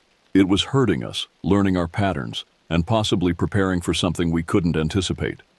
The trail began to descend more steeply as we approached the final section before the parking area. This should have been encouraging. We were getting close to our destination and to the safety of civilization. Instead, it felt like we were walking into the lowest point of a funnel, with whatever was hunting us positioned above and around us. "I can see the parking area," Trevor announced as we rounded a bend that opened up into a view of the gravel lot where we'd left the Honda Pilot. "I can see the parking area where we left the car this morning before hiking to catch trout in the creek," came the immediate response, but this time the voice seemed to be coming from the direction of the parking lot itself. It was waiting for us at our destination. The Honda Pilot sat exactly where we had left it, appearing completely normal in the late morning sunlight. The gravel parking area was still empty except for our vehicle, and everything looked precisely as it had when we'd arrived, full of excitement and anticipation just a few hours earlier. But now the sight of our car filled me with dread rather than relief. If the voice was coming from the direction of the parking lot, then whatever was mimicking us had either moved ahead of our position or had never been behind us at all. The implications of either possibility were terrifying. "It could be between us and the car," Drew said, voicing what we were all thinking. "It could be between us and the car," echoed our own voices from the forest around the parking area. We stopped at the edge of the tree line, 50 yards from the vehicle, trying to assess the situation. The parking area was open ground with no cover. If we made a run for the car, we'd be completely exposed for the entire distance. But staying in the forest meant remaining in the territory of whatever was hunting us. "Keys," Trevor said, patting his pockets. "Where are my keys?" He went through every pocket twice, his movements becoming increasingly frantic as he failed to locate the car keys. Without them, we were trapped regardless of what might be waiting between us and the vehicle. "Keys," came the echo from the forest, but this time followed by, "Where are my keys this morning before hiking to the creek?" "Check your backpack," Ben suggested. Trevor dumped the contents of his backpack onto the ground, scattering gear and supplies while searching for the keys. Wallet, phone, granola bars, first aid kit, but no keys. His face was pale and his hands were shaking as he went through everything a second time. "They're not here," he said. "I know I had them when we got out of the car." "They're not here when we got out of the car," the voices repeated from multiple locations around the parking area. That's when I noticed something that made my blood freeze. There were footprints in the gravel near the Honda Pilot, fresh footprints that hadn't been there when we'd parked. Someone had been at our car while we were hiking. "Look at the ground around the car," I said, pointing toward the vehicle. The others saw it too, clear impressions in the gravel showing that someone had walked around the entire vehicle, examining it from every angle. The footprints were too large to belong to any of us, and the tread pattern didn't match any of our hiking boots. "Someone's been here," Jordan said. "Someone's been here examining the car while we were hiking," came the response from somewhere near the vehicle itself. We were trapped. Our transportation was 50 yards away, but someone or something had already discovered it and was potentially waiting for us to approach. The keys were missing, which meant that even if we reached the car safely, we might not be able to leave. "We need to think about this," I said. "Maybe we should head back to the trail and try to find other hikers who can help us." But even as I suggested it, I realized how foolish the idea was. We hadn't seen any other people all morning, and the trail system was remote enough that we might not encounter anyone for hours or even days. Tyler was getting worse. His shivering had become more violent, and he was having trouble following our conversation. Tyler needs medical attention, Ben said. We can't wait around here indefinitely. We can't wait around here for Tyler who needs medical attention, the voices responded. But this time, there was something different about them. They were clearer, more focused, as if whatever was speaking was getting better at combining our words into coherent statements. Trevor made the decision for all of us. We're going for the car, all together, fast as we can. If someone's waiting there, at least we'll all be together to deal with it. He started toward the parking area before any of us could object, moving at a fast walk that quickly accelerated into a run. The rest of us followed, abandoning any attempt at stealth or caution. If something was going to happen, it was going to happen now. The 50 yards to the car felt like 500. Every step across the open gravel seemed to take forever, and I kept expecting to hear footsteps behind us or see something emerge from the tree line. But we reached the Honda Pilot without incident, gathering around the driver's door while Trevor searched his pockets one more time for keys that weren't there. Check inside the car, Drew suggested. Maybe you left them in the ignition. Trevor cupped his hands against the driver's side window and peered inside. His expression changed from desperation to confusion to something approaching relief. They're there, he said. The keys are in the ignition. That's impossible, Jordan said. You locked the car when we got out. But Trevor was already trying the door handle, and it opened easily. The car was unlocked, the keys were in the ignition, and everything appeared normal, except for the fact that none of us remembered leaving it that way. Get in, I said. We'll figure it out later. We threw our gear into the back and piled into the vehicle, Tyler claiming the front passenger seat where he could get the most benefit from the heater. Trevor turned the key and the engine started immediately. As we pulled out of the parking area and onto the road that would take us back to civilization, our own voices called after us from the forest. Get in the car where the keys are waiting for Tyler who needs help. We'll figure it out later when we get back to town. Check inside the car that's unlocked this morning. The sentences were becoming more sophisticated, more contextually appropriate. Whatever was in that forest was learning fast, and the thought of what it might be capable of by the time other hikers encountered it made me sick to my stomach. We drove in complete silence for the first 20 minutes, each of us lost in our own thoughts about what had just happened. Tyler gradually stopped shivering as the car's heater warmed him up, but his face remained pale, and he kept glancing nervously at the mirrors as if expecting to see something following us. It wasn't until we reached the main highway that anyone spoke. We need to report this, Ben said.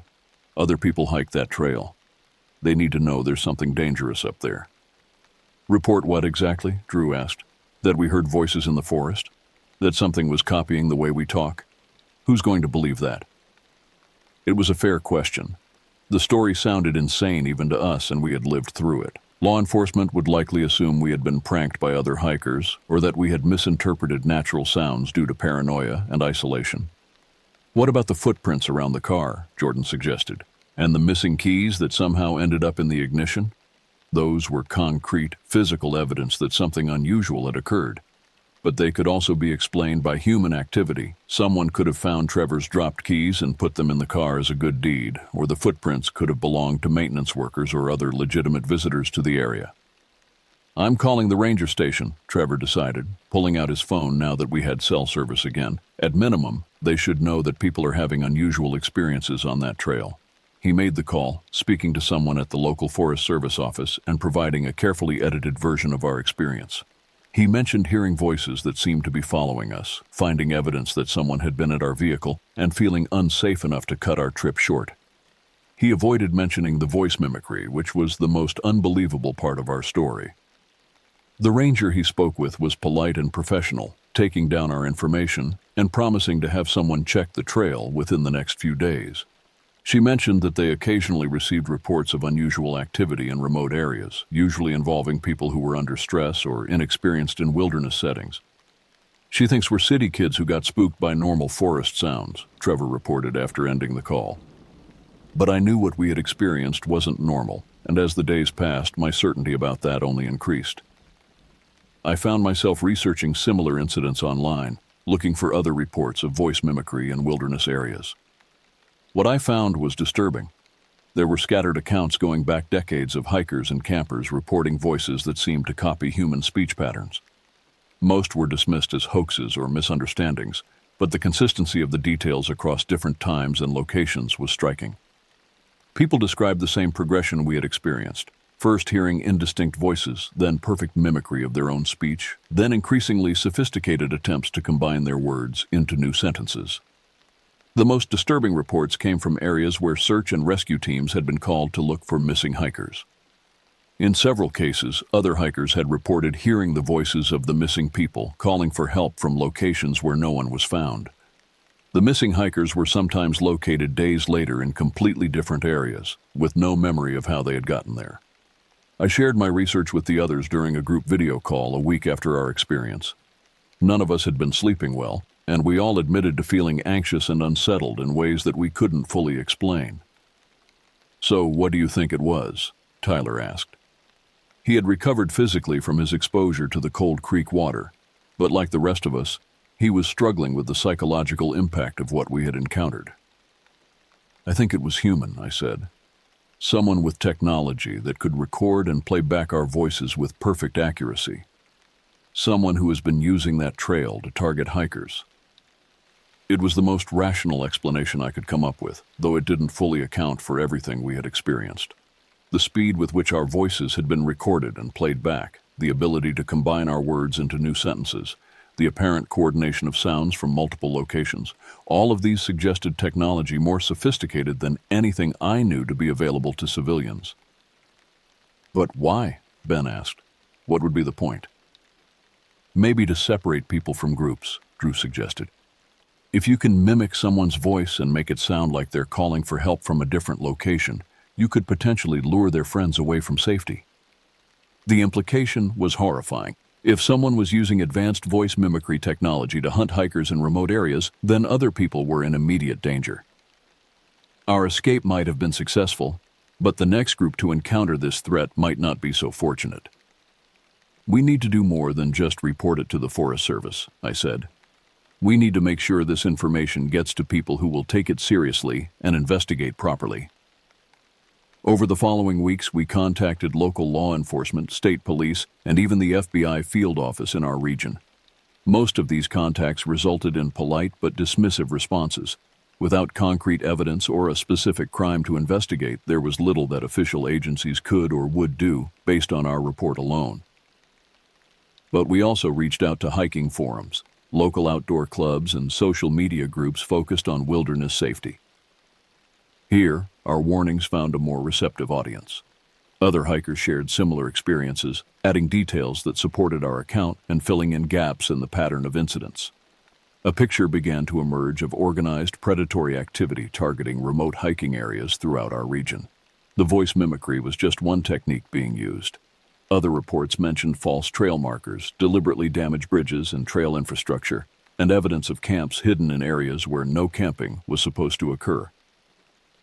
6 months later, a joint task force of state and federal law enforcement arrested 3 individuals who had been operating an elaborate scheme to rob and kidnap hikers in remote wilderness areas. They had been using military-grade electronic surveillance equipment to monitor hikers' conversations and then employing sophisticated audio technology to play back recorded voices in order to separate people from their groups. When the details of their operation became public, our experience finally made complete sense. We had encountered the early stages of a hunting pattern that had successfully victimized at least a dozen other hikers over a period of several years. Our escape had been successful not because we were particularly clever or brave, but because we had recognized the threat early enough to respond appropriately.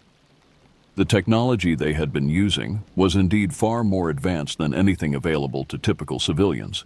Military surplus equipment obtained through black market channels and modified for their specific purposes. Their operation had been sophisticated enough to avoid detection for years, and it might have continued indefinitely if they hadn't eventually targeted a group that included an off-duty police officer who recognized the tactical nature of what they were experiencing. Looking back, I realize how fortunate we were. The voices in the forest that day were not supernatural or unexplainable. They were human predators using advanced technology to hunt other humans in locations where victims would be isolated and vulnerable. Our instinct to flee rather than investigate had literally saved our lives.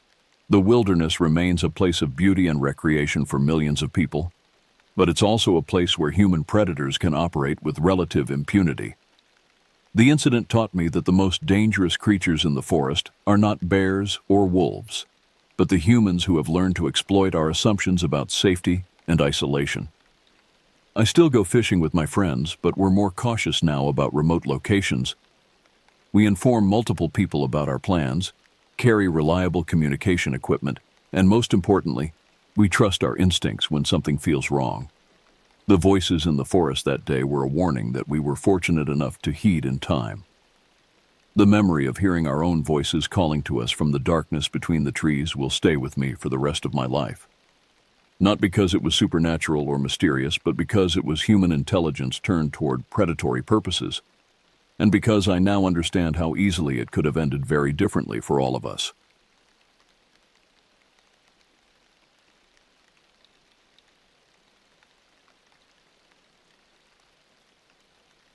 I hadn't spent much time with my father since Mom died 3 years ago. Truthfully, I hadn't spent much time with him before that either. Gerald Brennan was the kind of father you admired from a distance, and that distance usually felt like the span of a continent. He spent most of my childhood overseas, a career Army Ranger known for his ability to survive in conditions most people wouldn't willingly visit. When he finally retired at 52, he didn't settle down into some quiet civilian life. Instead, he chose to teach wilderness navigation and survival to other soldiers, contractors, and the occasional paying civilian who wanted to test themselves against nature's indifference. My mother loved him, though I'm not sure she ever fully understood him. She used to say he carried the mountains inside him, that even when he was home, part of him was always walking some distant trail.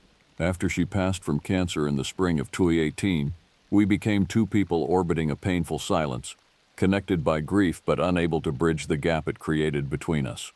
When he called me that August and suggested a week-long trek through Wyoming's Wind River Range, I almost said no. My life in Seattle felt safe, predictable. I had my graphic design work, my small apartment overlooking Pike Place Market, my routine. The idea of spending 7 days in the wilderness with a man I barely knew how to talk to felt overwhelming. But something in his voice stopped me, a gentle vulnerability I hadn't heard before, a quiet plea hidden beneath his usual stoic tone. "I think we should do this, Bridget," he'd said, "before it's too late, before we forget how." So I agreed. I flew into Riverton on a Thursday morning in mid-September 2021. The air already carried that sharp bite of autumn, the kind that warns you winter isn't far behind. Dad picked me up in his old Ford pickup, the same truck he'd driven since I was in high school. We didn't talk much during the 2-hour drive to the Elkhart Park trailhead. He pointed out landmarks occasionally, a ridge where he'd seen a mountain lion once, a valley where he'd trained a group of Marines in winter survival. I nodded and watched the landscape change from high desert scrub to dense pine forests, feeling my stomach tighten with each mile. The ranger station at the trailhead was a small log structure, weathered and worn. A young ranger, couldn't have been more than 25, stopped us as we were checking our permits. His name tag read Stevens. "Heading up to Bonneville Basin?" he asked, studying our route map. "That's the plan," Dad replied. Stevens frowned, tapping his pen against the clipboard. "Just so you're aware, we've had increased bear activity this year. 2 grizzly sightings in the last month around Island Lake. Also, Weather Service is calling for possible early snow. Could hit as early as this weekend." I felt my anxiety spike, but Dad just nodded calmly. "We're prepared." "I'm sure you are," Stevens said, though his tone suggested otherwise. "Just be careful up there. We had a hiker go missing in this area a few years back. Never found any trace of him. These mountains don't forgive mistakes." The words hung in the air as we shouldered our packs and headed for the trail. I wanted to ask Dad about the missing hiker, but something about his expression, distant, troubled, kept me quiet. The first 2 days passed in a blur of physical exertion and mounting discomfort. My body, softened by too many hours at a desk, protested every uphill climb. The pack straps dug into my shoulders, rubbing the skin raw despite the padding. My feet developed blisters that burst and reformed. Each night I collapsed into my sleeping bag, too exhausted even to eat much of the freeze-dried meals Dad prepared. But there was beauty too, I had to admit. The landscape was stunning in its vastness, towering granite peaks that seemed to scrape the sky, meadows of alpine grass golden in the afternoon sun, lakes so clear you could see trout swimming 20 feet down. Dad moved through it all with practiced ease, his 55-year-old body still strong and capable. He pointed out animal tracks, showed me which plants were edible, which weren't. Sometimes he'd stop and just stand still, listening to sounds I couldn't hear, reading messages in the landscape I couldn't see. It reminded me how little I really knew him, how much of his life had been spent in places like this, far from the suburban home where I'd grown up. By day 3, we'd crossed Island Lake and were making our way toward Bonneville Basin. The trail narrowed, becoming rockier, more challenging. My calves burned with each step. I focused on Dad's back moving steadily ahead of me, using it as a fixed point to keep going. It was approaching noon when he stopped abruptly. I nearly walked into him. "What is it?" I asked, breathing hard. He didn't answer immediately. His eyes were fixed on something off the main trail, his body tense in a way that made my skin prickle. "Game trail," he finally said, his voice quiet. "Want to see where it leads?" I sighed, loud enough for him to hear, but he ignored it. Without another word, he stepped off the established path and into a stand of lodgepole pines so dense the sunlight barely penetrated. The temperature dropped immediately, the air heavy with the smell of rotting wood and damp earth. "Dad, maybe we should stick to the main trail," I called after him. But he was already 20 yards ahead, moving with purpose. I had no choice but to follow. The game trail, we'd gone maybe a quarter mile when Dad stopped again. This time, my breath caught in my throat. There, tucked against a rocky slope beneath a canopy of dying pines, stood a structure that made my stomach turn. Calling it a shelter felt too generous. It was more like a nightmare given physical form. The walls were constructed from elk antlers and bones, dozens of them, maybe hundreds. They'd been lashed together with what looked like sinew and wire, creating a framework about 8 feet tall and equally wide. Between the bones were pieces of rotting wood, branches, and what I realized with growing horror were more bones, smaller ones. Some looked like they might have come from deer or sheep. Others were unmistakably human. I could see a femur, yellow with age, wedged between 2 antlers. What might have been ribs formed a kind of lattice on one side, and worst of all, scattered throughout like terrible decorations, were skulls, animal and human. The human ones had been placed deliberately, facing outward, their empty eye sockets seeming to watch us. "Oh God," I whispered, taking an involuntary step back. Dad moved closer, his face pale but determined. He knelt by one of the wooden support beams, studying it carefully.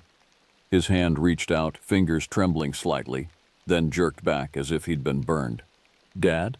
My voice sounded small, childlike. He didn't respond. Instead, he leaned in closer, and I watched his face transform from concern to horror. Slowly, he stood and beckoned me forward. "No," I said. "I don't want to. Bridget, look." The tone of his voice left no room for argument. On shaking legs, I approached and looked where he was pointing. Embedded in the wood grain were teeth, human teeth, not just 1 or 2, but dozens of them pressed into the weathered timber like grotesque ornaments. Some were still white, others yellowed with age. I could see the roots, whole and intact, forced deep into the soft wood. My stomach lurched. I turned away and vomited, the contents of my breakfast splashing onto the forest floor. When I finished, wiping my mouth with the back of my hand, I found Dad standing rigid, his eyes scanning the structure with terrible intensity. "We need to leave," I said, my voice hoarse. "Right now." He nodded slowly, but his gaze lingered on the structure a moment longer. "Someone built this," he said quietly. "Someone spent time here, a lot of time." "I don't care," I said, panic rising in my chest. "Please, Dad, let's go." This time he listened. We turned and walked quickly back toward the main trail, moving faster than caution would normally dictate. Branches whipped against my face. I stumbled over roots but kept moving, driven by a primal need to put distance between us and that terrible place. Neither of us spoke as we hiked. The afternoon sun seemed too bright after the gloom of those twisted pines. I kept glancing back, convinced I'd see someone following us, but the trail remained empty. We didn't stop until we'd put nearly 2 miles between us and the structure.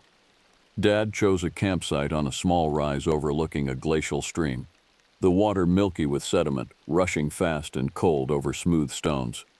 The location offered good visibility in all directions, something I now understood was deliberate. We set up camp in tense silence. Every sound made me jump. The snap of a twig as Dad gathered firewood, the cry of a hawk overhead. My own breathing seemed too loud in my ears.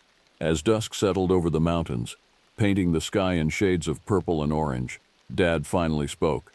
"I need to tell you something," he said, feeding another branch into our fire. The flames cast dancing shadows across his weathered face. "About this area."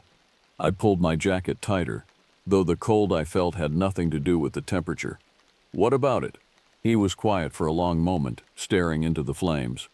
When he spoke, his voice was heavy with something I'd never heard from him before. Something that might have been fear. 6 years ago, in the fall of 2015, a man named Henry Garrison went missing up here. He was a sergeant in my old unit. One of the best soldiers I ever served with. He'd come out here alone, said he needed time to think, to process some things from our deployment. We'd all done that, used these mountains as a kind of therapy. When he didn't show up for his sister's wedding 2 weeks later, they sent search and rescue teams. Nothing. Not a trace. No gear. No body. Nothing. I watched the firelight play across his features, seeing the pain there. "That's horrible. But that wasn't the only one," he interrupted. "Over the next few years, 3 more men from our unit vanished in these mountains, always alone, always without a trace. Different times of year, different trails, but all within a 20-mile radius of where we are right now." The fire crackled, sending up sparks that disappeared into the darkness. I felt goosebumps rise on my arms. "Why didn't you tell me this before?" "Because I didn't think," he trailed off, shaking his head. "I thought it was coincidence. Bad luck. These mountains are dangerous. People get lost, fall, encounter animals. The official reports all said different things. Exposure, animal attack. One was ruled a probable suicide. I wanted to believe that. And now?" His eyes met mine, and what I saw there terrified me more than the structure had. Now I'm not sure what to believe. We sat in silence after that. The only sounds the rushing water and the occasional pop from the fire. I wanted to suggest we leave immediately, hike out tonight using our headlamps, but I knew that would be even more dangerous. So I stayed quiet, feeding the fire, watching the darkness gather at the edges of our small circle of light. I must have dozed off, because I jolted awake to Dad's hand on my shoulder. His finger was pressed to his lips, his eyes wide and alert. My heart immediately began racing. Then I heard it. Footsteps. Not the light padding of an animal, but heavy, deliberate sounds. Boots on stone and dirt, circling our camp slowly, methodically, staying just beyond the firelight. Crunch, crunch, crunch. I stopped breathing. Dad's hand moved to the hunting knife at his belt. His body coiled and ready. We sat frozen, listening as whatever it was completed one full circle around us, then another. The steps were measured, patient, almost casual. Then they stopped. The silence that followed was worse than the sound had been. I could hear my own heartbeat thundering in my ears, feel sweat forming on my palms despite the cold. Dad slowly turned his head, scanning the darkness, but there was nothing to see, just black shapes of trees and rocks. Anything could have been hiding there. We waited like that for what felt like hours, but was probably only 20 minutes. Eventually, Dad relaxed slightly, though he didn't take his hand off the knife. "We leave at first light," he whispered. "Pack everything. We're getting out of here." I nodded, not trusting my voice. Neither of us slept that night. Dawn came slowly, the sky lightening to gray before finally revealing the sun. I'd never been so grateful to see daylight. We moved quickly, rolling up sleeping bags, breaking down the tent, packing gear with practiced efficiency born of urgency. It was Dad who noticed first. He'd walked to the edge of our campsite to retrieve the water bottles we'd left cooling in the stream. I heard him stop, heard his sharp intake of breath. "Bridget," he called, his voice strange. "Come here." I approached cautiously. my legs stiff from sitting tensed all night. Dad was standing perfectly still, staring down at something on a flat rock at the stream's edge. Boots. Military-issue jungle boots, the kind soldiers wore in humid climates. They were old, the leather cracked and faded, the soles nearly worn through. They'd been placed carefully, side by side, toes pointing toward our camp. Dad knelt slowly, reaching out with one shaking hand. He picked up the left boot, turning it over. His face went white. "What?" I demanded, my voice shrill. "What is it?" He pointed to the inside of the boot, where someone had written in permanent marker, H. Garrison 2014. The name from last night, Henry Garrison. The first man to disappear. "Someone put these here," I said, stating the obvious because I couldn't process the implications. I couldn't finish the sentence. Dad set the boot down carefully, as if it were made of glass. His hands were shaking. Someone was close enough to leave these right next to our camp and we never saw them. Never heard anything after those footsteps stopped. "Maybe they were already here," I suggested weakly. "Maybe we didn't notice them before." We both knew that was a lie. Dad had examined every inch of our campsite before setting up. These boots had been left deliberately, placed as a message. But what message? Dad stood abruptly. "Pack faster. We're leaving now." "Shouldn't we take the boots as evidence?" He looked at me like I'd suggested walking back to that bone structure. "No, we're not taking anything from this place. We're getting out and reporting this to the Rangers. Let them handle it." We finished packing in record time, our movements jerky with barely controlled panic. As I shouldered my pack, I made the mistake of looking back toward the stream, toward those boots sitting innocently on the rock. And I saw something else. 20 yards upstream, partially hidden behind a boulder, something had been stacked. I squinted, trying to make sense of the shape in the early morning light. More bones, animal skulls arranged in a careful pyramid, topped with what looked sickeningly like a human pelvis. "Don't look," Dad said sharply, grabbing my arm. "Just walk, now." We started down the trail, moving fast, almost jogging despite the weight of our packs. My mind raced, trying to make sense of it all. The structure, the boots, the bones. Someone was out here. Someone who'd killed or at least collected human remains. Someone who knew about Dad's old unit. Someone who was watching us right now. That last thought made me stumble. I caught myself, but the damage was done. The certainty that we were being observed, studied, followed, settled over me like a shroud. We hiked for 2 hours without stopping, putting miles between us and that campsite. The sun climbed higher, warming the air, but I couldn't stop shivering. Every shadow seemed to hide a threat. Every sound, a bird call, the wind in the pines, the distant rush of water made me flinch. Finally, Dad stopped at a small clearing and consulted his GPS. He frowned, studying the screen. "What?" I asked. "We're not where we should be," he said slowly. "This trail, I don't recognize this section." "What do you mean? We've been following the marked trail." "I thought we were." He turned in a slow circle, his experienced eyes reading the landscape. "But something's wrong. This isn't right." A cold realization settled over me. "We're lost." "Not lost," he corrected, but his voice held no confidence. "Just turned around somehow." He consulted the GPS again, then pointed to a ridge to our east. "We need to head that direction. Should hit the main trail in about a mile."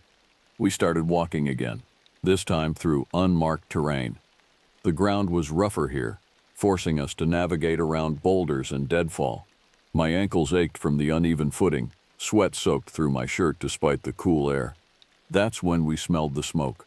Faint at first, just a hint of burning wood on the breeze. We both stopped simultaneously, our heads turning toward the source. There to the north, a thin column of gray smoke rose from somewhere in the valley we'd left that morning. The smoke was coming from the direction of our last campsite.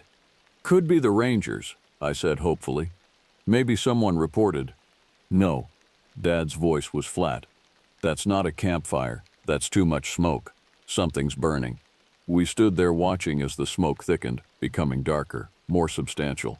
Even from miles away, I could tell it was a substantial fire.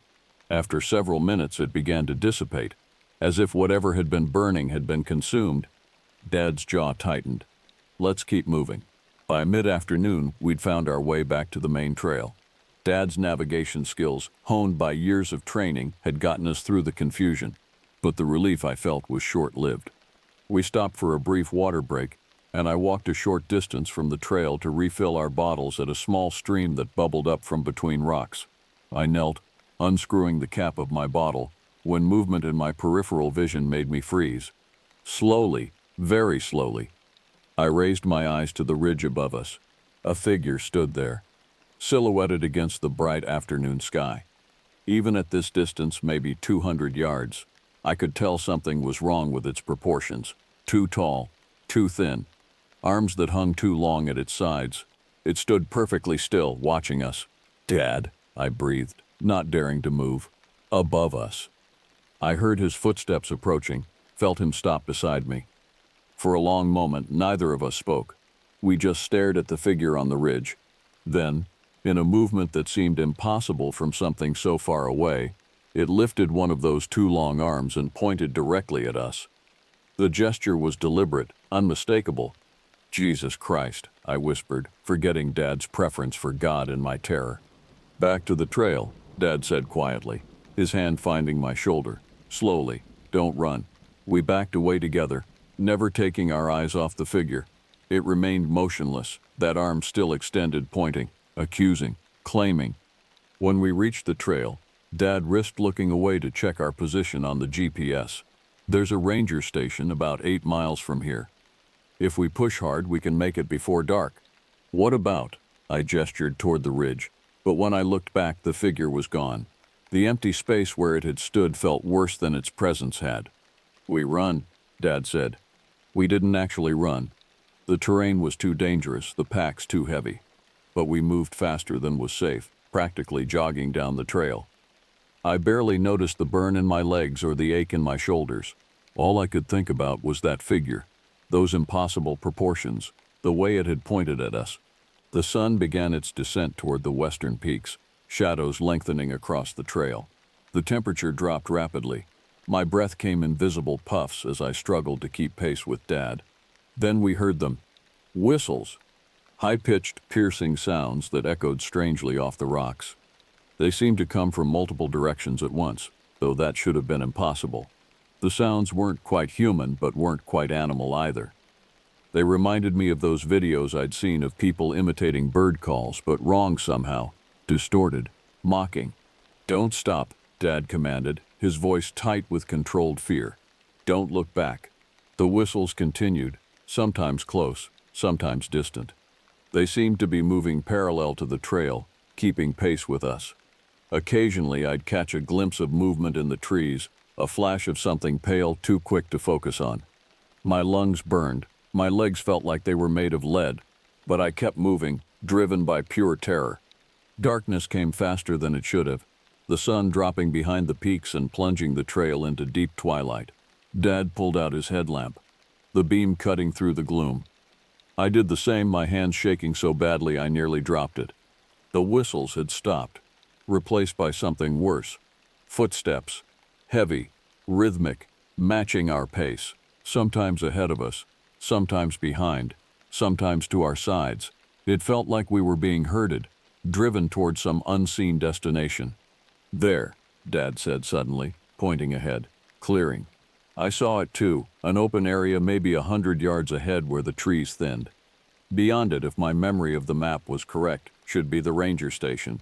We pushed harder, ignoring our exhausted bodies. The footsteps behind us grew louder, more urgent. Something was closing in. We broke into the clearing at a near sprint. My pack bounced painfully against my back. My ankle twisted on a rock, sending pain shooting up my leg, but I didn't slow down. Behind us, the forest erupted with sound. Crashing, breaking branches. Something large moving fast. "There," I screamed, seeing the ranger station ahead. A small wooden building with solar panels on the roof and a truck parked outside. Lights were on inside. We covered the last 100 yards in seconds that felt like hours. Dad reached the door first, pounding on it with his fist. "Open up, emergency." The door opened almost immediately. The young ranger from the trailhead, Stevens, stood there in his uniform, his eyes going wide as he took in our appearance. We must have looked insane, covered in sweat and dirt, gasping for breath, our eyes wild with fear. "What happened?" he demanded, ushering us inside. "Are you injured?" Dad was bent over, hands on his knees, trying to catch his breath. I looked back at the forest we'd just escaped from, my headlamp beam sweeping across the trees. For just a moment, I saw it. The figure from the ridge, standing at the forest's edge, barely illuminated by our lights. Tall, impossibly thin, covered in something pale. And even though I couldn't make out details, couldn't see a face, I knew it was looking directly at me. Then Stevens closed the door, and the moment was broken. "You need to call for help," Dad managed between gasps. "There's someone out there, someone dangerous." Stevens looked between us, clearly trying to assess if we were hysterical or actually in danger. "Okay," he said slowly. "Let's start from the beginning. What exactly did you see?" Over the next hour, we told him everything. The bone structure, the boots, the figure on the ridge, the pursuit. Stevens listened carefully, taking notes, his expression growing more serious with each detail. When we finished, he was quiet for a long moment. Then he picked up his radio. "I'm calling this in. Search and rescue needs to know." And he paused, meeting Dad's eyes. "You're not the first to report strange things in that area. 3 separate reports in the last year. Hikers seeing figures, hearing whistles, finding things." "Things?" I echoed. "Arrangements of bones, personal items belonging to missing hikers. One couple found a pile of clothing in the middle of the trail, all of it from different people, different years." He shook his head. "We've had teams sweep the area twice, never found anything." Dad's voice was hard. "Someone built a structure out of human remains. That's not nothing." "I believe you," Stevens said quickly. "That's why I'm calling this in tonight." "But," he hesitated, "you should know. That area where you said you found the structure, it burned last year. Wildfire. Took out about 50 acres. Nothing standing there anymore." I felt the room spin slightly. "That's impossible. We saw it this morning." Stevens looked uncomfortable. "I'm just telling you what the records say. We spent that night in the ranger station, neither of us willing to go back out into the darkness. Stevens let us use spare bunks in the back room, but I couldn't sleep. Every time I closed my eyes, I saw that figure pointing at us, saw those teeth embedded in wood, saw those boots sitting on the rock like an offering." The next morning, a search and rescue team went out to investigate our reports. Dad and I waited in the station, drinking bad coffee and watching the mountains through the window. They returned at dusk, their faces grim. "We found evidence of a recent fire," the team leader reported. "Exactly where you described your campsite. Also found the rock where you said the boots were, but no boots, no bones either." "What about the structure?" Dad demanded. "The bone shelter?" The team leader exchanged glances with his colleagues. "We found the location based on your GPS coordinates. The area shows signs of an old burn, probably from that wildfire last year. But," he paused, "there were some strange things. We found several piles of bones scattered around the area, all animal as far as we could tell, but arranged deliberately, and we found this." He held up an evidence bag. Inside was a military patch, the same unit insignia Dad had worn, the same one his missing friends had worn. Dad took the bag with shaking hands, staring at the patch as if it might explain everything. "We're launching a full investigation," the team leader said. "FBI will probably get involved given the possible human remains you described. We're treating this as a potential serial crime scene, but I could tell from his tone he didn't expect to find anything conclusive. These mountains had already proven they knew how to keep secrets." We left Wyoming the next day. Dad drove us back to Riverton in silence, and I flew home to Seattle that afternoon. We didn't talk about what happened, didn't try to make sense of it. What was there to say? In the months that followed, I checked the news obsessively. There were brief reports of an investigation in the Wind River Range, mentions of possible foul play, appeals for information about the missing soldiers, but nothing came of it. Eventually, the story faded from the news cycle, replaced by fresher tragedies. Dad stopped taking groups into the mountains. He sold his guiding business and moved to Spokane, taking a job teaching basic survival skills at a community college. We talked more often after that, but we never discussed the Wind River Range. It sat between us like a ghost, present but unspoken. Sometimes, late at night when I can't sleep, I think about that figure on the ridge. I try to convince myself it was just a hiker, that the perspective and distance distorted its appearance. I try to believe the bone structure was old, predating the wildfire, and that our traumatized minds filled in details that weren't really there. But then I remember those boots, Henry Garrison's boots, placed carefully beside our camp.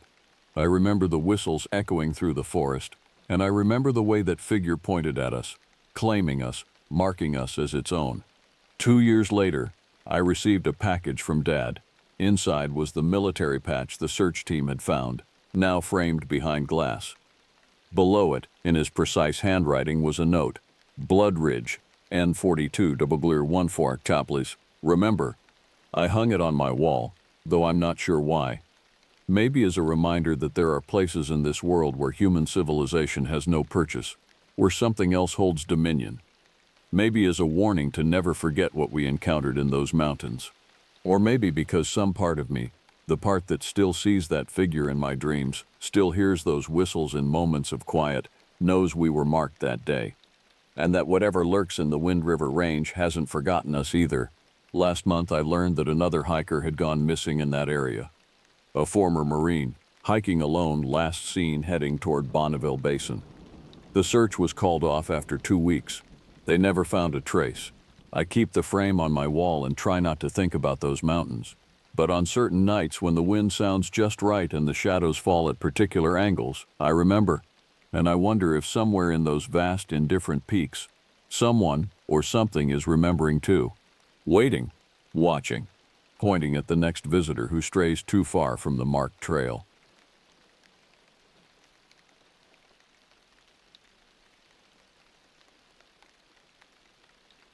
"15 years I'd been leading hiking groups through those mountains, and I thought I'd seen everything the wilderness had to offer. Every Saturday from April through October, I'd take groups of 8 to 12 people along the same network of trails, pointing out wildlife, teaching them about the local flora, and making sure nobody twisted an ankle on the rocky paths. The work was predictable, safe, and honest. I liked it that way. That particular Saturday in late July started like any other.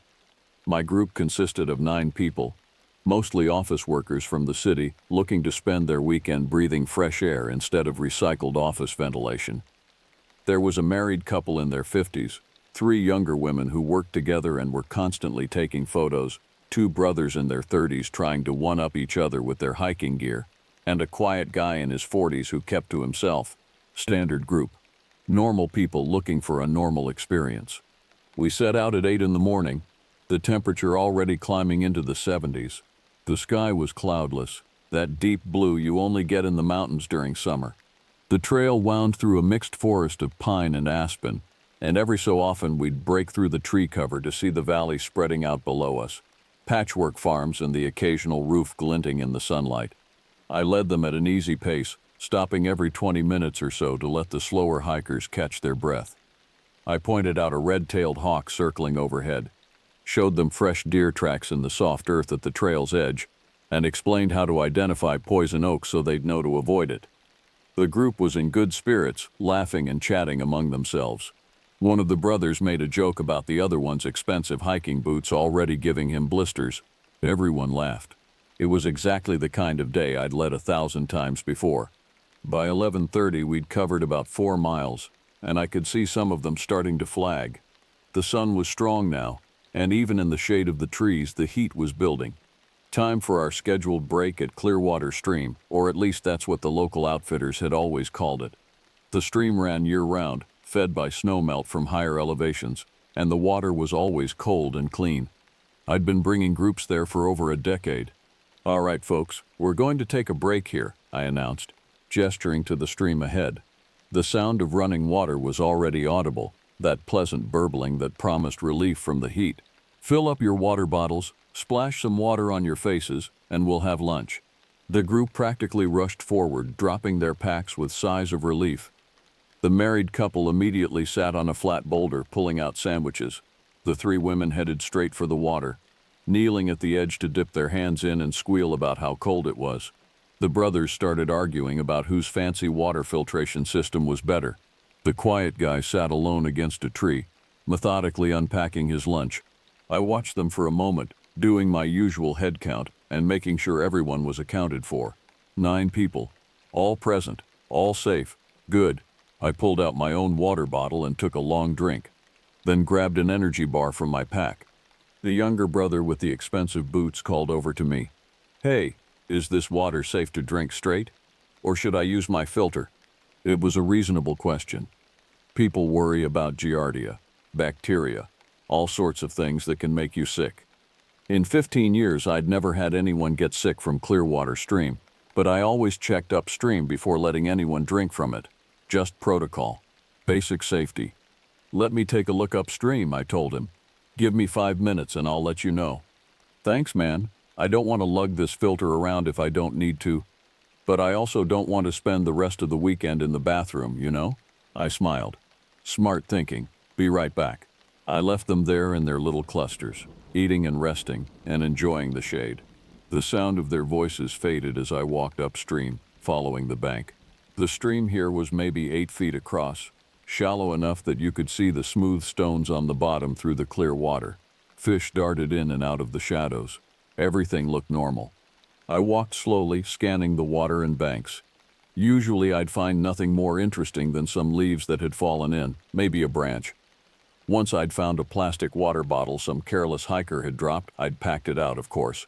The worst thing I'd ever found was a dead squirrel that had probably fallen from a tree, and even that was on the bank, not in the water itself. 50 yards upstream, that was my usual checkpoint, far enough to see if anything was contaminating the water before it reached the group. The smell hit me first. I was maybe 40 yards upstream when the breeze shifted, carrying something rancid and organic toward me. Death has a specific smell. Anyone who's spent enough time in the woods knows it. Sweet and rotting and wrong. I stopped walking, suddenly alert. My eyes scanned the stream ahead, looking for the source. At first, I didn't see it. The sunlight was dappling through the trees, creating patterns of light and shadow on the water. But then something resolved in my vision. Something that didn't belong. Something sitting in the middle of the stream, water flowing around it. I walked closer, my boots crunching on the rocky bank. The smell got stronger. Flies buzzed in the air, thick and persistent. It was a deer's head. Not a skull, bleached white and clean. A head with flesh still on it, rotting in the summer heat. The water flowing around it was probably carrying God knows what downstream toward where my group sat, eating their lunch. I stopped about 10 feet away, my stomach churning. I've seen plenty of dead animals in the wilderness. It's part of nature, part of the cycle of life and death. I've come across deer killed by mountain lions, elk that had died in the winter and been scavenged by bears and coyotes, but this was different. The head was sitting upright in the shallow water, wedged between 2 rocks so it wouldn't wash downstream.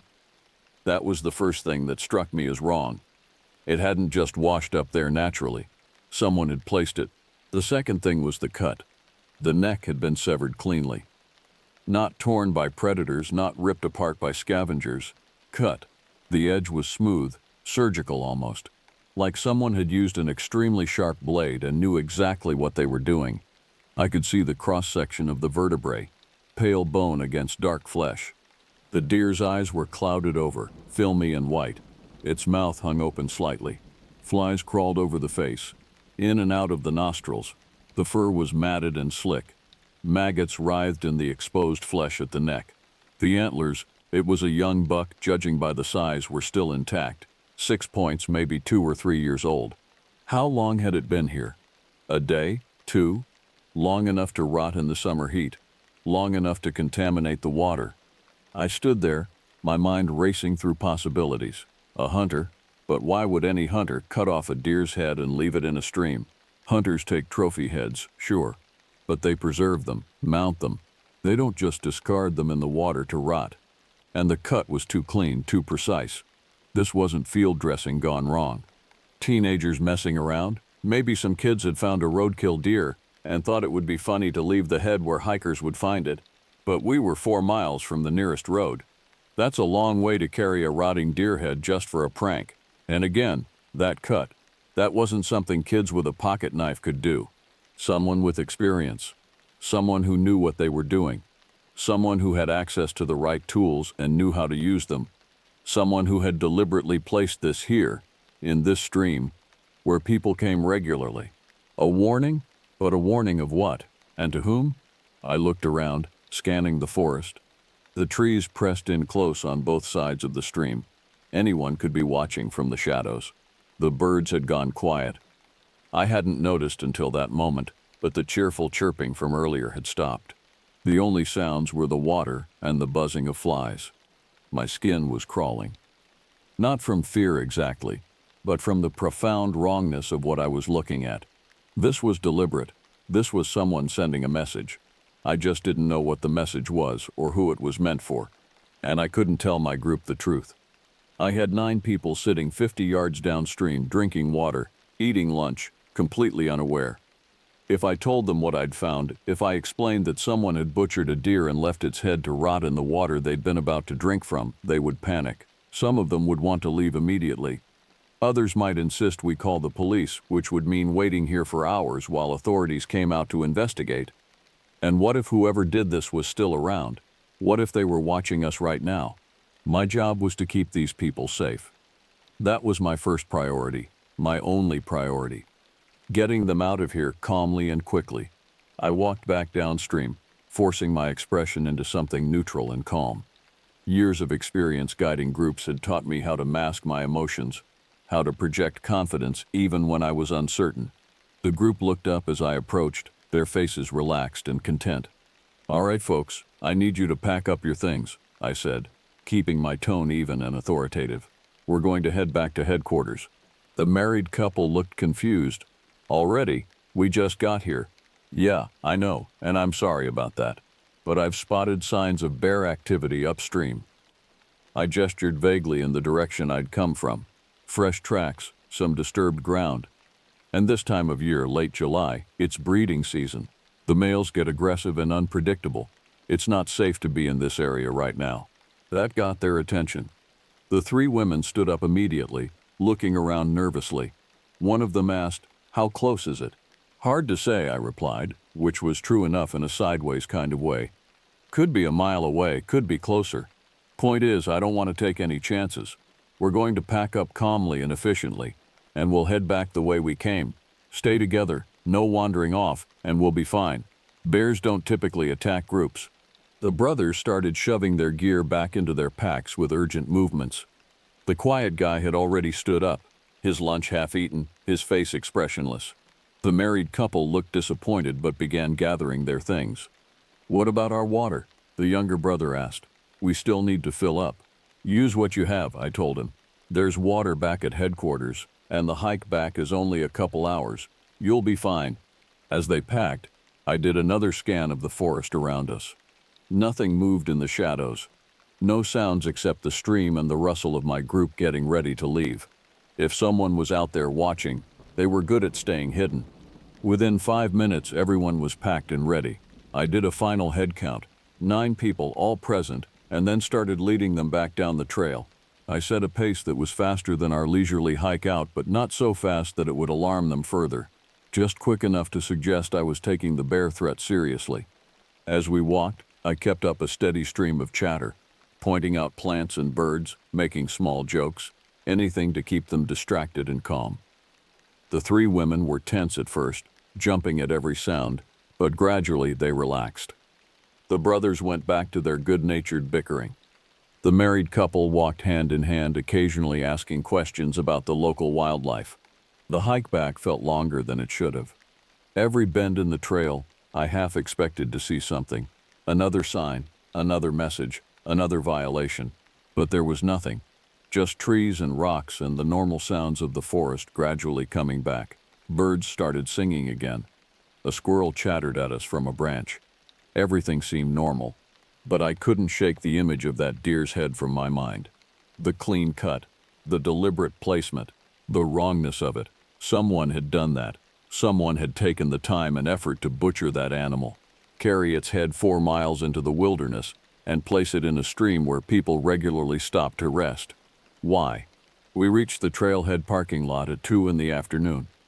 The group was tired but in good spirits, already laughing about how they'd have a story to tell about the bear that almost got them. I helped them load their gear into their cars, accepted their thanks, and watched them drive away. Then I went into the headquarters building and found my boss, a man named Gordon who'd been running this outfitting business for 30 years. He was in his office working on paperwork and looked up when I knocked. "Back early," he observed. "Everything okay?" "Need to talk to you," I said, closing the door behind me. "Privately." His expression shifted immediately to concern. "What happened?" I told him everything: the deer's head, the clean cut, the placement in the stream, how I'd lied to the group about a bear to get them out of there. As I spoke, I watched his face go from concern to grim. When I finished, he was quiet for a long moment. Then he said, "You did the right thing. Getting them out of there safely was the priority." "I know, but Gordon, someone did that on purpose. Someone who knew that stream, knew we bring groups there, and they had the tools and knowledge to do a clean butchering job." "Could be some hunter with a grudge," Gordon suggested. "Maybe someone who got turned away from one of our tours, decided to mess with us." "Maybe. But it felt like more than just messing with us. It felt like a threat." Gordon leaned back in his chair, thinking. "Do we call the police? And tell them what? There's a rotting deer head 4 miles up the trail? They'll think we're wasting their time, and even if they take it seriously, what can they do? Whoever did it is long gone. So what do you want to do?" I thought about it. "I want to go back up there tomorrow, early, take some photos, document what's there, and I want to avoid that section of trail for a while. Tell the other guides to use the eastern route instead, at least until we know what we're dealing with." Gordon nodded slowly. "All right, but you don't go alone. Take someone with you. And if you see anything else weird, anything at all, we call it in." I went home that evening, but I couldn't settle. My small cabin on the edge of town felt too quiet, too isolated. I kept thinking about that deer's head sitting in the stream, water flowing around it. Kept thinking about the clean cut, the precision of it. I made dinner but barely ate, tried to watch television but couldn't focus. Finally, I pulled out my laptop and started researching. Animal mutilations, hunting practices, ritual killings. The internet was full of theories and speculation, most of it nonsense. But buried in the noise, I found some things that made my skin crawl. There were reports from other areas, other states of similar incidents. Not common, but not unheard of either. Animals butchered with unusual precision and left in places where people would find them. Sometimes in streams or rivers, sometimes on trails, sometimes right near campsites. In most cases, the authorities never caught whoever was responsible. The incidents would happen a few times, then stop, then maybe start up again months or years later. Some people thought it was hunters showing off their skills. Others suggested it was people with psychological problems working out their issues on animals. A few even suggested organized groups, though that seemed far-fetched to me. What struck me most was that in several of the cases, the incidents had escalated. Started with small animals, rabbits, squirrels, then moved to larger ones, deer, dogs, and in one case in the Pacific Northwest 5 years ago, a hiker had disappeared. They'd found her backpack by a stream 3 days later, but never found her body. That case was still unsolved. I closed the laptop, my hands shaking slightly. I was probably being paranoid. One deer head didn't mean there was some kind of serial killer operating in these mountains. It was most likely just some disturbed individual who'd done something grotesque and would never be seen again. But probably wasn't the same as certainly, and my job was to keep people safe. I tried to get some rest, lying in bed with all the lights in the cabin turned off, but my mind wouldn't stop racing. Every sound outside, the wind in the trees, an animal moving through the brush made me tense. I found myself straining to hear footsteps, to catch the sound of someone approaching. Nobody came, nothing happened, but I barely slept, and when I finally did drift off near dawn, my dreams were filled with images of sharp blades and blank staring eyes. The next morning, I met Gordon and another guide named Phil at the trailhead at 6 a.m. We hiked up to Clearwater Stream in silence, making good time in the cool morning air. The forest was beautiful in the early light, peaceful and serene. It was hard to believe anything bad could happen in a place like this. When we reached the stream, the deer's head was gone. We stood there, staring at the empty water. The rocks where it had been wedged were still there, but the head itself had vanished. No sign of it anywhere. No drag marks on the bank. No blood. Nothing. "Are you sure this is the right spot?" Phil asked, though his tone suggested he knew it was. "Positive," I said. "Right there, between those two rocks." Gordon waded into the stream, examining the area closely. "Could an animal have taken it? Bear or mountain lion?" "Possible," I admitted. "But usually they'd drag it onto the bank to feed, leave some trace. This is clean, too clean." We searched the area for half an hour, looking for any sign of what had happened. We found nothing. Whoever had placed the head there had come back and removed it, covering their tracks completely. As we hiked back down, I couldn't shake the feeling that we were being watched, that somewhere in the trees someone was observing us, pleased that we'd found their message and understood it, or maybe frustrated that we'd gotten people out before anything worse could happen. Gordon agreed to shift all tours to different trails for the next month. We'd monitor the situation, watch for any other unusual activity. He also contacted the local authorities, gave them a heads up about what we'd found, though without any physical evidence there wasn't much they could do. In the weeks that followed, nothing else happened. No more animal remains. No strange signs. Life went back to normal. I kept leading tours, kept taking groups into the mountains, kept teaching them about the wilderness and how to stay safe in it. But I never went back to Clearwater Stream, and I never told anyone the whole truth about what I'd found that day, except Gordon and Phil. The people on that hike still think they were saved from an aggressive bear. They have no idea how close they came to something potentially much worse. Sometimes, late at night, I still think about it, about the precision of that cut, about someone skilled and deliberate enough to leave that message and then remove all evidence, about the fact that they're still out there, somewhere, maybe doing the same thing on different trails, in different places. But mostly I think about the 9 people I kept safe that day. I think about how I made the right call, got them out before they saw something that would haunt them, before something worse could happen. In 15 years of guiding, that's always been my job, keeping people safe no matter what. And that's what I did. That's all that really matters in the end.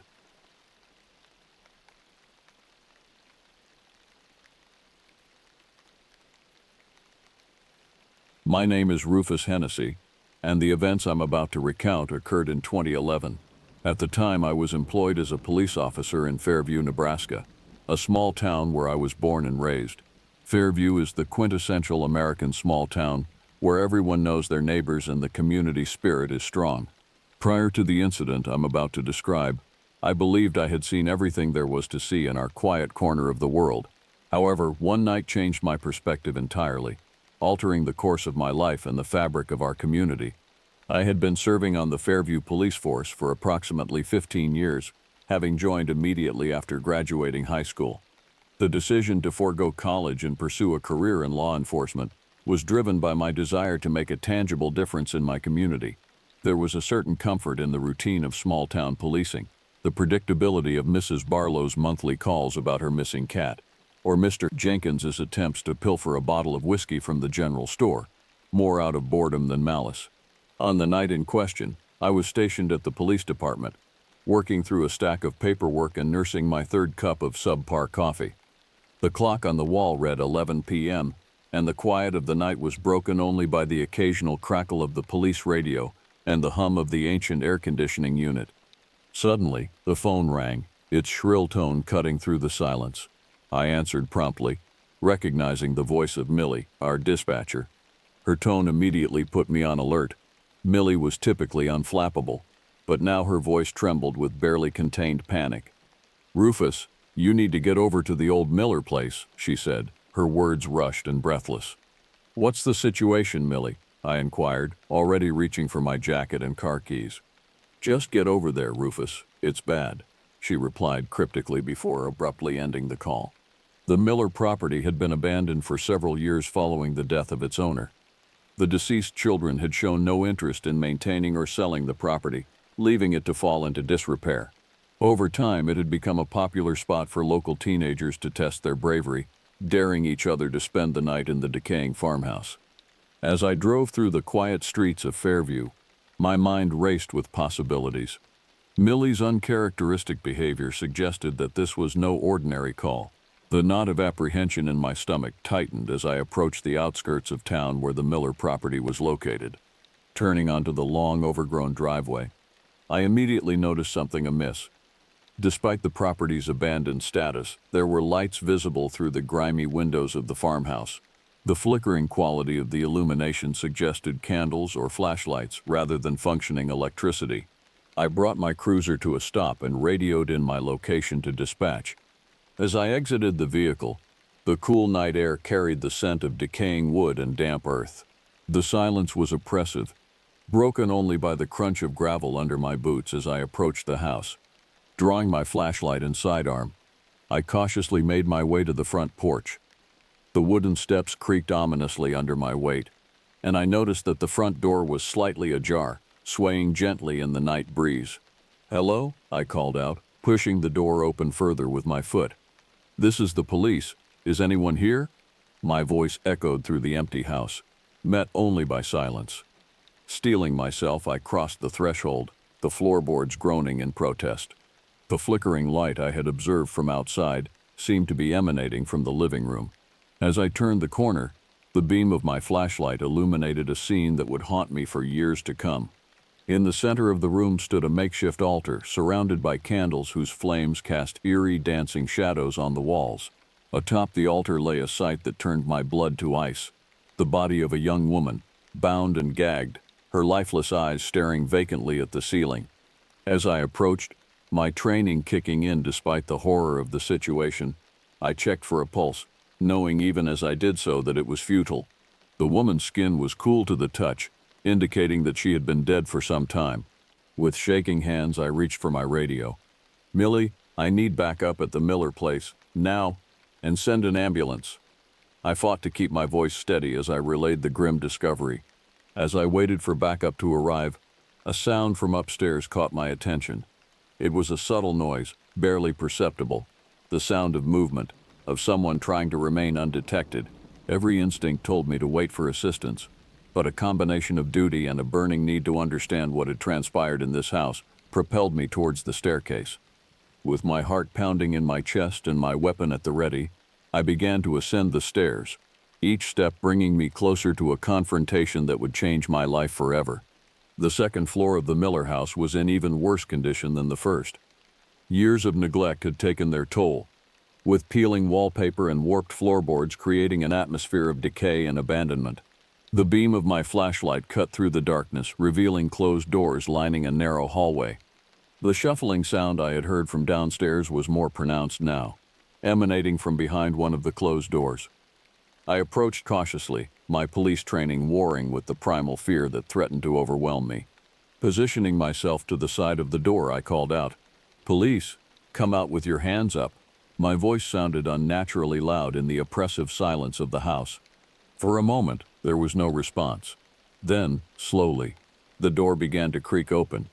I tightened my grip on my weapon, prepared for whatever might emerge. The figure that stepped out of the room was unlike anything I had encountered in my years of police work.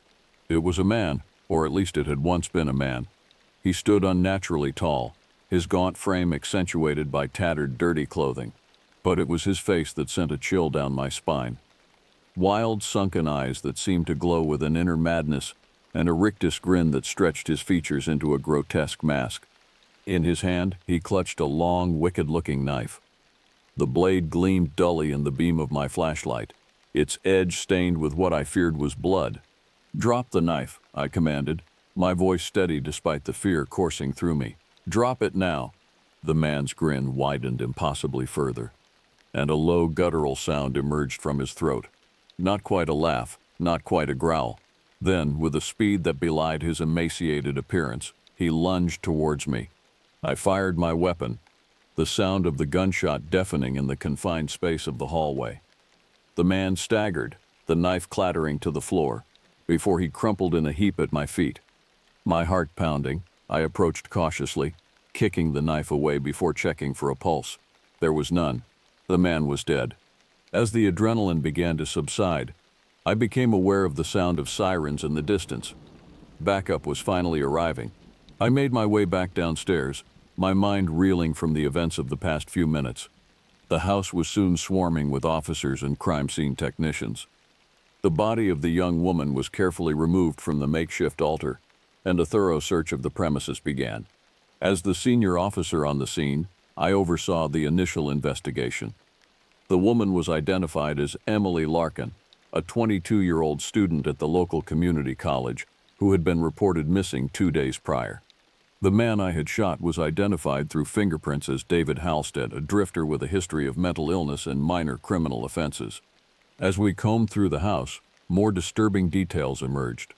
In what appeared to be Halstead's living space, we discovered journals filled with rambling entries about dark rituals and sacrifices. The writings were barely coherent, filled with references to ancient gods and promises of power through bloodshed. Evidence suggested that Halstead had been squatting in the abandoned house for several weeks, possibly months. The room where I had encountered him was filled with occult paraphernalia, strange symbols drawn on the walls, crystals and bones arranged in patterns that made no sense to my rational mind. As dawn broke over Fairview, casting a pale light over the crime scene, I found myself standing on the front porch of the Miller house, trying to make sense of what had transpired. The events of the night had shaken me to my core, forcing me to confront the reality that evil could manifest even in the most unexpected places. Little did I know that this was only the beginning. The horror that had unfolded in the Miller house would cast a long shadow over our town, changing the fabric of our community and testing the limits of our resilience in ways we could never have imagined. The days following the gruesome discovery at the Miller house were a whirlwind of activity. Fairview, typically a town where the biggest news was the outcome of the high school football game, suddenly found itself thrust into the national spotlight. News vans from larger cities descended upon us, their satellite dishes and eager reporters an alien presence in our quiet streets. The story of Emily Larkin's murder and the subsequent confrontation with David Halstead spread quickly, first through local channels and then picked up by national media outlets. Our small police force was overwhelmed with inquiries from journalists and concerned citizens alike. As the lead officer on the case, much of the responsibility fell on my shoulders. I spent countless hours coordinating with state investigators, fielding questions from reporters, and trying to piece together the events that had led to this tragedy. The autopsy report on Emily Larkin painted a grim picture. She had been held captive for at least 36 hours before her death, subjected to torture and ritualistic markings. The cause of death was determined to be blood loss from multiple knife wounds, each carefully placed in a pattern that corresponded to the ramblings in Halstead's journals. The investigation into David Halstead's background revealed a troubled history. He had been in and out of mental health facilities for years, diagnosed with severe schizophrenia and delusional disorder. Somewhere along the line, he had fallen through the cracks of the system, his deteriorating mental state going unchecked as he drifted from town to town. As we delved deeper into Halstead's past, we discovered connections to various fringe groups and online forums dedicated to occult practices. It seemed that in his delusional state, he had cobbled together a belief system from bits and pieces of different mythologies and conspiracy theories, creating a twisted worldview that justified his horrific actions. The impact on our community was profound. Fairview had always prided itself on being a safe place, where people left their doors unlocked and children played freely in the streets. Now, an undercurrent of fear ran through the town. Parents kept a closer eye on their children, and neighbors viewed strangers with suspicion. The Larkin family was devastated. Emily had been well liked in the community, known for her kind heart and volunteer work at the local animal shelter. The memorial service held for her was attended by nearly the entire town, a somber affair that underscored the collective grief and shock we all felt. As for me, the events of that night had left an indelible mark. I found myself plagued by nightmares, reliving the moment I confronted Halstead, seeing Emily's lifeless eyes staring accusingly at me. During my waking hours, I was consumed by a sense of guilt. If only I had gotten there sooner. If only we had taken the missing persons report more seriously from the start, maybe Emily would still be alive. Chief Anderson, recognizing the toll the case had taken on me, suggested I take some time off, but I couldn't bring myself to step away. I threw myself into work with renewed vigor, determined to ensure that nothing like this would ever happen in Fairview again. We implemented new protocols for missing persons cases, increased patrols around abandoned properties, and worked to establish better communication channels with mental health services in neighboring counties. It wasn't much, but it felt like a start. As the weeks passed and the media attention began to wane, Fairview slowly tried to return to some semblance of normalcy, but the scars remained, visible in the wary glances of passers-by and the new security systems being installed on homes throughout the town. One evening, as I was leaving the station after another long day, I found myself driving past the Miller property. The house stood dark and silent, crime scene tape still fluttering in the breeze. In that moment, I made a decision. I couldn't change what had happened, but I could work to prevent it from happening again. I would dedicate myself to protecting Fairview, to being the guardian our town needed in these dark times. Little did I know that this commitment would be tested sooner than I could have imagined, as the echoes of Halstead's madness continued to reverberate through our community. In the months following the tragedy at the Miller house, Fairview struggled to regain its footing. The initial shock had worn off, but a pervasive sense of unease lingered in the air.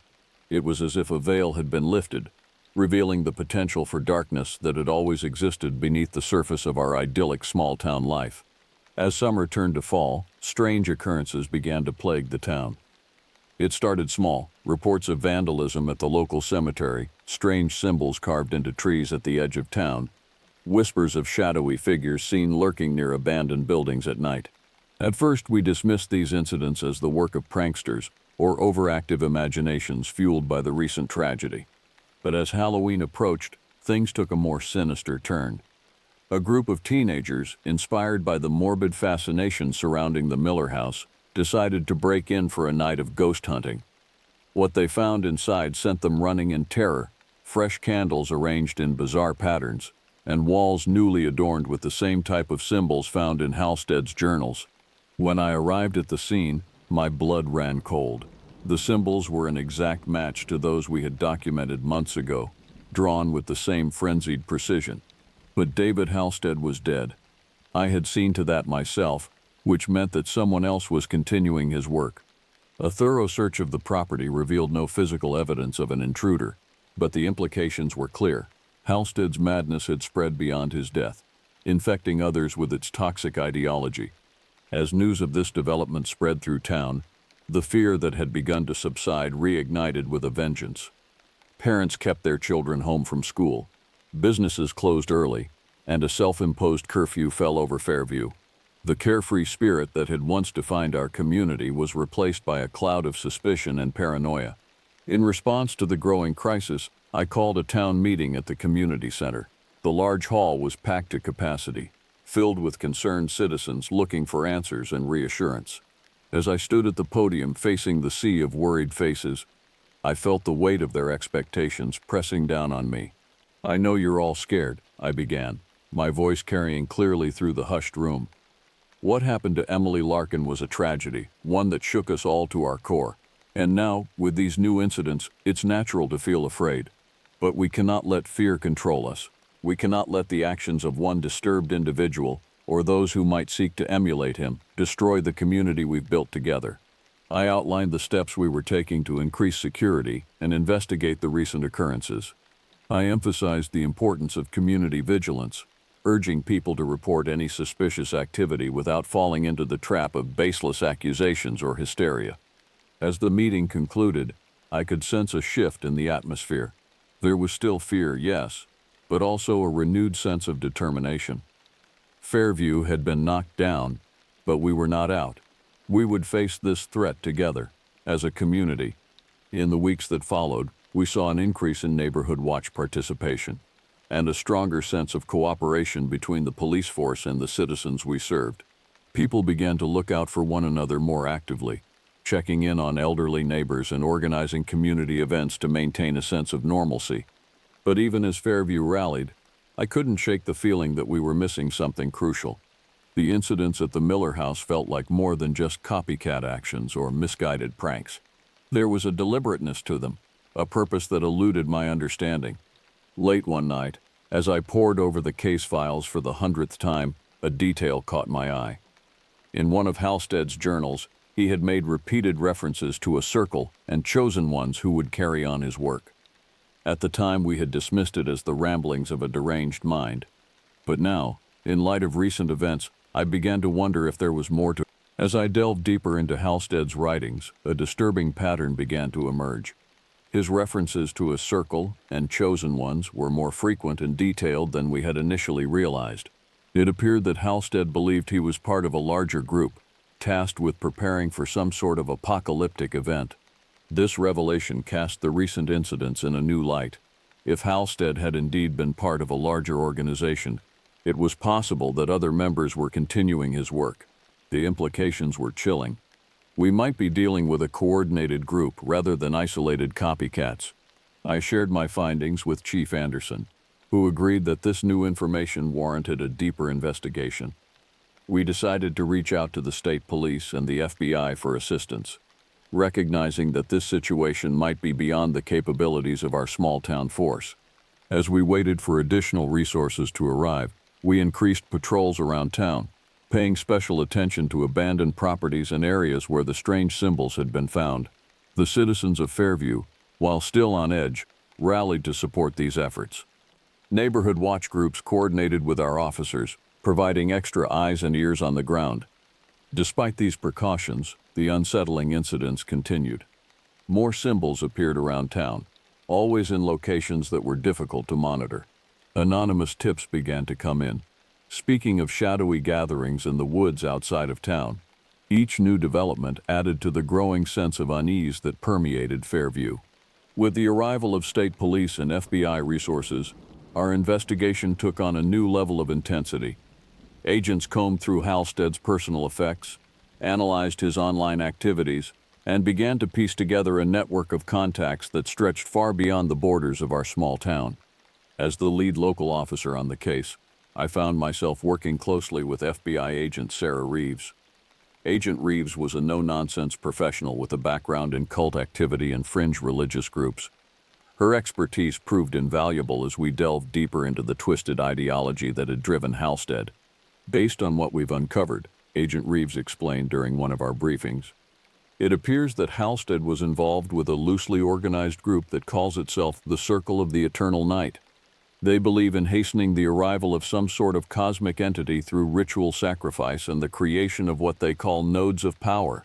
The more we learned about this group, the more concerned I became. It seemed that the Miller House incident, as horrific as it was, might have been just the beginning of their plans for Fairview.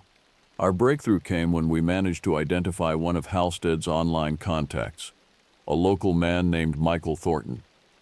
Thornton had a history of mental health issues and had been in and out of treatment facilities over the years. More importantly, he had been seen in the vicinity of several locations where the strange symbols had appeared.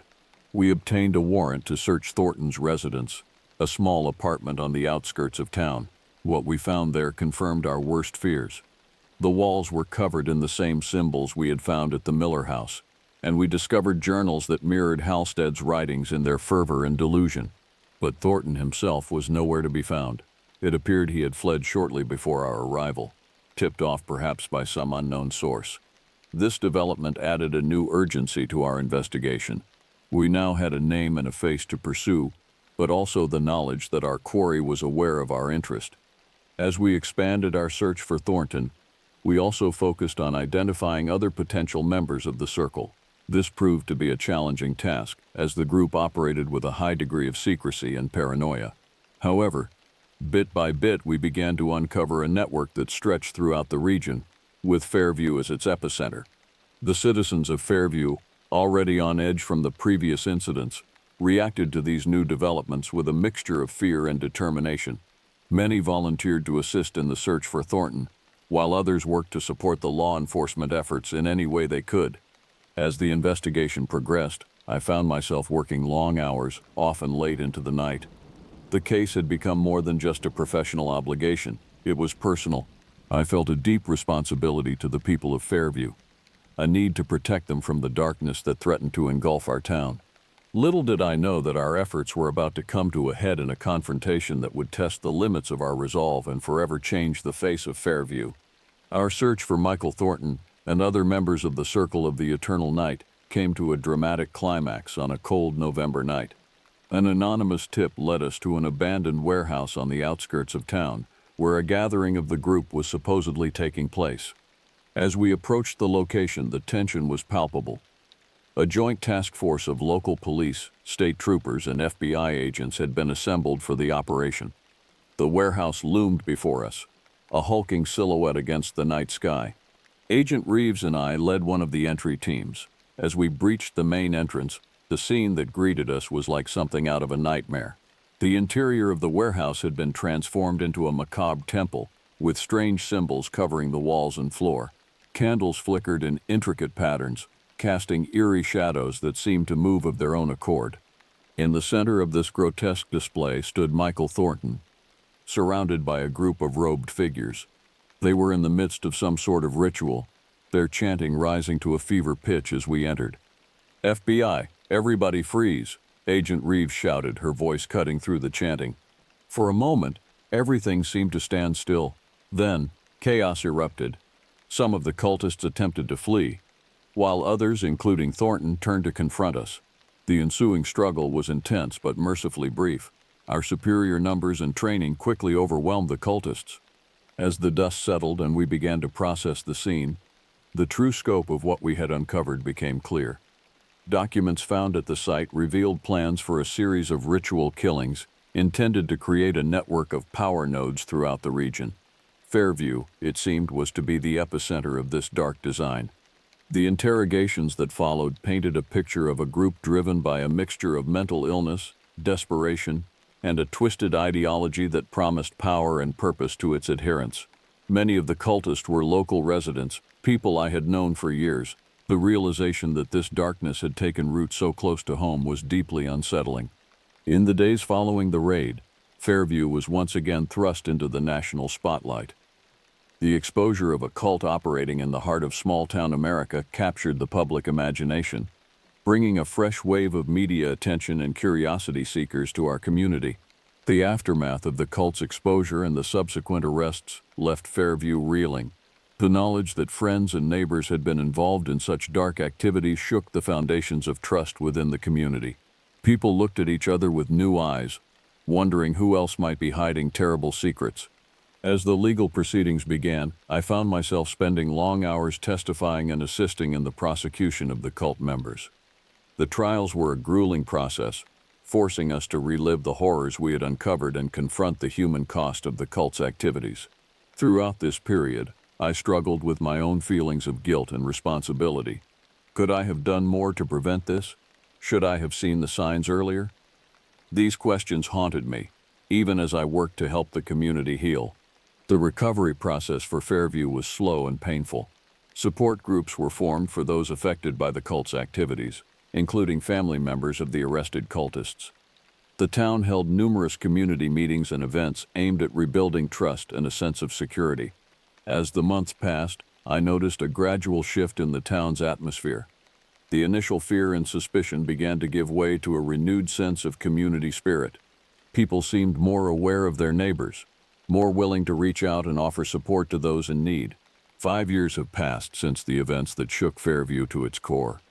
In that time, our town has undergone a profound transformation.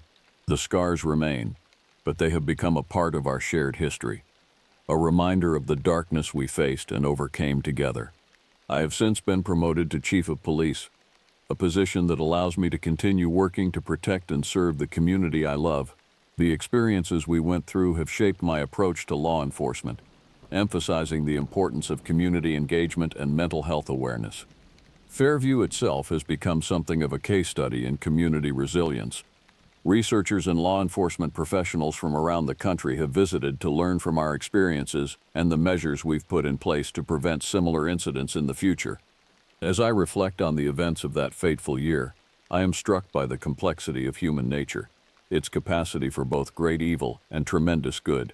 The cult members, driven by delusion and desperation, caused immeasurable harm. But the response of the community, the way people came together to support one another and rebuild, revealed the inherent strength and goodness that exists within us all.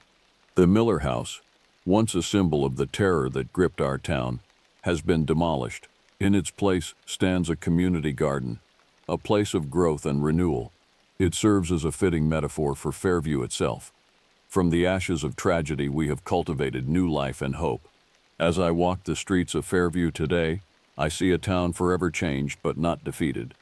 We carry the memory of those dark days with us, but we do not let it define us. Instead, we have chosen to learn from our past and use that knowledge to build a stronger, more compassionate community. The events of 2011 taught us that evil can lurk in the most unexpected places, but they also showed us the power of unity and resilience. As long as we remain vigilant, support one another, and face our challenges together, I believe that Fairview, and communities like it across the country, can withstand whatever darkness may come. In the end, this is not just a story about a crime or a cult. It's a story about a town that looked into the abyss and emerged stronger for it. It's a testament to the enduring spirit of community and the fundamental goodness that exists within us all. And it's a reminder that even in our darkest moments, there is always hope for a brighter tomorrow. It's Pearl Big. My name is Connor Radcliffe, and the events I'm about to recount occurred during the summer of 2004. At the time, I was 19 years old, working as a counselor at Camp Silver Lake in Pennsylvania. The decision to take this position was driven by a desire to distance myself from my parents' constant pressuring and to earn money for my impending college education. Camp Silver Lake was situated in a picturesque location, surrounded by dense forests and centered around a pristine lake. The main lodge, a large wooden structure, served as the hub of camp activities.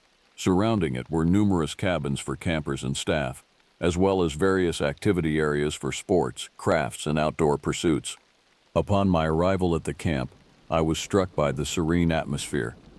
The air was crisp and clean, filled with the scent of pine and the sounds of nature. It was a stark contrast to the urban environment I had left behind, and I found myself looking forward to the summer ahead. The week before the campers' arrival was dedicated to staff orientation and preparation. It was during this time that I became acquainted with my fellow counselors. There was Evan, an athletic individual with a penchant for organizing physical activities and a seemingly boundless energy for long-distance running. Cassidy was our resident artist, always eager to engage in creative projects and share her passion for arts and crafts. Maddie, a longtime camp attendee turned counselor, naturally assumed a leadership role among us. As I was unpacking my belongings in one of the staff cabins, Maddie entered, clipboard in hand. Her demeanor was professional and focused, a testament to her experience with the camp's operations. "Connor," she said, her tone businesslike, "you're assigned to kitchen duty this evening. Please ensure everything runs smoothly." I nodded in acknowledgement, attempting to inject some levity into the conversation. "I'll do my best not to burn down the camp. If I do, we can always blame it on the legendary ghost of Silver Lake." Maddie's serious expression softened slightly, and she allowed herself a small chuckle. "I'm sure the campers would find that entertaining. Just focus on your responsibilities, please." As Maddie left, I returned to my unpacking, my mind wandering to the summer ahead. Little did I know that my joke about camp ghosts would prove to be unnervingly prescient. The subsequent days were filled with preparation activities. We cleaned and organized the cabins, checked the safety equipment, and planned the summer's activities. The atmosphere among the staff was one of anticipation and excitement. When the campers arrived, the camp burst into life. The air filled with the sounds of laughter, splashing water, and the general commotion of children enjoying their summer adventure. I was assigned to oversee Cabin 6, housing a group of boys aged 12 to 13.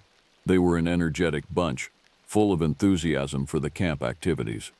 However, one camper in particular, Jameson, proved to be a challenge. He had a habit of sneaking out after lights out, necessitating frequent retrieval missions on my part. Each time, I would remind him of the potential dangers lurking in the surrounding woods, emphasizing the ease with which one could become lost in the dense forest.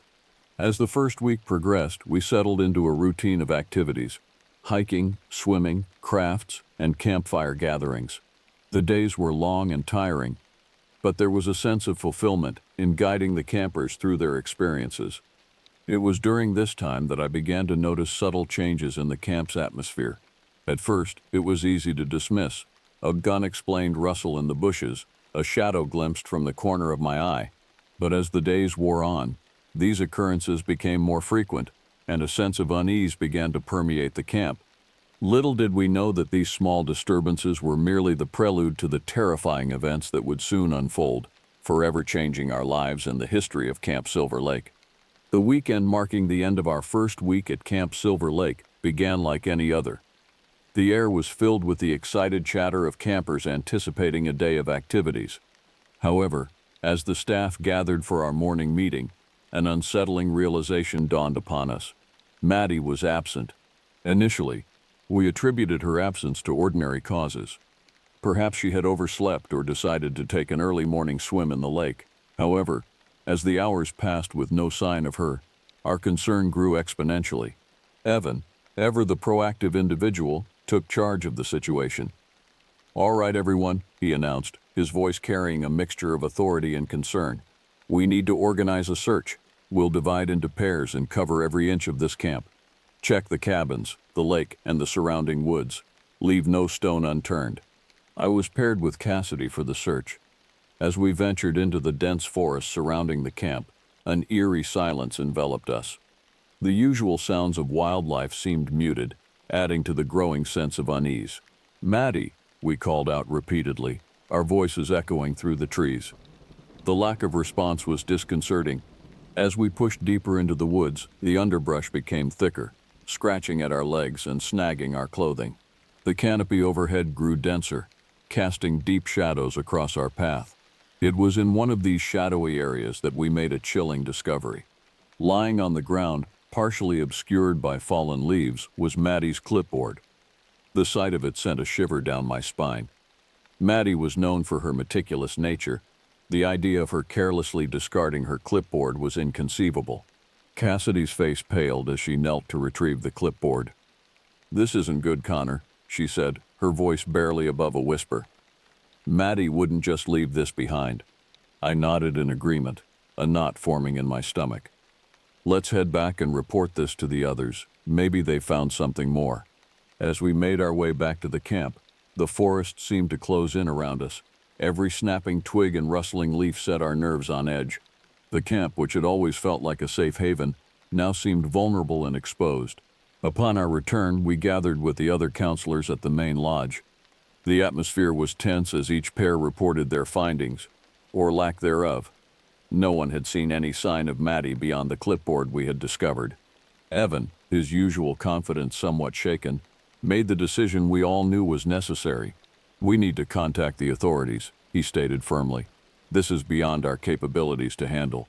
The arrival of the police brought a new level of gravity to the situation. As they took our statements and began their own search, the reality of Maddie's disappearance began to sink in. The campers, sensing the adults' distress, became anxious and fearful. For days, the police scoured the area, utilizing search dogs and even a helicopter. But as the search wore on with no results, a sense of hopelessness began to set in. After a week of fruitless searching, the police were forced to scale back their efforts, leaving us with more questions than answers. In the wake of the police departure, we attempted to restore some semblance of normalcy to the camp. Activities resumed, but there was an undercurrent of tension that permeated every aspect of camp life. Every unexpected sound, every shadow, seemed to hold the potential for danger.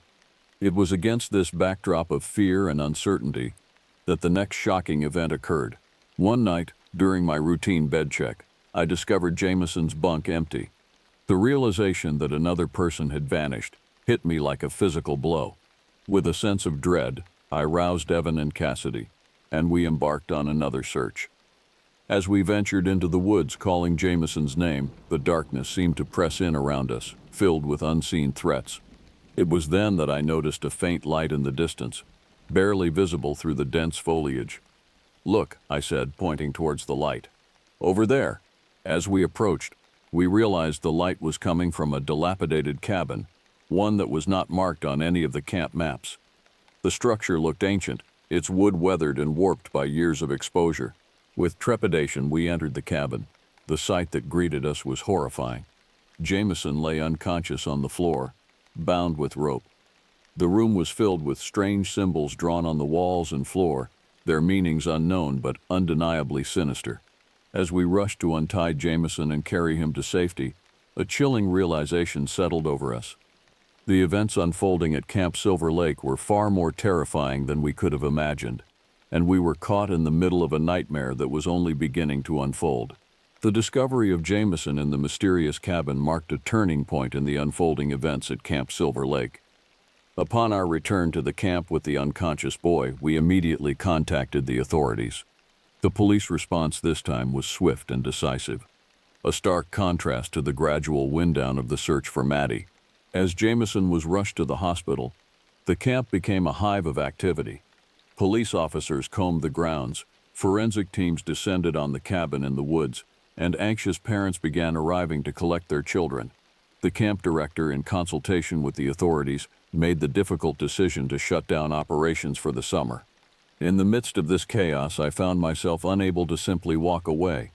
The mysteries surrounding Maddie's disappearance and Jameson's abduction gnawed at me, demanding resolution. Evan and Cassidy, it turned out, I understand your concern, the director said, his face etched with worry lines.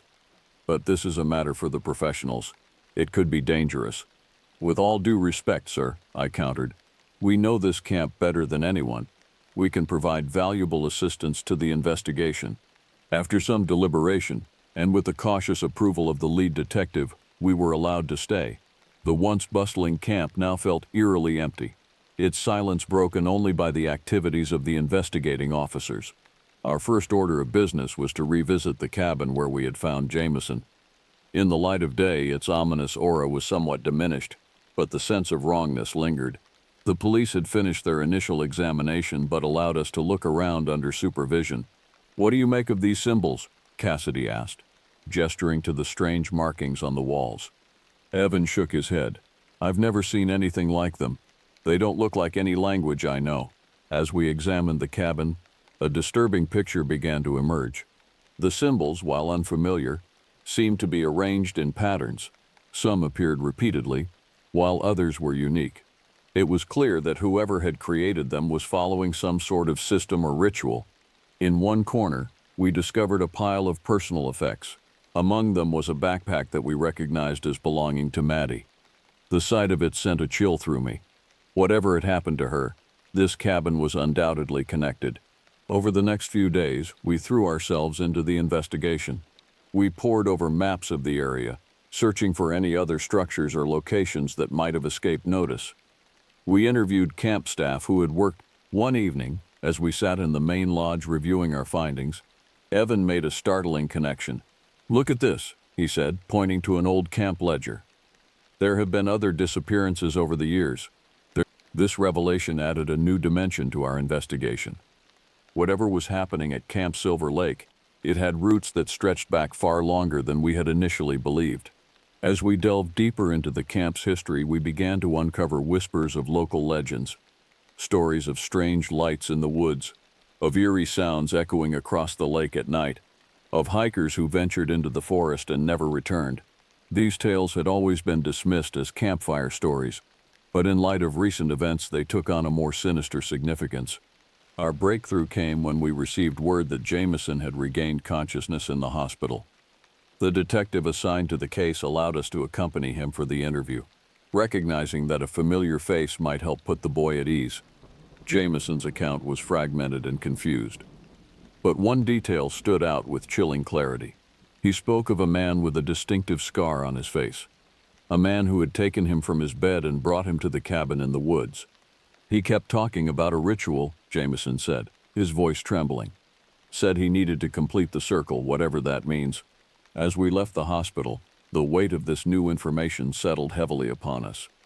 We now had a face to associate with the horrors unfolding at Camp Silver Lake, the face of a scarred man, driven by some incomprehensible purpose. That night, as I lay in my bunk unable to sleep, I couldn't shake the feeling that we were on the verge of uncovering something far larger and more terrifying than we had initially imagined. The scarred man, the strange symbols, the history of disappearances, all pointed to a dark secret that had been festering in these woods for generations. As I finally drifted off to sleep, my dreams were plagued by visions of shadowy figures moving through the trees, of strange symbols glowing in the dark, and of a scarred face grinning with malevolent purpose.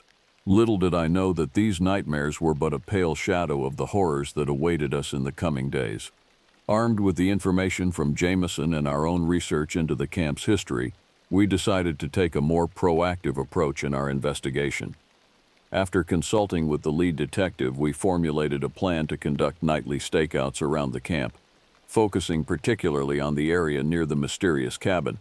We divided the night into shifts, each of us taking turns to watch for any unusual activity. The police provided us with walkie-talkies to maintain communication, and we were under strict instructions to alert them immediately if we spotted anything suspicious. The first few nights of our stakeout passed uneventfully. The forest was quiet, save for the usual nocturnal sounds of wildlife.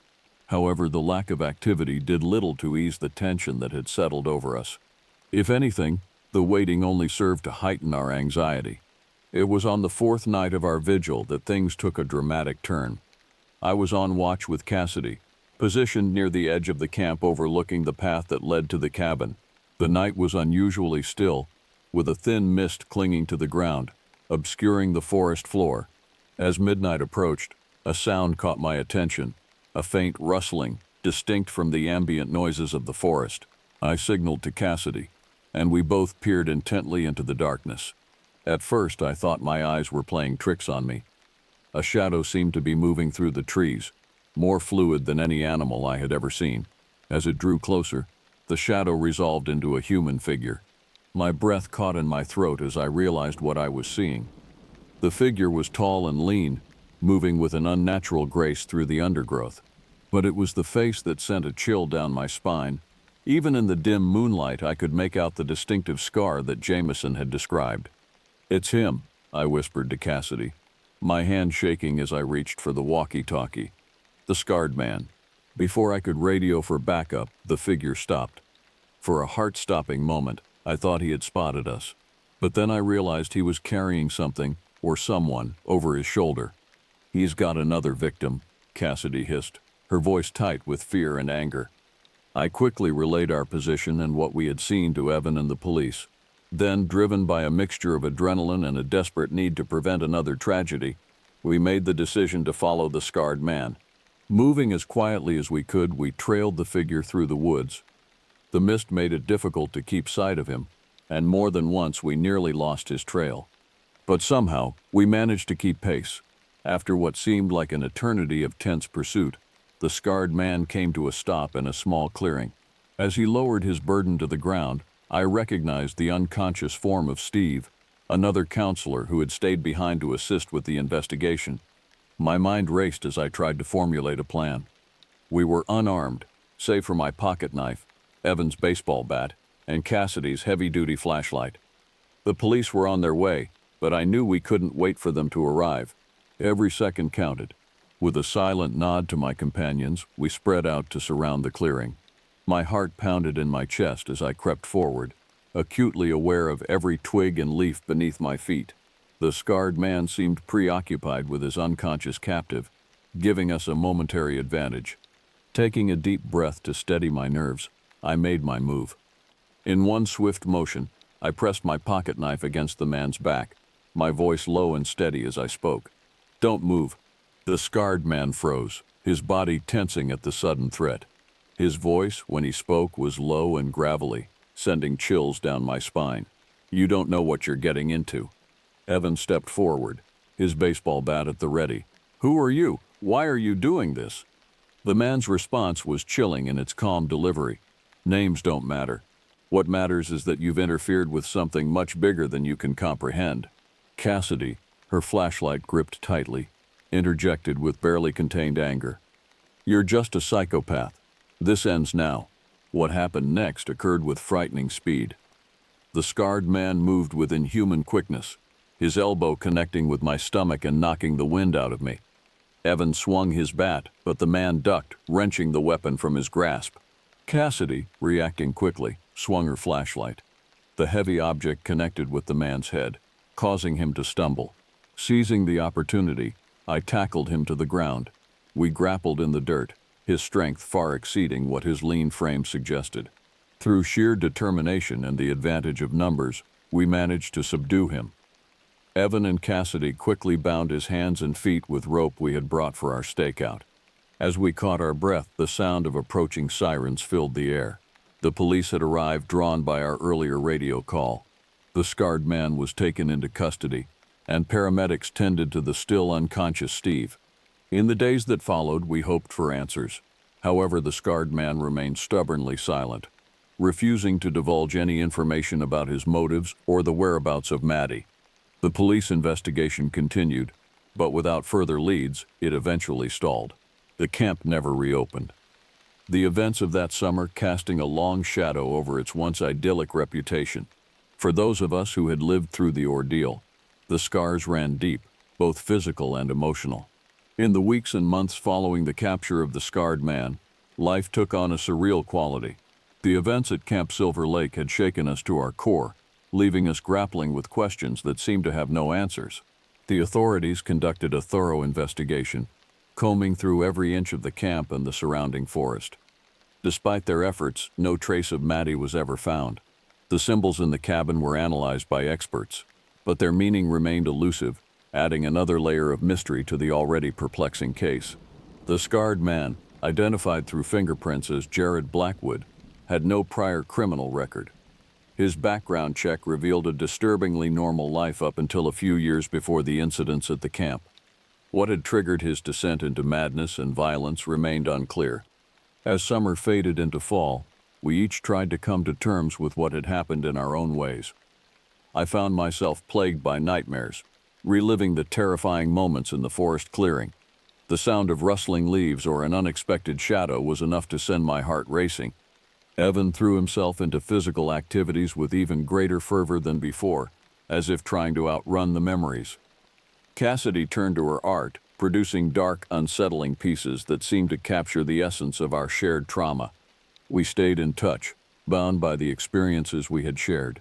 Our conversations often circled back to that summer, each of us trying to make sense of what had happened. The unanswered questions gnawed at us, particularly the fate of Maddie and the true nature of Blackwood's motivations. As time passed, we gradually began to rebuild our lives.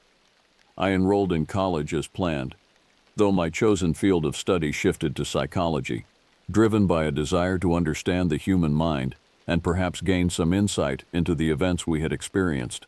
5 years after the events at Camp Silver Lake, I found myself back in the area, drawn by a mix of nostalgia and an unresolved need for closure. The camp itself remained abandoned, its buildings slowly reclaimed by nature. As I stood at the edge of the property, memories flooded back with startling clarity. The laughter of children, the crackling of campfires, the sense of camaraderie among the staff, all overshadowed by the terror that had unfolded here. During my visit, I met with local authorities to inquire about any developments in the case. While there had been no breakthroughs, they shared some unsettling information. Over the years, there had been sporadic reports of strange sightings in the woods surrounding the former camp. Glimpses of shadowy figures, unexplained lights, and eerie sounds echoing through the trees.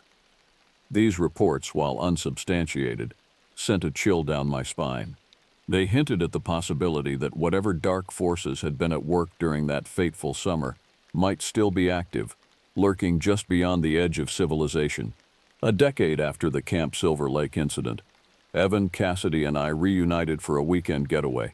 As we sat around a campfire, notably far from any dense forests, the conversation inevitably turned to the events of that summer. Evan, now a physical education teacher, spoke of his ongoing struggles with hypervigilance. "I can't shake the feeling of being watched," he admitted, his eyes darting to the shadows beyond our circle of light. Cassidy, who had become a successful artist known for her evocative and slightly disturbing works, nodded in understanding. "I see his face sometimes," she said quietly. "The scarred man. In crowds, in my dreams. I know it's not real, but..." As we talked, we realized that each of us had been drawn to careers and lifestyles that in some way reflected our experiences. My work in psychology, Evan's focus on physical preparedness, Cassidy's exploration of darkness through art, all were, in their own ways, attempts to process and understand what we had been through. It was during this reunion that we made a startling discovery. In discussing our individual research into the history of the area, we found that the pattern of disappearances and strange occurrences stretched back much further than we had initially realized. Generations of locals had whispered about the curse of Silver Lake, a legend we had dismissed as campfire stories but now took on a more ominous significance. As our weekend came to a close, we made a pact.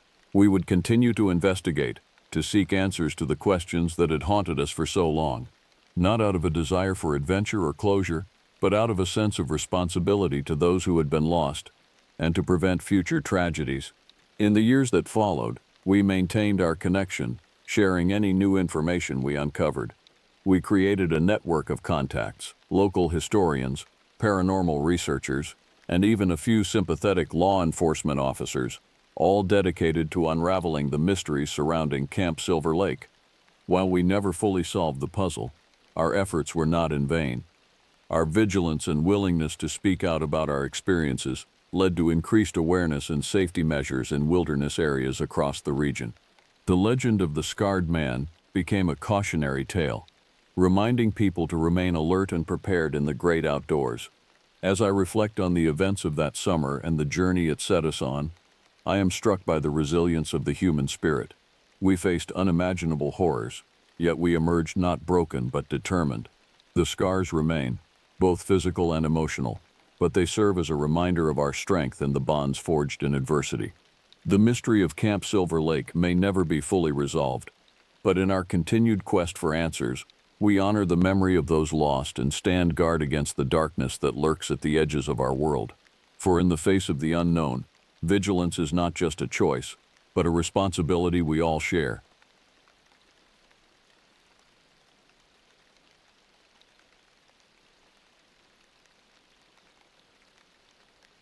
My name is Quinn Lenadair, and until recently, I thought I knew everything there was to know about my quiet life in Goldfield, Nevada. I run a small auto repair shop, a place my father handed down to me, where everyone knows everyone. I never imagined I'd be telling this story, but recent events have compelled me to share my experience. I was born and raised in Goldfield, a town that time seems to have forgotten. The rhythm of small-town life suited me perfectly. I spent my days fixing cars, chatting with folks who came by the shop, and returning home each evening to my old dog, Rusty. It was a routine as comforting as it was predictable. My shop, Adair Auto Repair, sat on the main street of Goldfield, a weathered but well-maintained building that had seen decades of vehicles come and go. The interior was a testament to my father's legacy and my own passion for automobiles. Tools lined the walls, the smell of oil and grease permeated the air, and the sound of metal on metal was a constant companion. This all started one summer evening. I'd been working on a 1965 Mustang for a guy named Wallace Renfro. Wallace was one of those folks who had more money than sense, always looking for his next project. He'd left the car with me a week ago, promising to return in 7 days. True to form, he was late by 2 days. As the sun dipped below the horizon, casting long shadows across the shop floor, Wallace finally showed up. His booming voice preceded him as he pushed open the door, setting off the small bell above it. "Hey, Quinn," he called out, his enthusiasm unchanged despite his tardiness. "Got that Mustang ready for me?" I emerged from under the hood of another car, wiping my greasy hands on a rag. "Just about, Wally," I replied, nodding towards the gleaming blue Mustang. "Few more tweaks and she'll be purring like a kitten." Wallace clapped me on the shoulder, his grin wide beneath his bushy mustache. "Good man," he said, his eyes roving appreciatively over the car. Then, almost as an afterthought, he added, "Hey, you ever been out to the old Silver Peak mines?" I shook my head, my brow furrowing slightly. "Can't say I have. Heard they're haunted, though." Wallace laughed, a hearty sound that echoed through the shop. "You believe in ghosts, Quinn?" "Not particularly," I said, turning back to the Mustang to make a final adjustment. "But I don't see much reason to go poking around old mines either." Wallace's voice dropped to a conspiratorial whisper. "Well, I heard some stories about folks seeing strange creatures out there. Some say it's a wild animal, others say it's something worse. I chuckled, assuming it was just another one of Wallace's tall tales. He was known for embellishing stories after a few drinks at the local bar. Yeah, well, I think I'll stick to cars. They don't bite. Wallace grinned, a glint in his eye that I couldn't quite decipher. But if you're ever curious, you should check it out. It's a real thrill. As Wallace drove off in his newly restored Mustang, I locked up the shop and headed home. The conversation about the mines lingered in my mind, an unsettling whisper at the edge of my thoughts. Little did I know that this casual exchange would be the catalyst for events that would change my life in the town of Goldfield forever. That night, as I lay in bed with Rusty snoring softly at my feet, I found myself unable to sleep. Maybe it was the way Wallace had talked about the mines, or perhaps it was just my natural curiosity getting the best of me. Either way, I tossed and turned, unable to shake the idea from my head. The old Silver Peak mines had been abandoned for decades, a relic of Nevada's mining boom.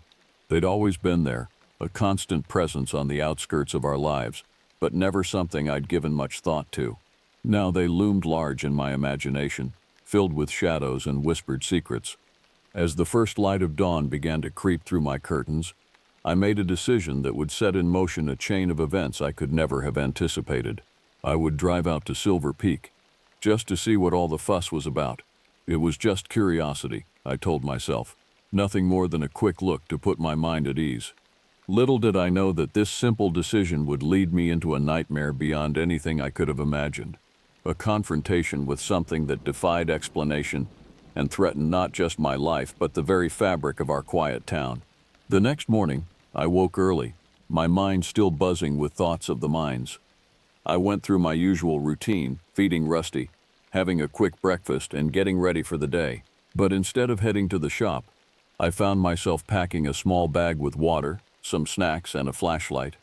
I told myself it was just a precaution, that I was only going for a quick look. But deep down, I knew I was preparing for something more.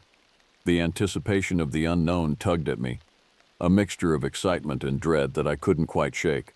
The drive to Silver Peak took about an hour, the road winding through arid landscapes and scrubby hills. The farther I got from Goldfield, the more isolated I felt. The radio signal faded to static, leaving me alone with my thoughts and the hum of the engine. As I approached the old mining site, the landscape became increasingly desolate. Rusty machinery lay scattered about, half buried in sand and dirt. The entrance to one of the mines yawned open like the mouth of some ancient beast, a dark void against the stark desert backdrop. I parked my truck and stepped out, the crunch of gravel under my boots seeming unnaturally loud in the stillness. The air was heavy with heat and the scent of dust and creosote. A light breeze stirred, carrying with it a faint, unpleasant odor that I couldn't quite place. Standing there, looking at the mine entrance, I felt a chill despite the desert heat.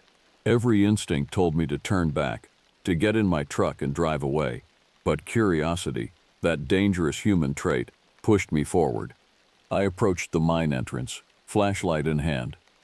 The beam seemed feeble against the yawning darkness ahead. I took a deep breath, steeling myself, and stepped inside. The temperature dropped immediately.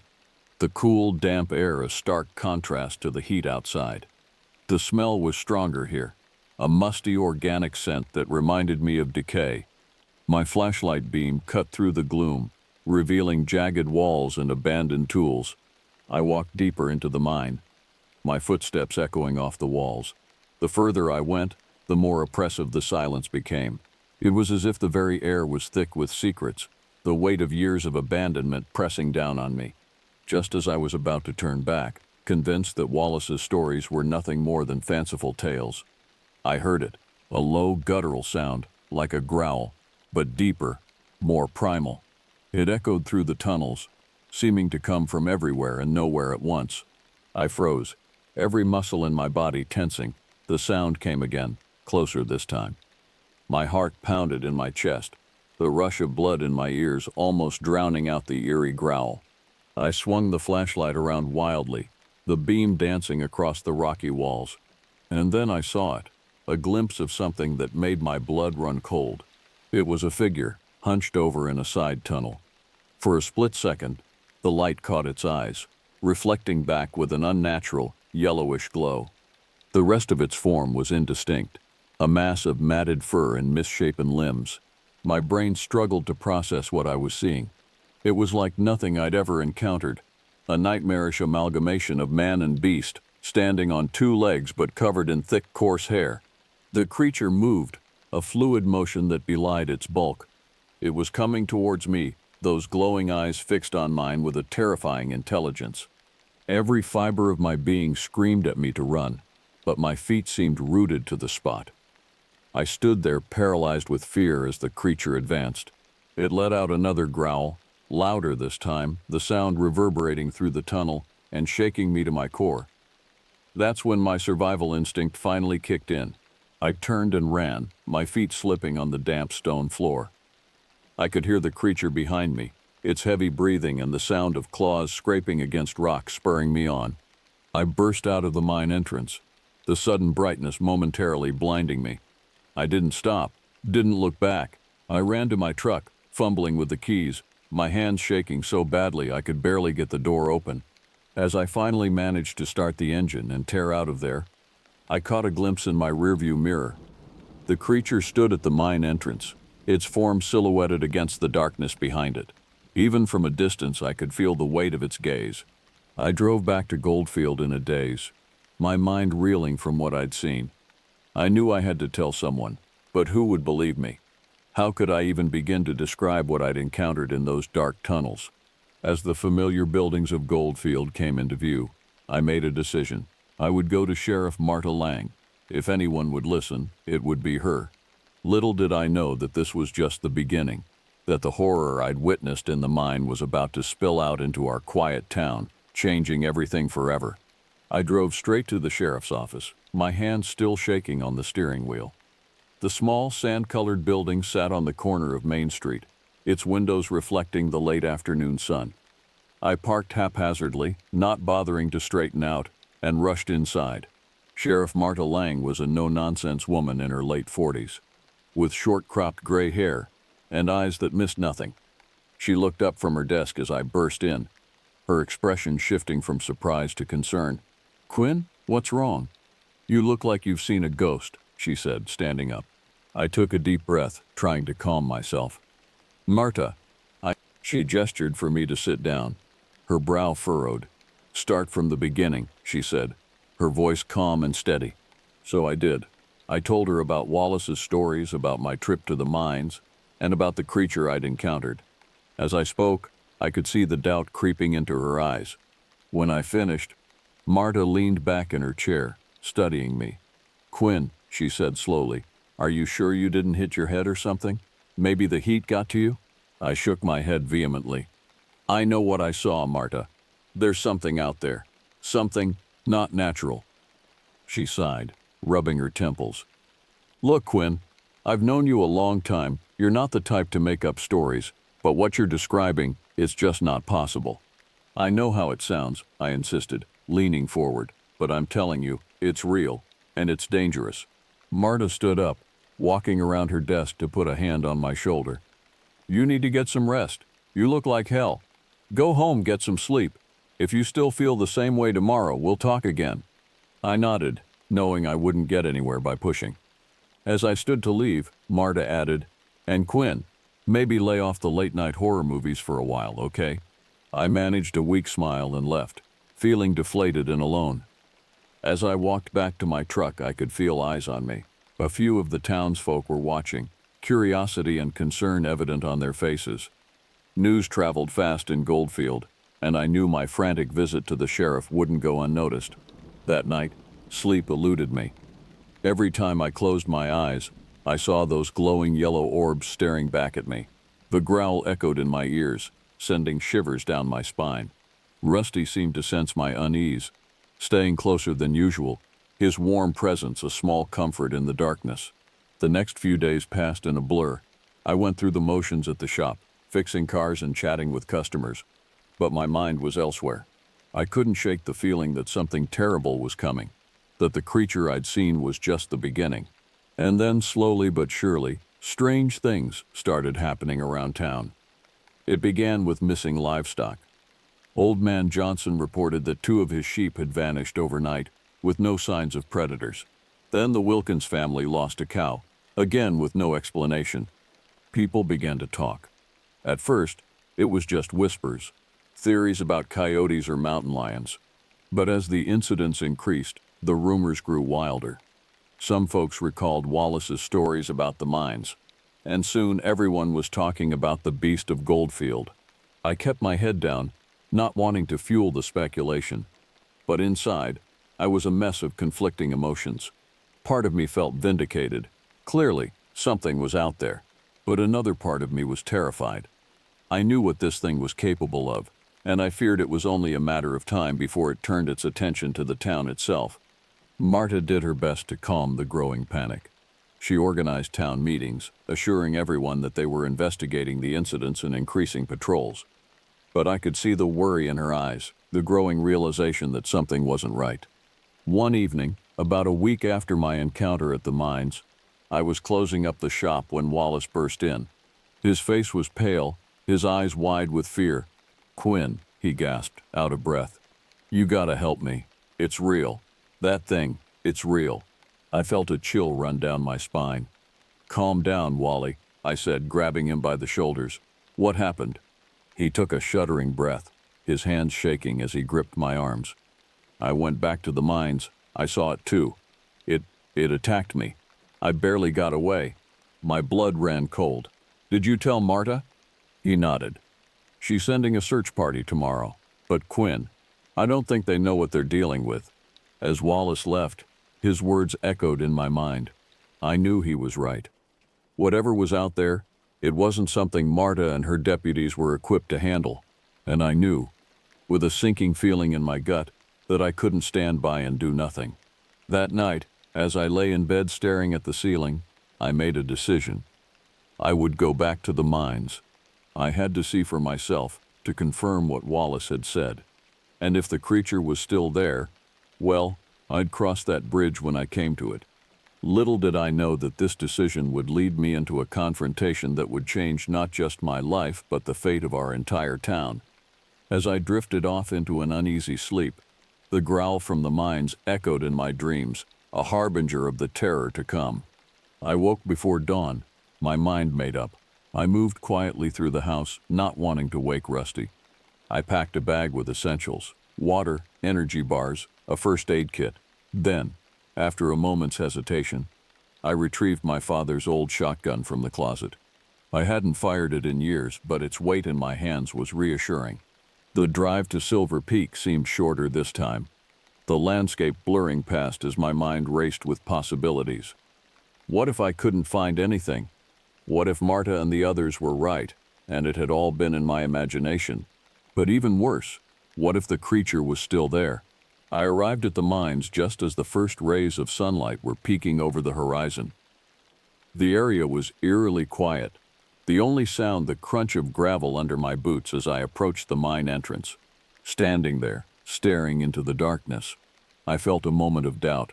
Was I really going to do this? Go back into those tunnels where I'd encountered that thing? But then I thought of Wallace, of the fear in his eyes, and I knew I had no choice. I clicked on my flashlight and entered the mine. The cool, damp air hit me like a wall, carrying with it that same musty, organic scent I remembered. My flashlight beam seemed feeble against the oppressive darkness, barely illuminating a few feet ahead. I moved slowly, every sense on high alert.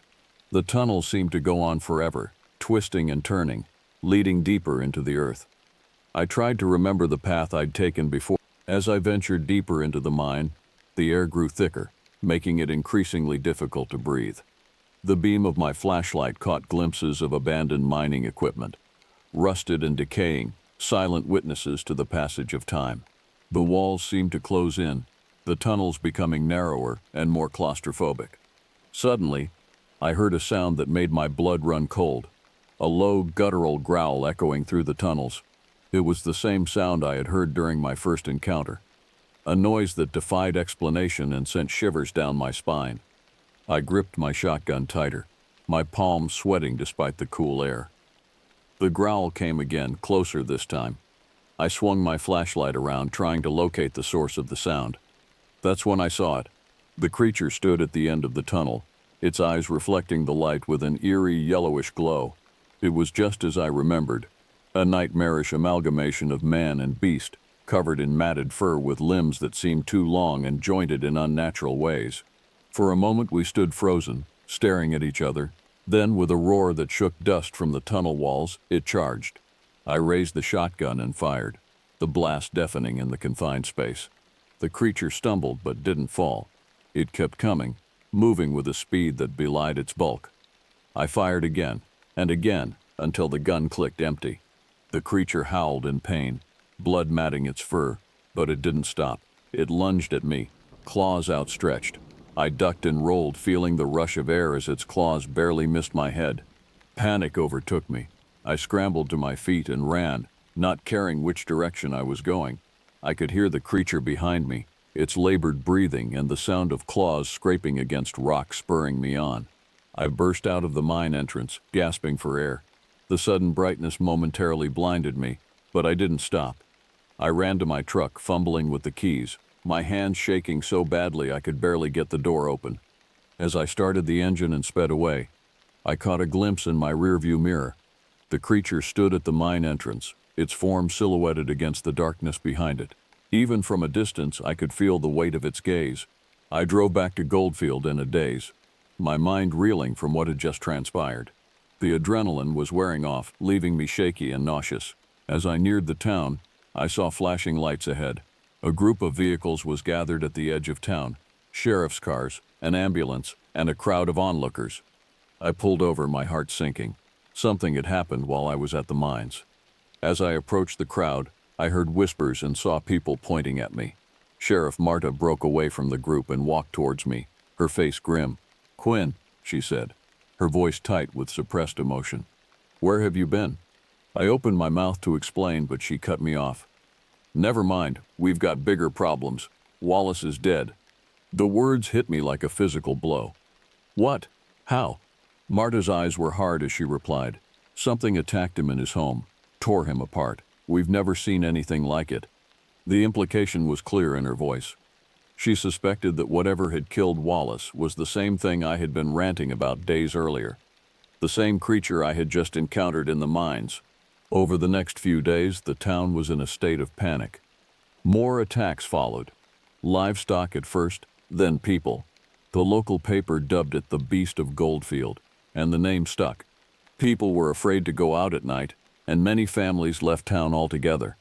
Marta organized patrols and brought in help from neighboring counties, but it seemed futile. The creature was always one step ahead, striking and disappearing without a trace.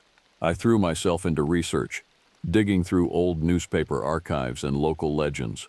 I found whispers of similar incidents stretching back decades, even centuries. Stories of a creature that haunted the desert, preying on the unwary. The Native American tribes of the area had their own legends of a malevolent spirit that walked between worlds. The more I learned, the more I became convinced that what we were dealing with was something ancient, something that had been a part of these lands long before humans arrived. But knowledge didn't make me feel any safer. If anything, it only heightened my sense of dread. As the attacks continued, the atmosphere in Goldfield grew increasingly tense. The once friendly faces of my neighbors now looked at me with suspicion and fear. Many blamed me for bringing this terror upon the town, believing that my initial trip to the mines had somehow awakened the creature. One evening, as I was closing up the shop, I heard a commotion outside. A group of townspeople had gathered, led by Brad Thompson, the local hardware store owner. Their faces were grim, their eyes hard. "Quinn," Brad called out, his voice carrying a note of barely suppressed anger. "We need to talk." I stepped outside, acutely aware of the hostile atmosphere. "What's this about, Brad?" "You know damn well what it's about," he spat. "This thing, this monster. It all started when you went poking around those mines. Now look at us. People are dying, Quinn." Murmurs of agreement rippled through the crowd. I felt a cold knot of fear in my stomach, realizing how quickly the situation could turn ugly. Before I could respond, Sheriff Marta's voice cut through the tension. "That's enough," she called out, pushing her way through the crowd. "This isn't helping anyone. We need to work together if we're going to stop this thing." The crowd dispersed reluctantly, but the incident left me shaken. I knew that if we didn't find a way to end this soon, the town might tear itself apart. That night, I couldn't sleep. The weight of responsibility pressed down on me, along with the fear of what might happen if we failed. As I tossed and turned, I came to a decision. I had to end this, one way or another. The next morning, I went to see Marta. "I'm going back to the mines," I told her, alone. She looked at me for a long moment, then nodded. "I can't officially sanction this, Quinn, but be careful. And take this." She handed me a police radio. "If you find anything, call for backup immediately. Don't try to be a hero." I nodded, grateful for her understanding. As I turned to leave, she called out, "Quinn, good luck." The drive to Silver Peak felt different this time. There was a sense of finality to it, as if I knew that one way or another this would be the end. I parked my truck a distance from the mine entrance, not wanting to alert the creature to my presence. As I approached the mine, shotgun in hand, I steeled myself for what was to come. The entrance yawned before me, dark and foreboding. Taking a deep breath, I stepped inside, ready to face whatever awaited me in the depths below. The darkness of the mine enveloped me, broken only by the beam of my flashlight. The air was thick with dust and the lingering scent of decay. Every step echoed ominously, and I found myself straining to hear any sign of the creature's presence. As I ventured deeper into the tunnels, I began to notice strange markings on the walls. They looked ancient, predating the mining operations by centuries. Crude pictographs depicted a beast-like figure, surrounded by what appeared to be cowering humans. A chill ran down my spine as I realized these might be depictions of the very creature I was hunting. How long had it been here, preying on the people of this land? Suddenly, a low growl echoed through the tunnels. I froze, my heart pounding in my chest. The sound came again, closer this time. I raised my shotgun, eyes darting around the darkness. Then I saw it. The creature emerged from a side tunnel, its eyes glowing with an otherworldly light. It was even more terrifying up close, its features a nightmarish blend of human and animal. For a moment we stood facing each other, neither moving. Then, with a roar that shook dust from the ceiling, it charged. I fired, the shotgun's blast deafening in the confined space. The creature stumbled but didn't fall. It kept coming, moving with incredible speed. I fired again and again, each shot finding its mark but seeming to do little more than enrage the beast. As it closed in, I realized with horror that I was out of ammunition. In desperation, I swung the shotgun like a club, catching the creature across its misshapen head. It howled in pain and fury, lashing out with claws that raked across my arm. I stumbled back, pain searing through me. The creature advanced, its eyes burning with inhuman hunger. This was it, I thought. This is how it ends. But as the creature prepared to strike, something unexpected happened. A tremor ran through the mine, small at first but quickly growing in intensity. Rocks began to fall from the ceiling as the entire tunnel shook violently. The creature hesitated, looking around in what seemed like confusion. I seized the opportunity, diving past it towards the exit. Behind me, I heard a deafening crash as part of the tunnel collapsed. I ran, ignoring the pain in my arm, driven by pure survival instinct. I could hear the creature's roars echoing behind me, punctuated by the sound of falling rocks. Finally, I burst out of the mine entrance, gasping for air. The ground was still shaking, and I realized with a jolt that this was no localized cave-in. It was an earthquake. As I watched, the mine entrance collapsed in on itself in a cloud of dust and debris. The roars of the creature were abruptly cut off, replaced by an eerie silence. I stood there, breathing heavily, trying to process what had just happened. Had the creature been buried in the collapse? Was it finally over? As the dust settled and the tremors subsided, I became aware of the sound of sirens in the distance. Help was coming. But as I looked at the now sealed mine entrance, I couldn't shake the feeling that this wasn't truly the end. Somehow, I knew that the creature, or others like it, were still out there, waiting in the dark places of the world. The days following the incident at the mine were a blur of police interviews, medical examinations, and town meetings. The official story, as reported in the local paper, was that a previously unknown fault line had caused a localized earthquake, collapsing part of the old Silver Peak mine. The mysterious attacks that had plagued Goldfield ceased, and slowly, life began to return to normal. People who had fled the town started to come back, and the atmosphere of fear that had gripped the community began to dissipate. But for those of us who knew the truth, things would never be the same. Marta kept the real story under wraps, citing the need to prevent panic and protect the town's reputation. But I could see in her eyes that she believed me now, that she had seen enough to know that what we had faced was beyond ordinary explanation. As for me, I threw myself back into my work at the auto shop, finding solace in the familiar routines. But the memories of what I had seen and experienced haunted me. I found myself jumping at shadows, always half expecting to see those glowing eyes staring back at me from the darkness. Nights were the worst. I would lie awake, replaying the events in my mind, wondering if I could have done something differently. And always, there was the nagging fear that the creature had somehow survived, that it was out there somewhere, waiting. Months passed, and life in Goldfield settled into a new normal. But there were changes. People were more cautious, especially after dark. The old mines, once a source of local pride and occasional teenage dares, were now strictly off-limits, sealed up and patrolled regularly. I found myself becoming something of a local celebrity, though not always in a positive way. Some people looked at me with respect, seeing me as the one who had faced the terror and lived to tell the tale. Others regarded me with suspicion, as if I had brought the horror upon the town. One evening, as I sat on my porch watching the sun set over the desert, Marta came by. She sat down next to me, and for a while, we just sat in companionable silence.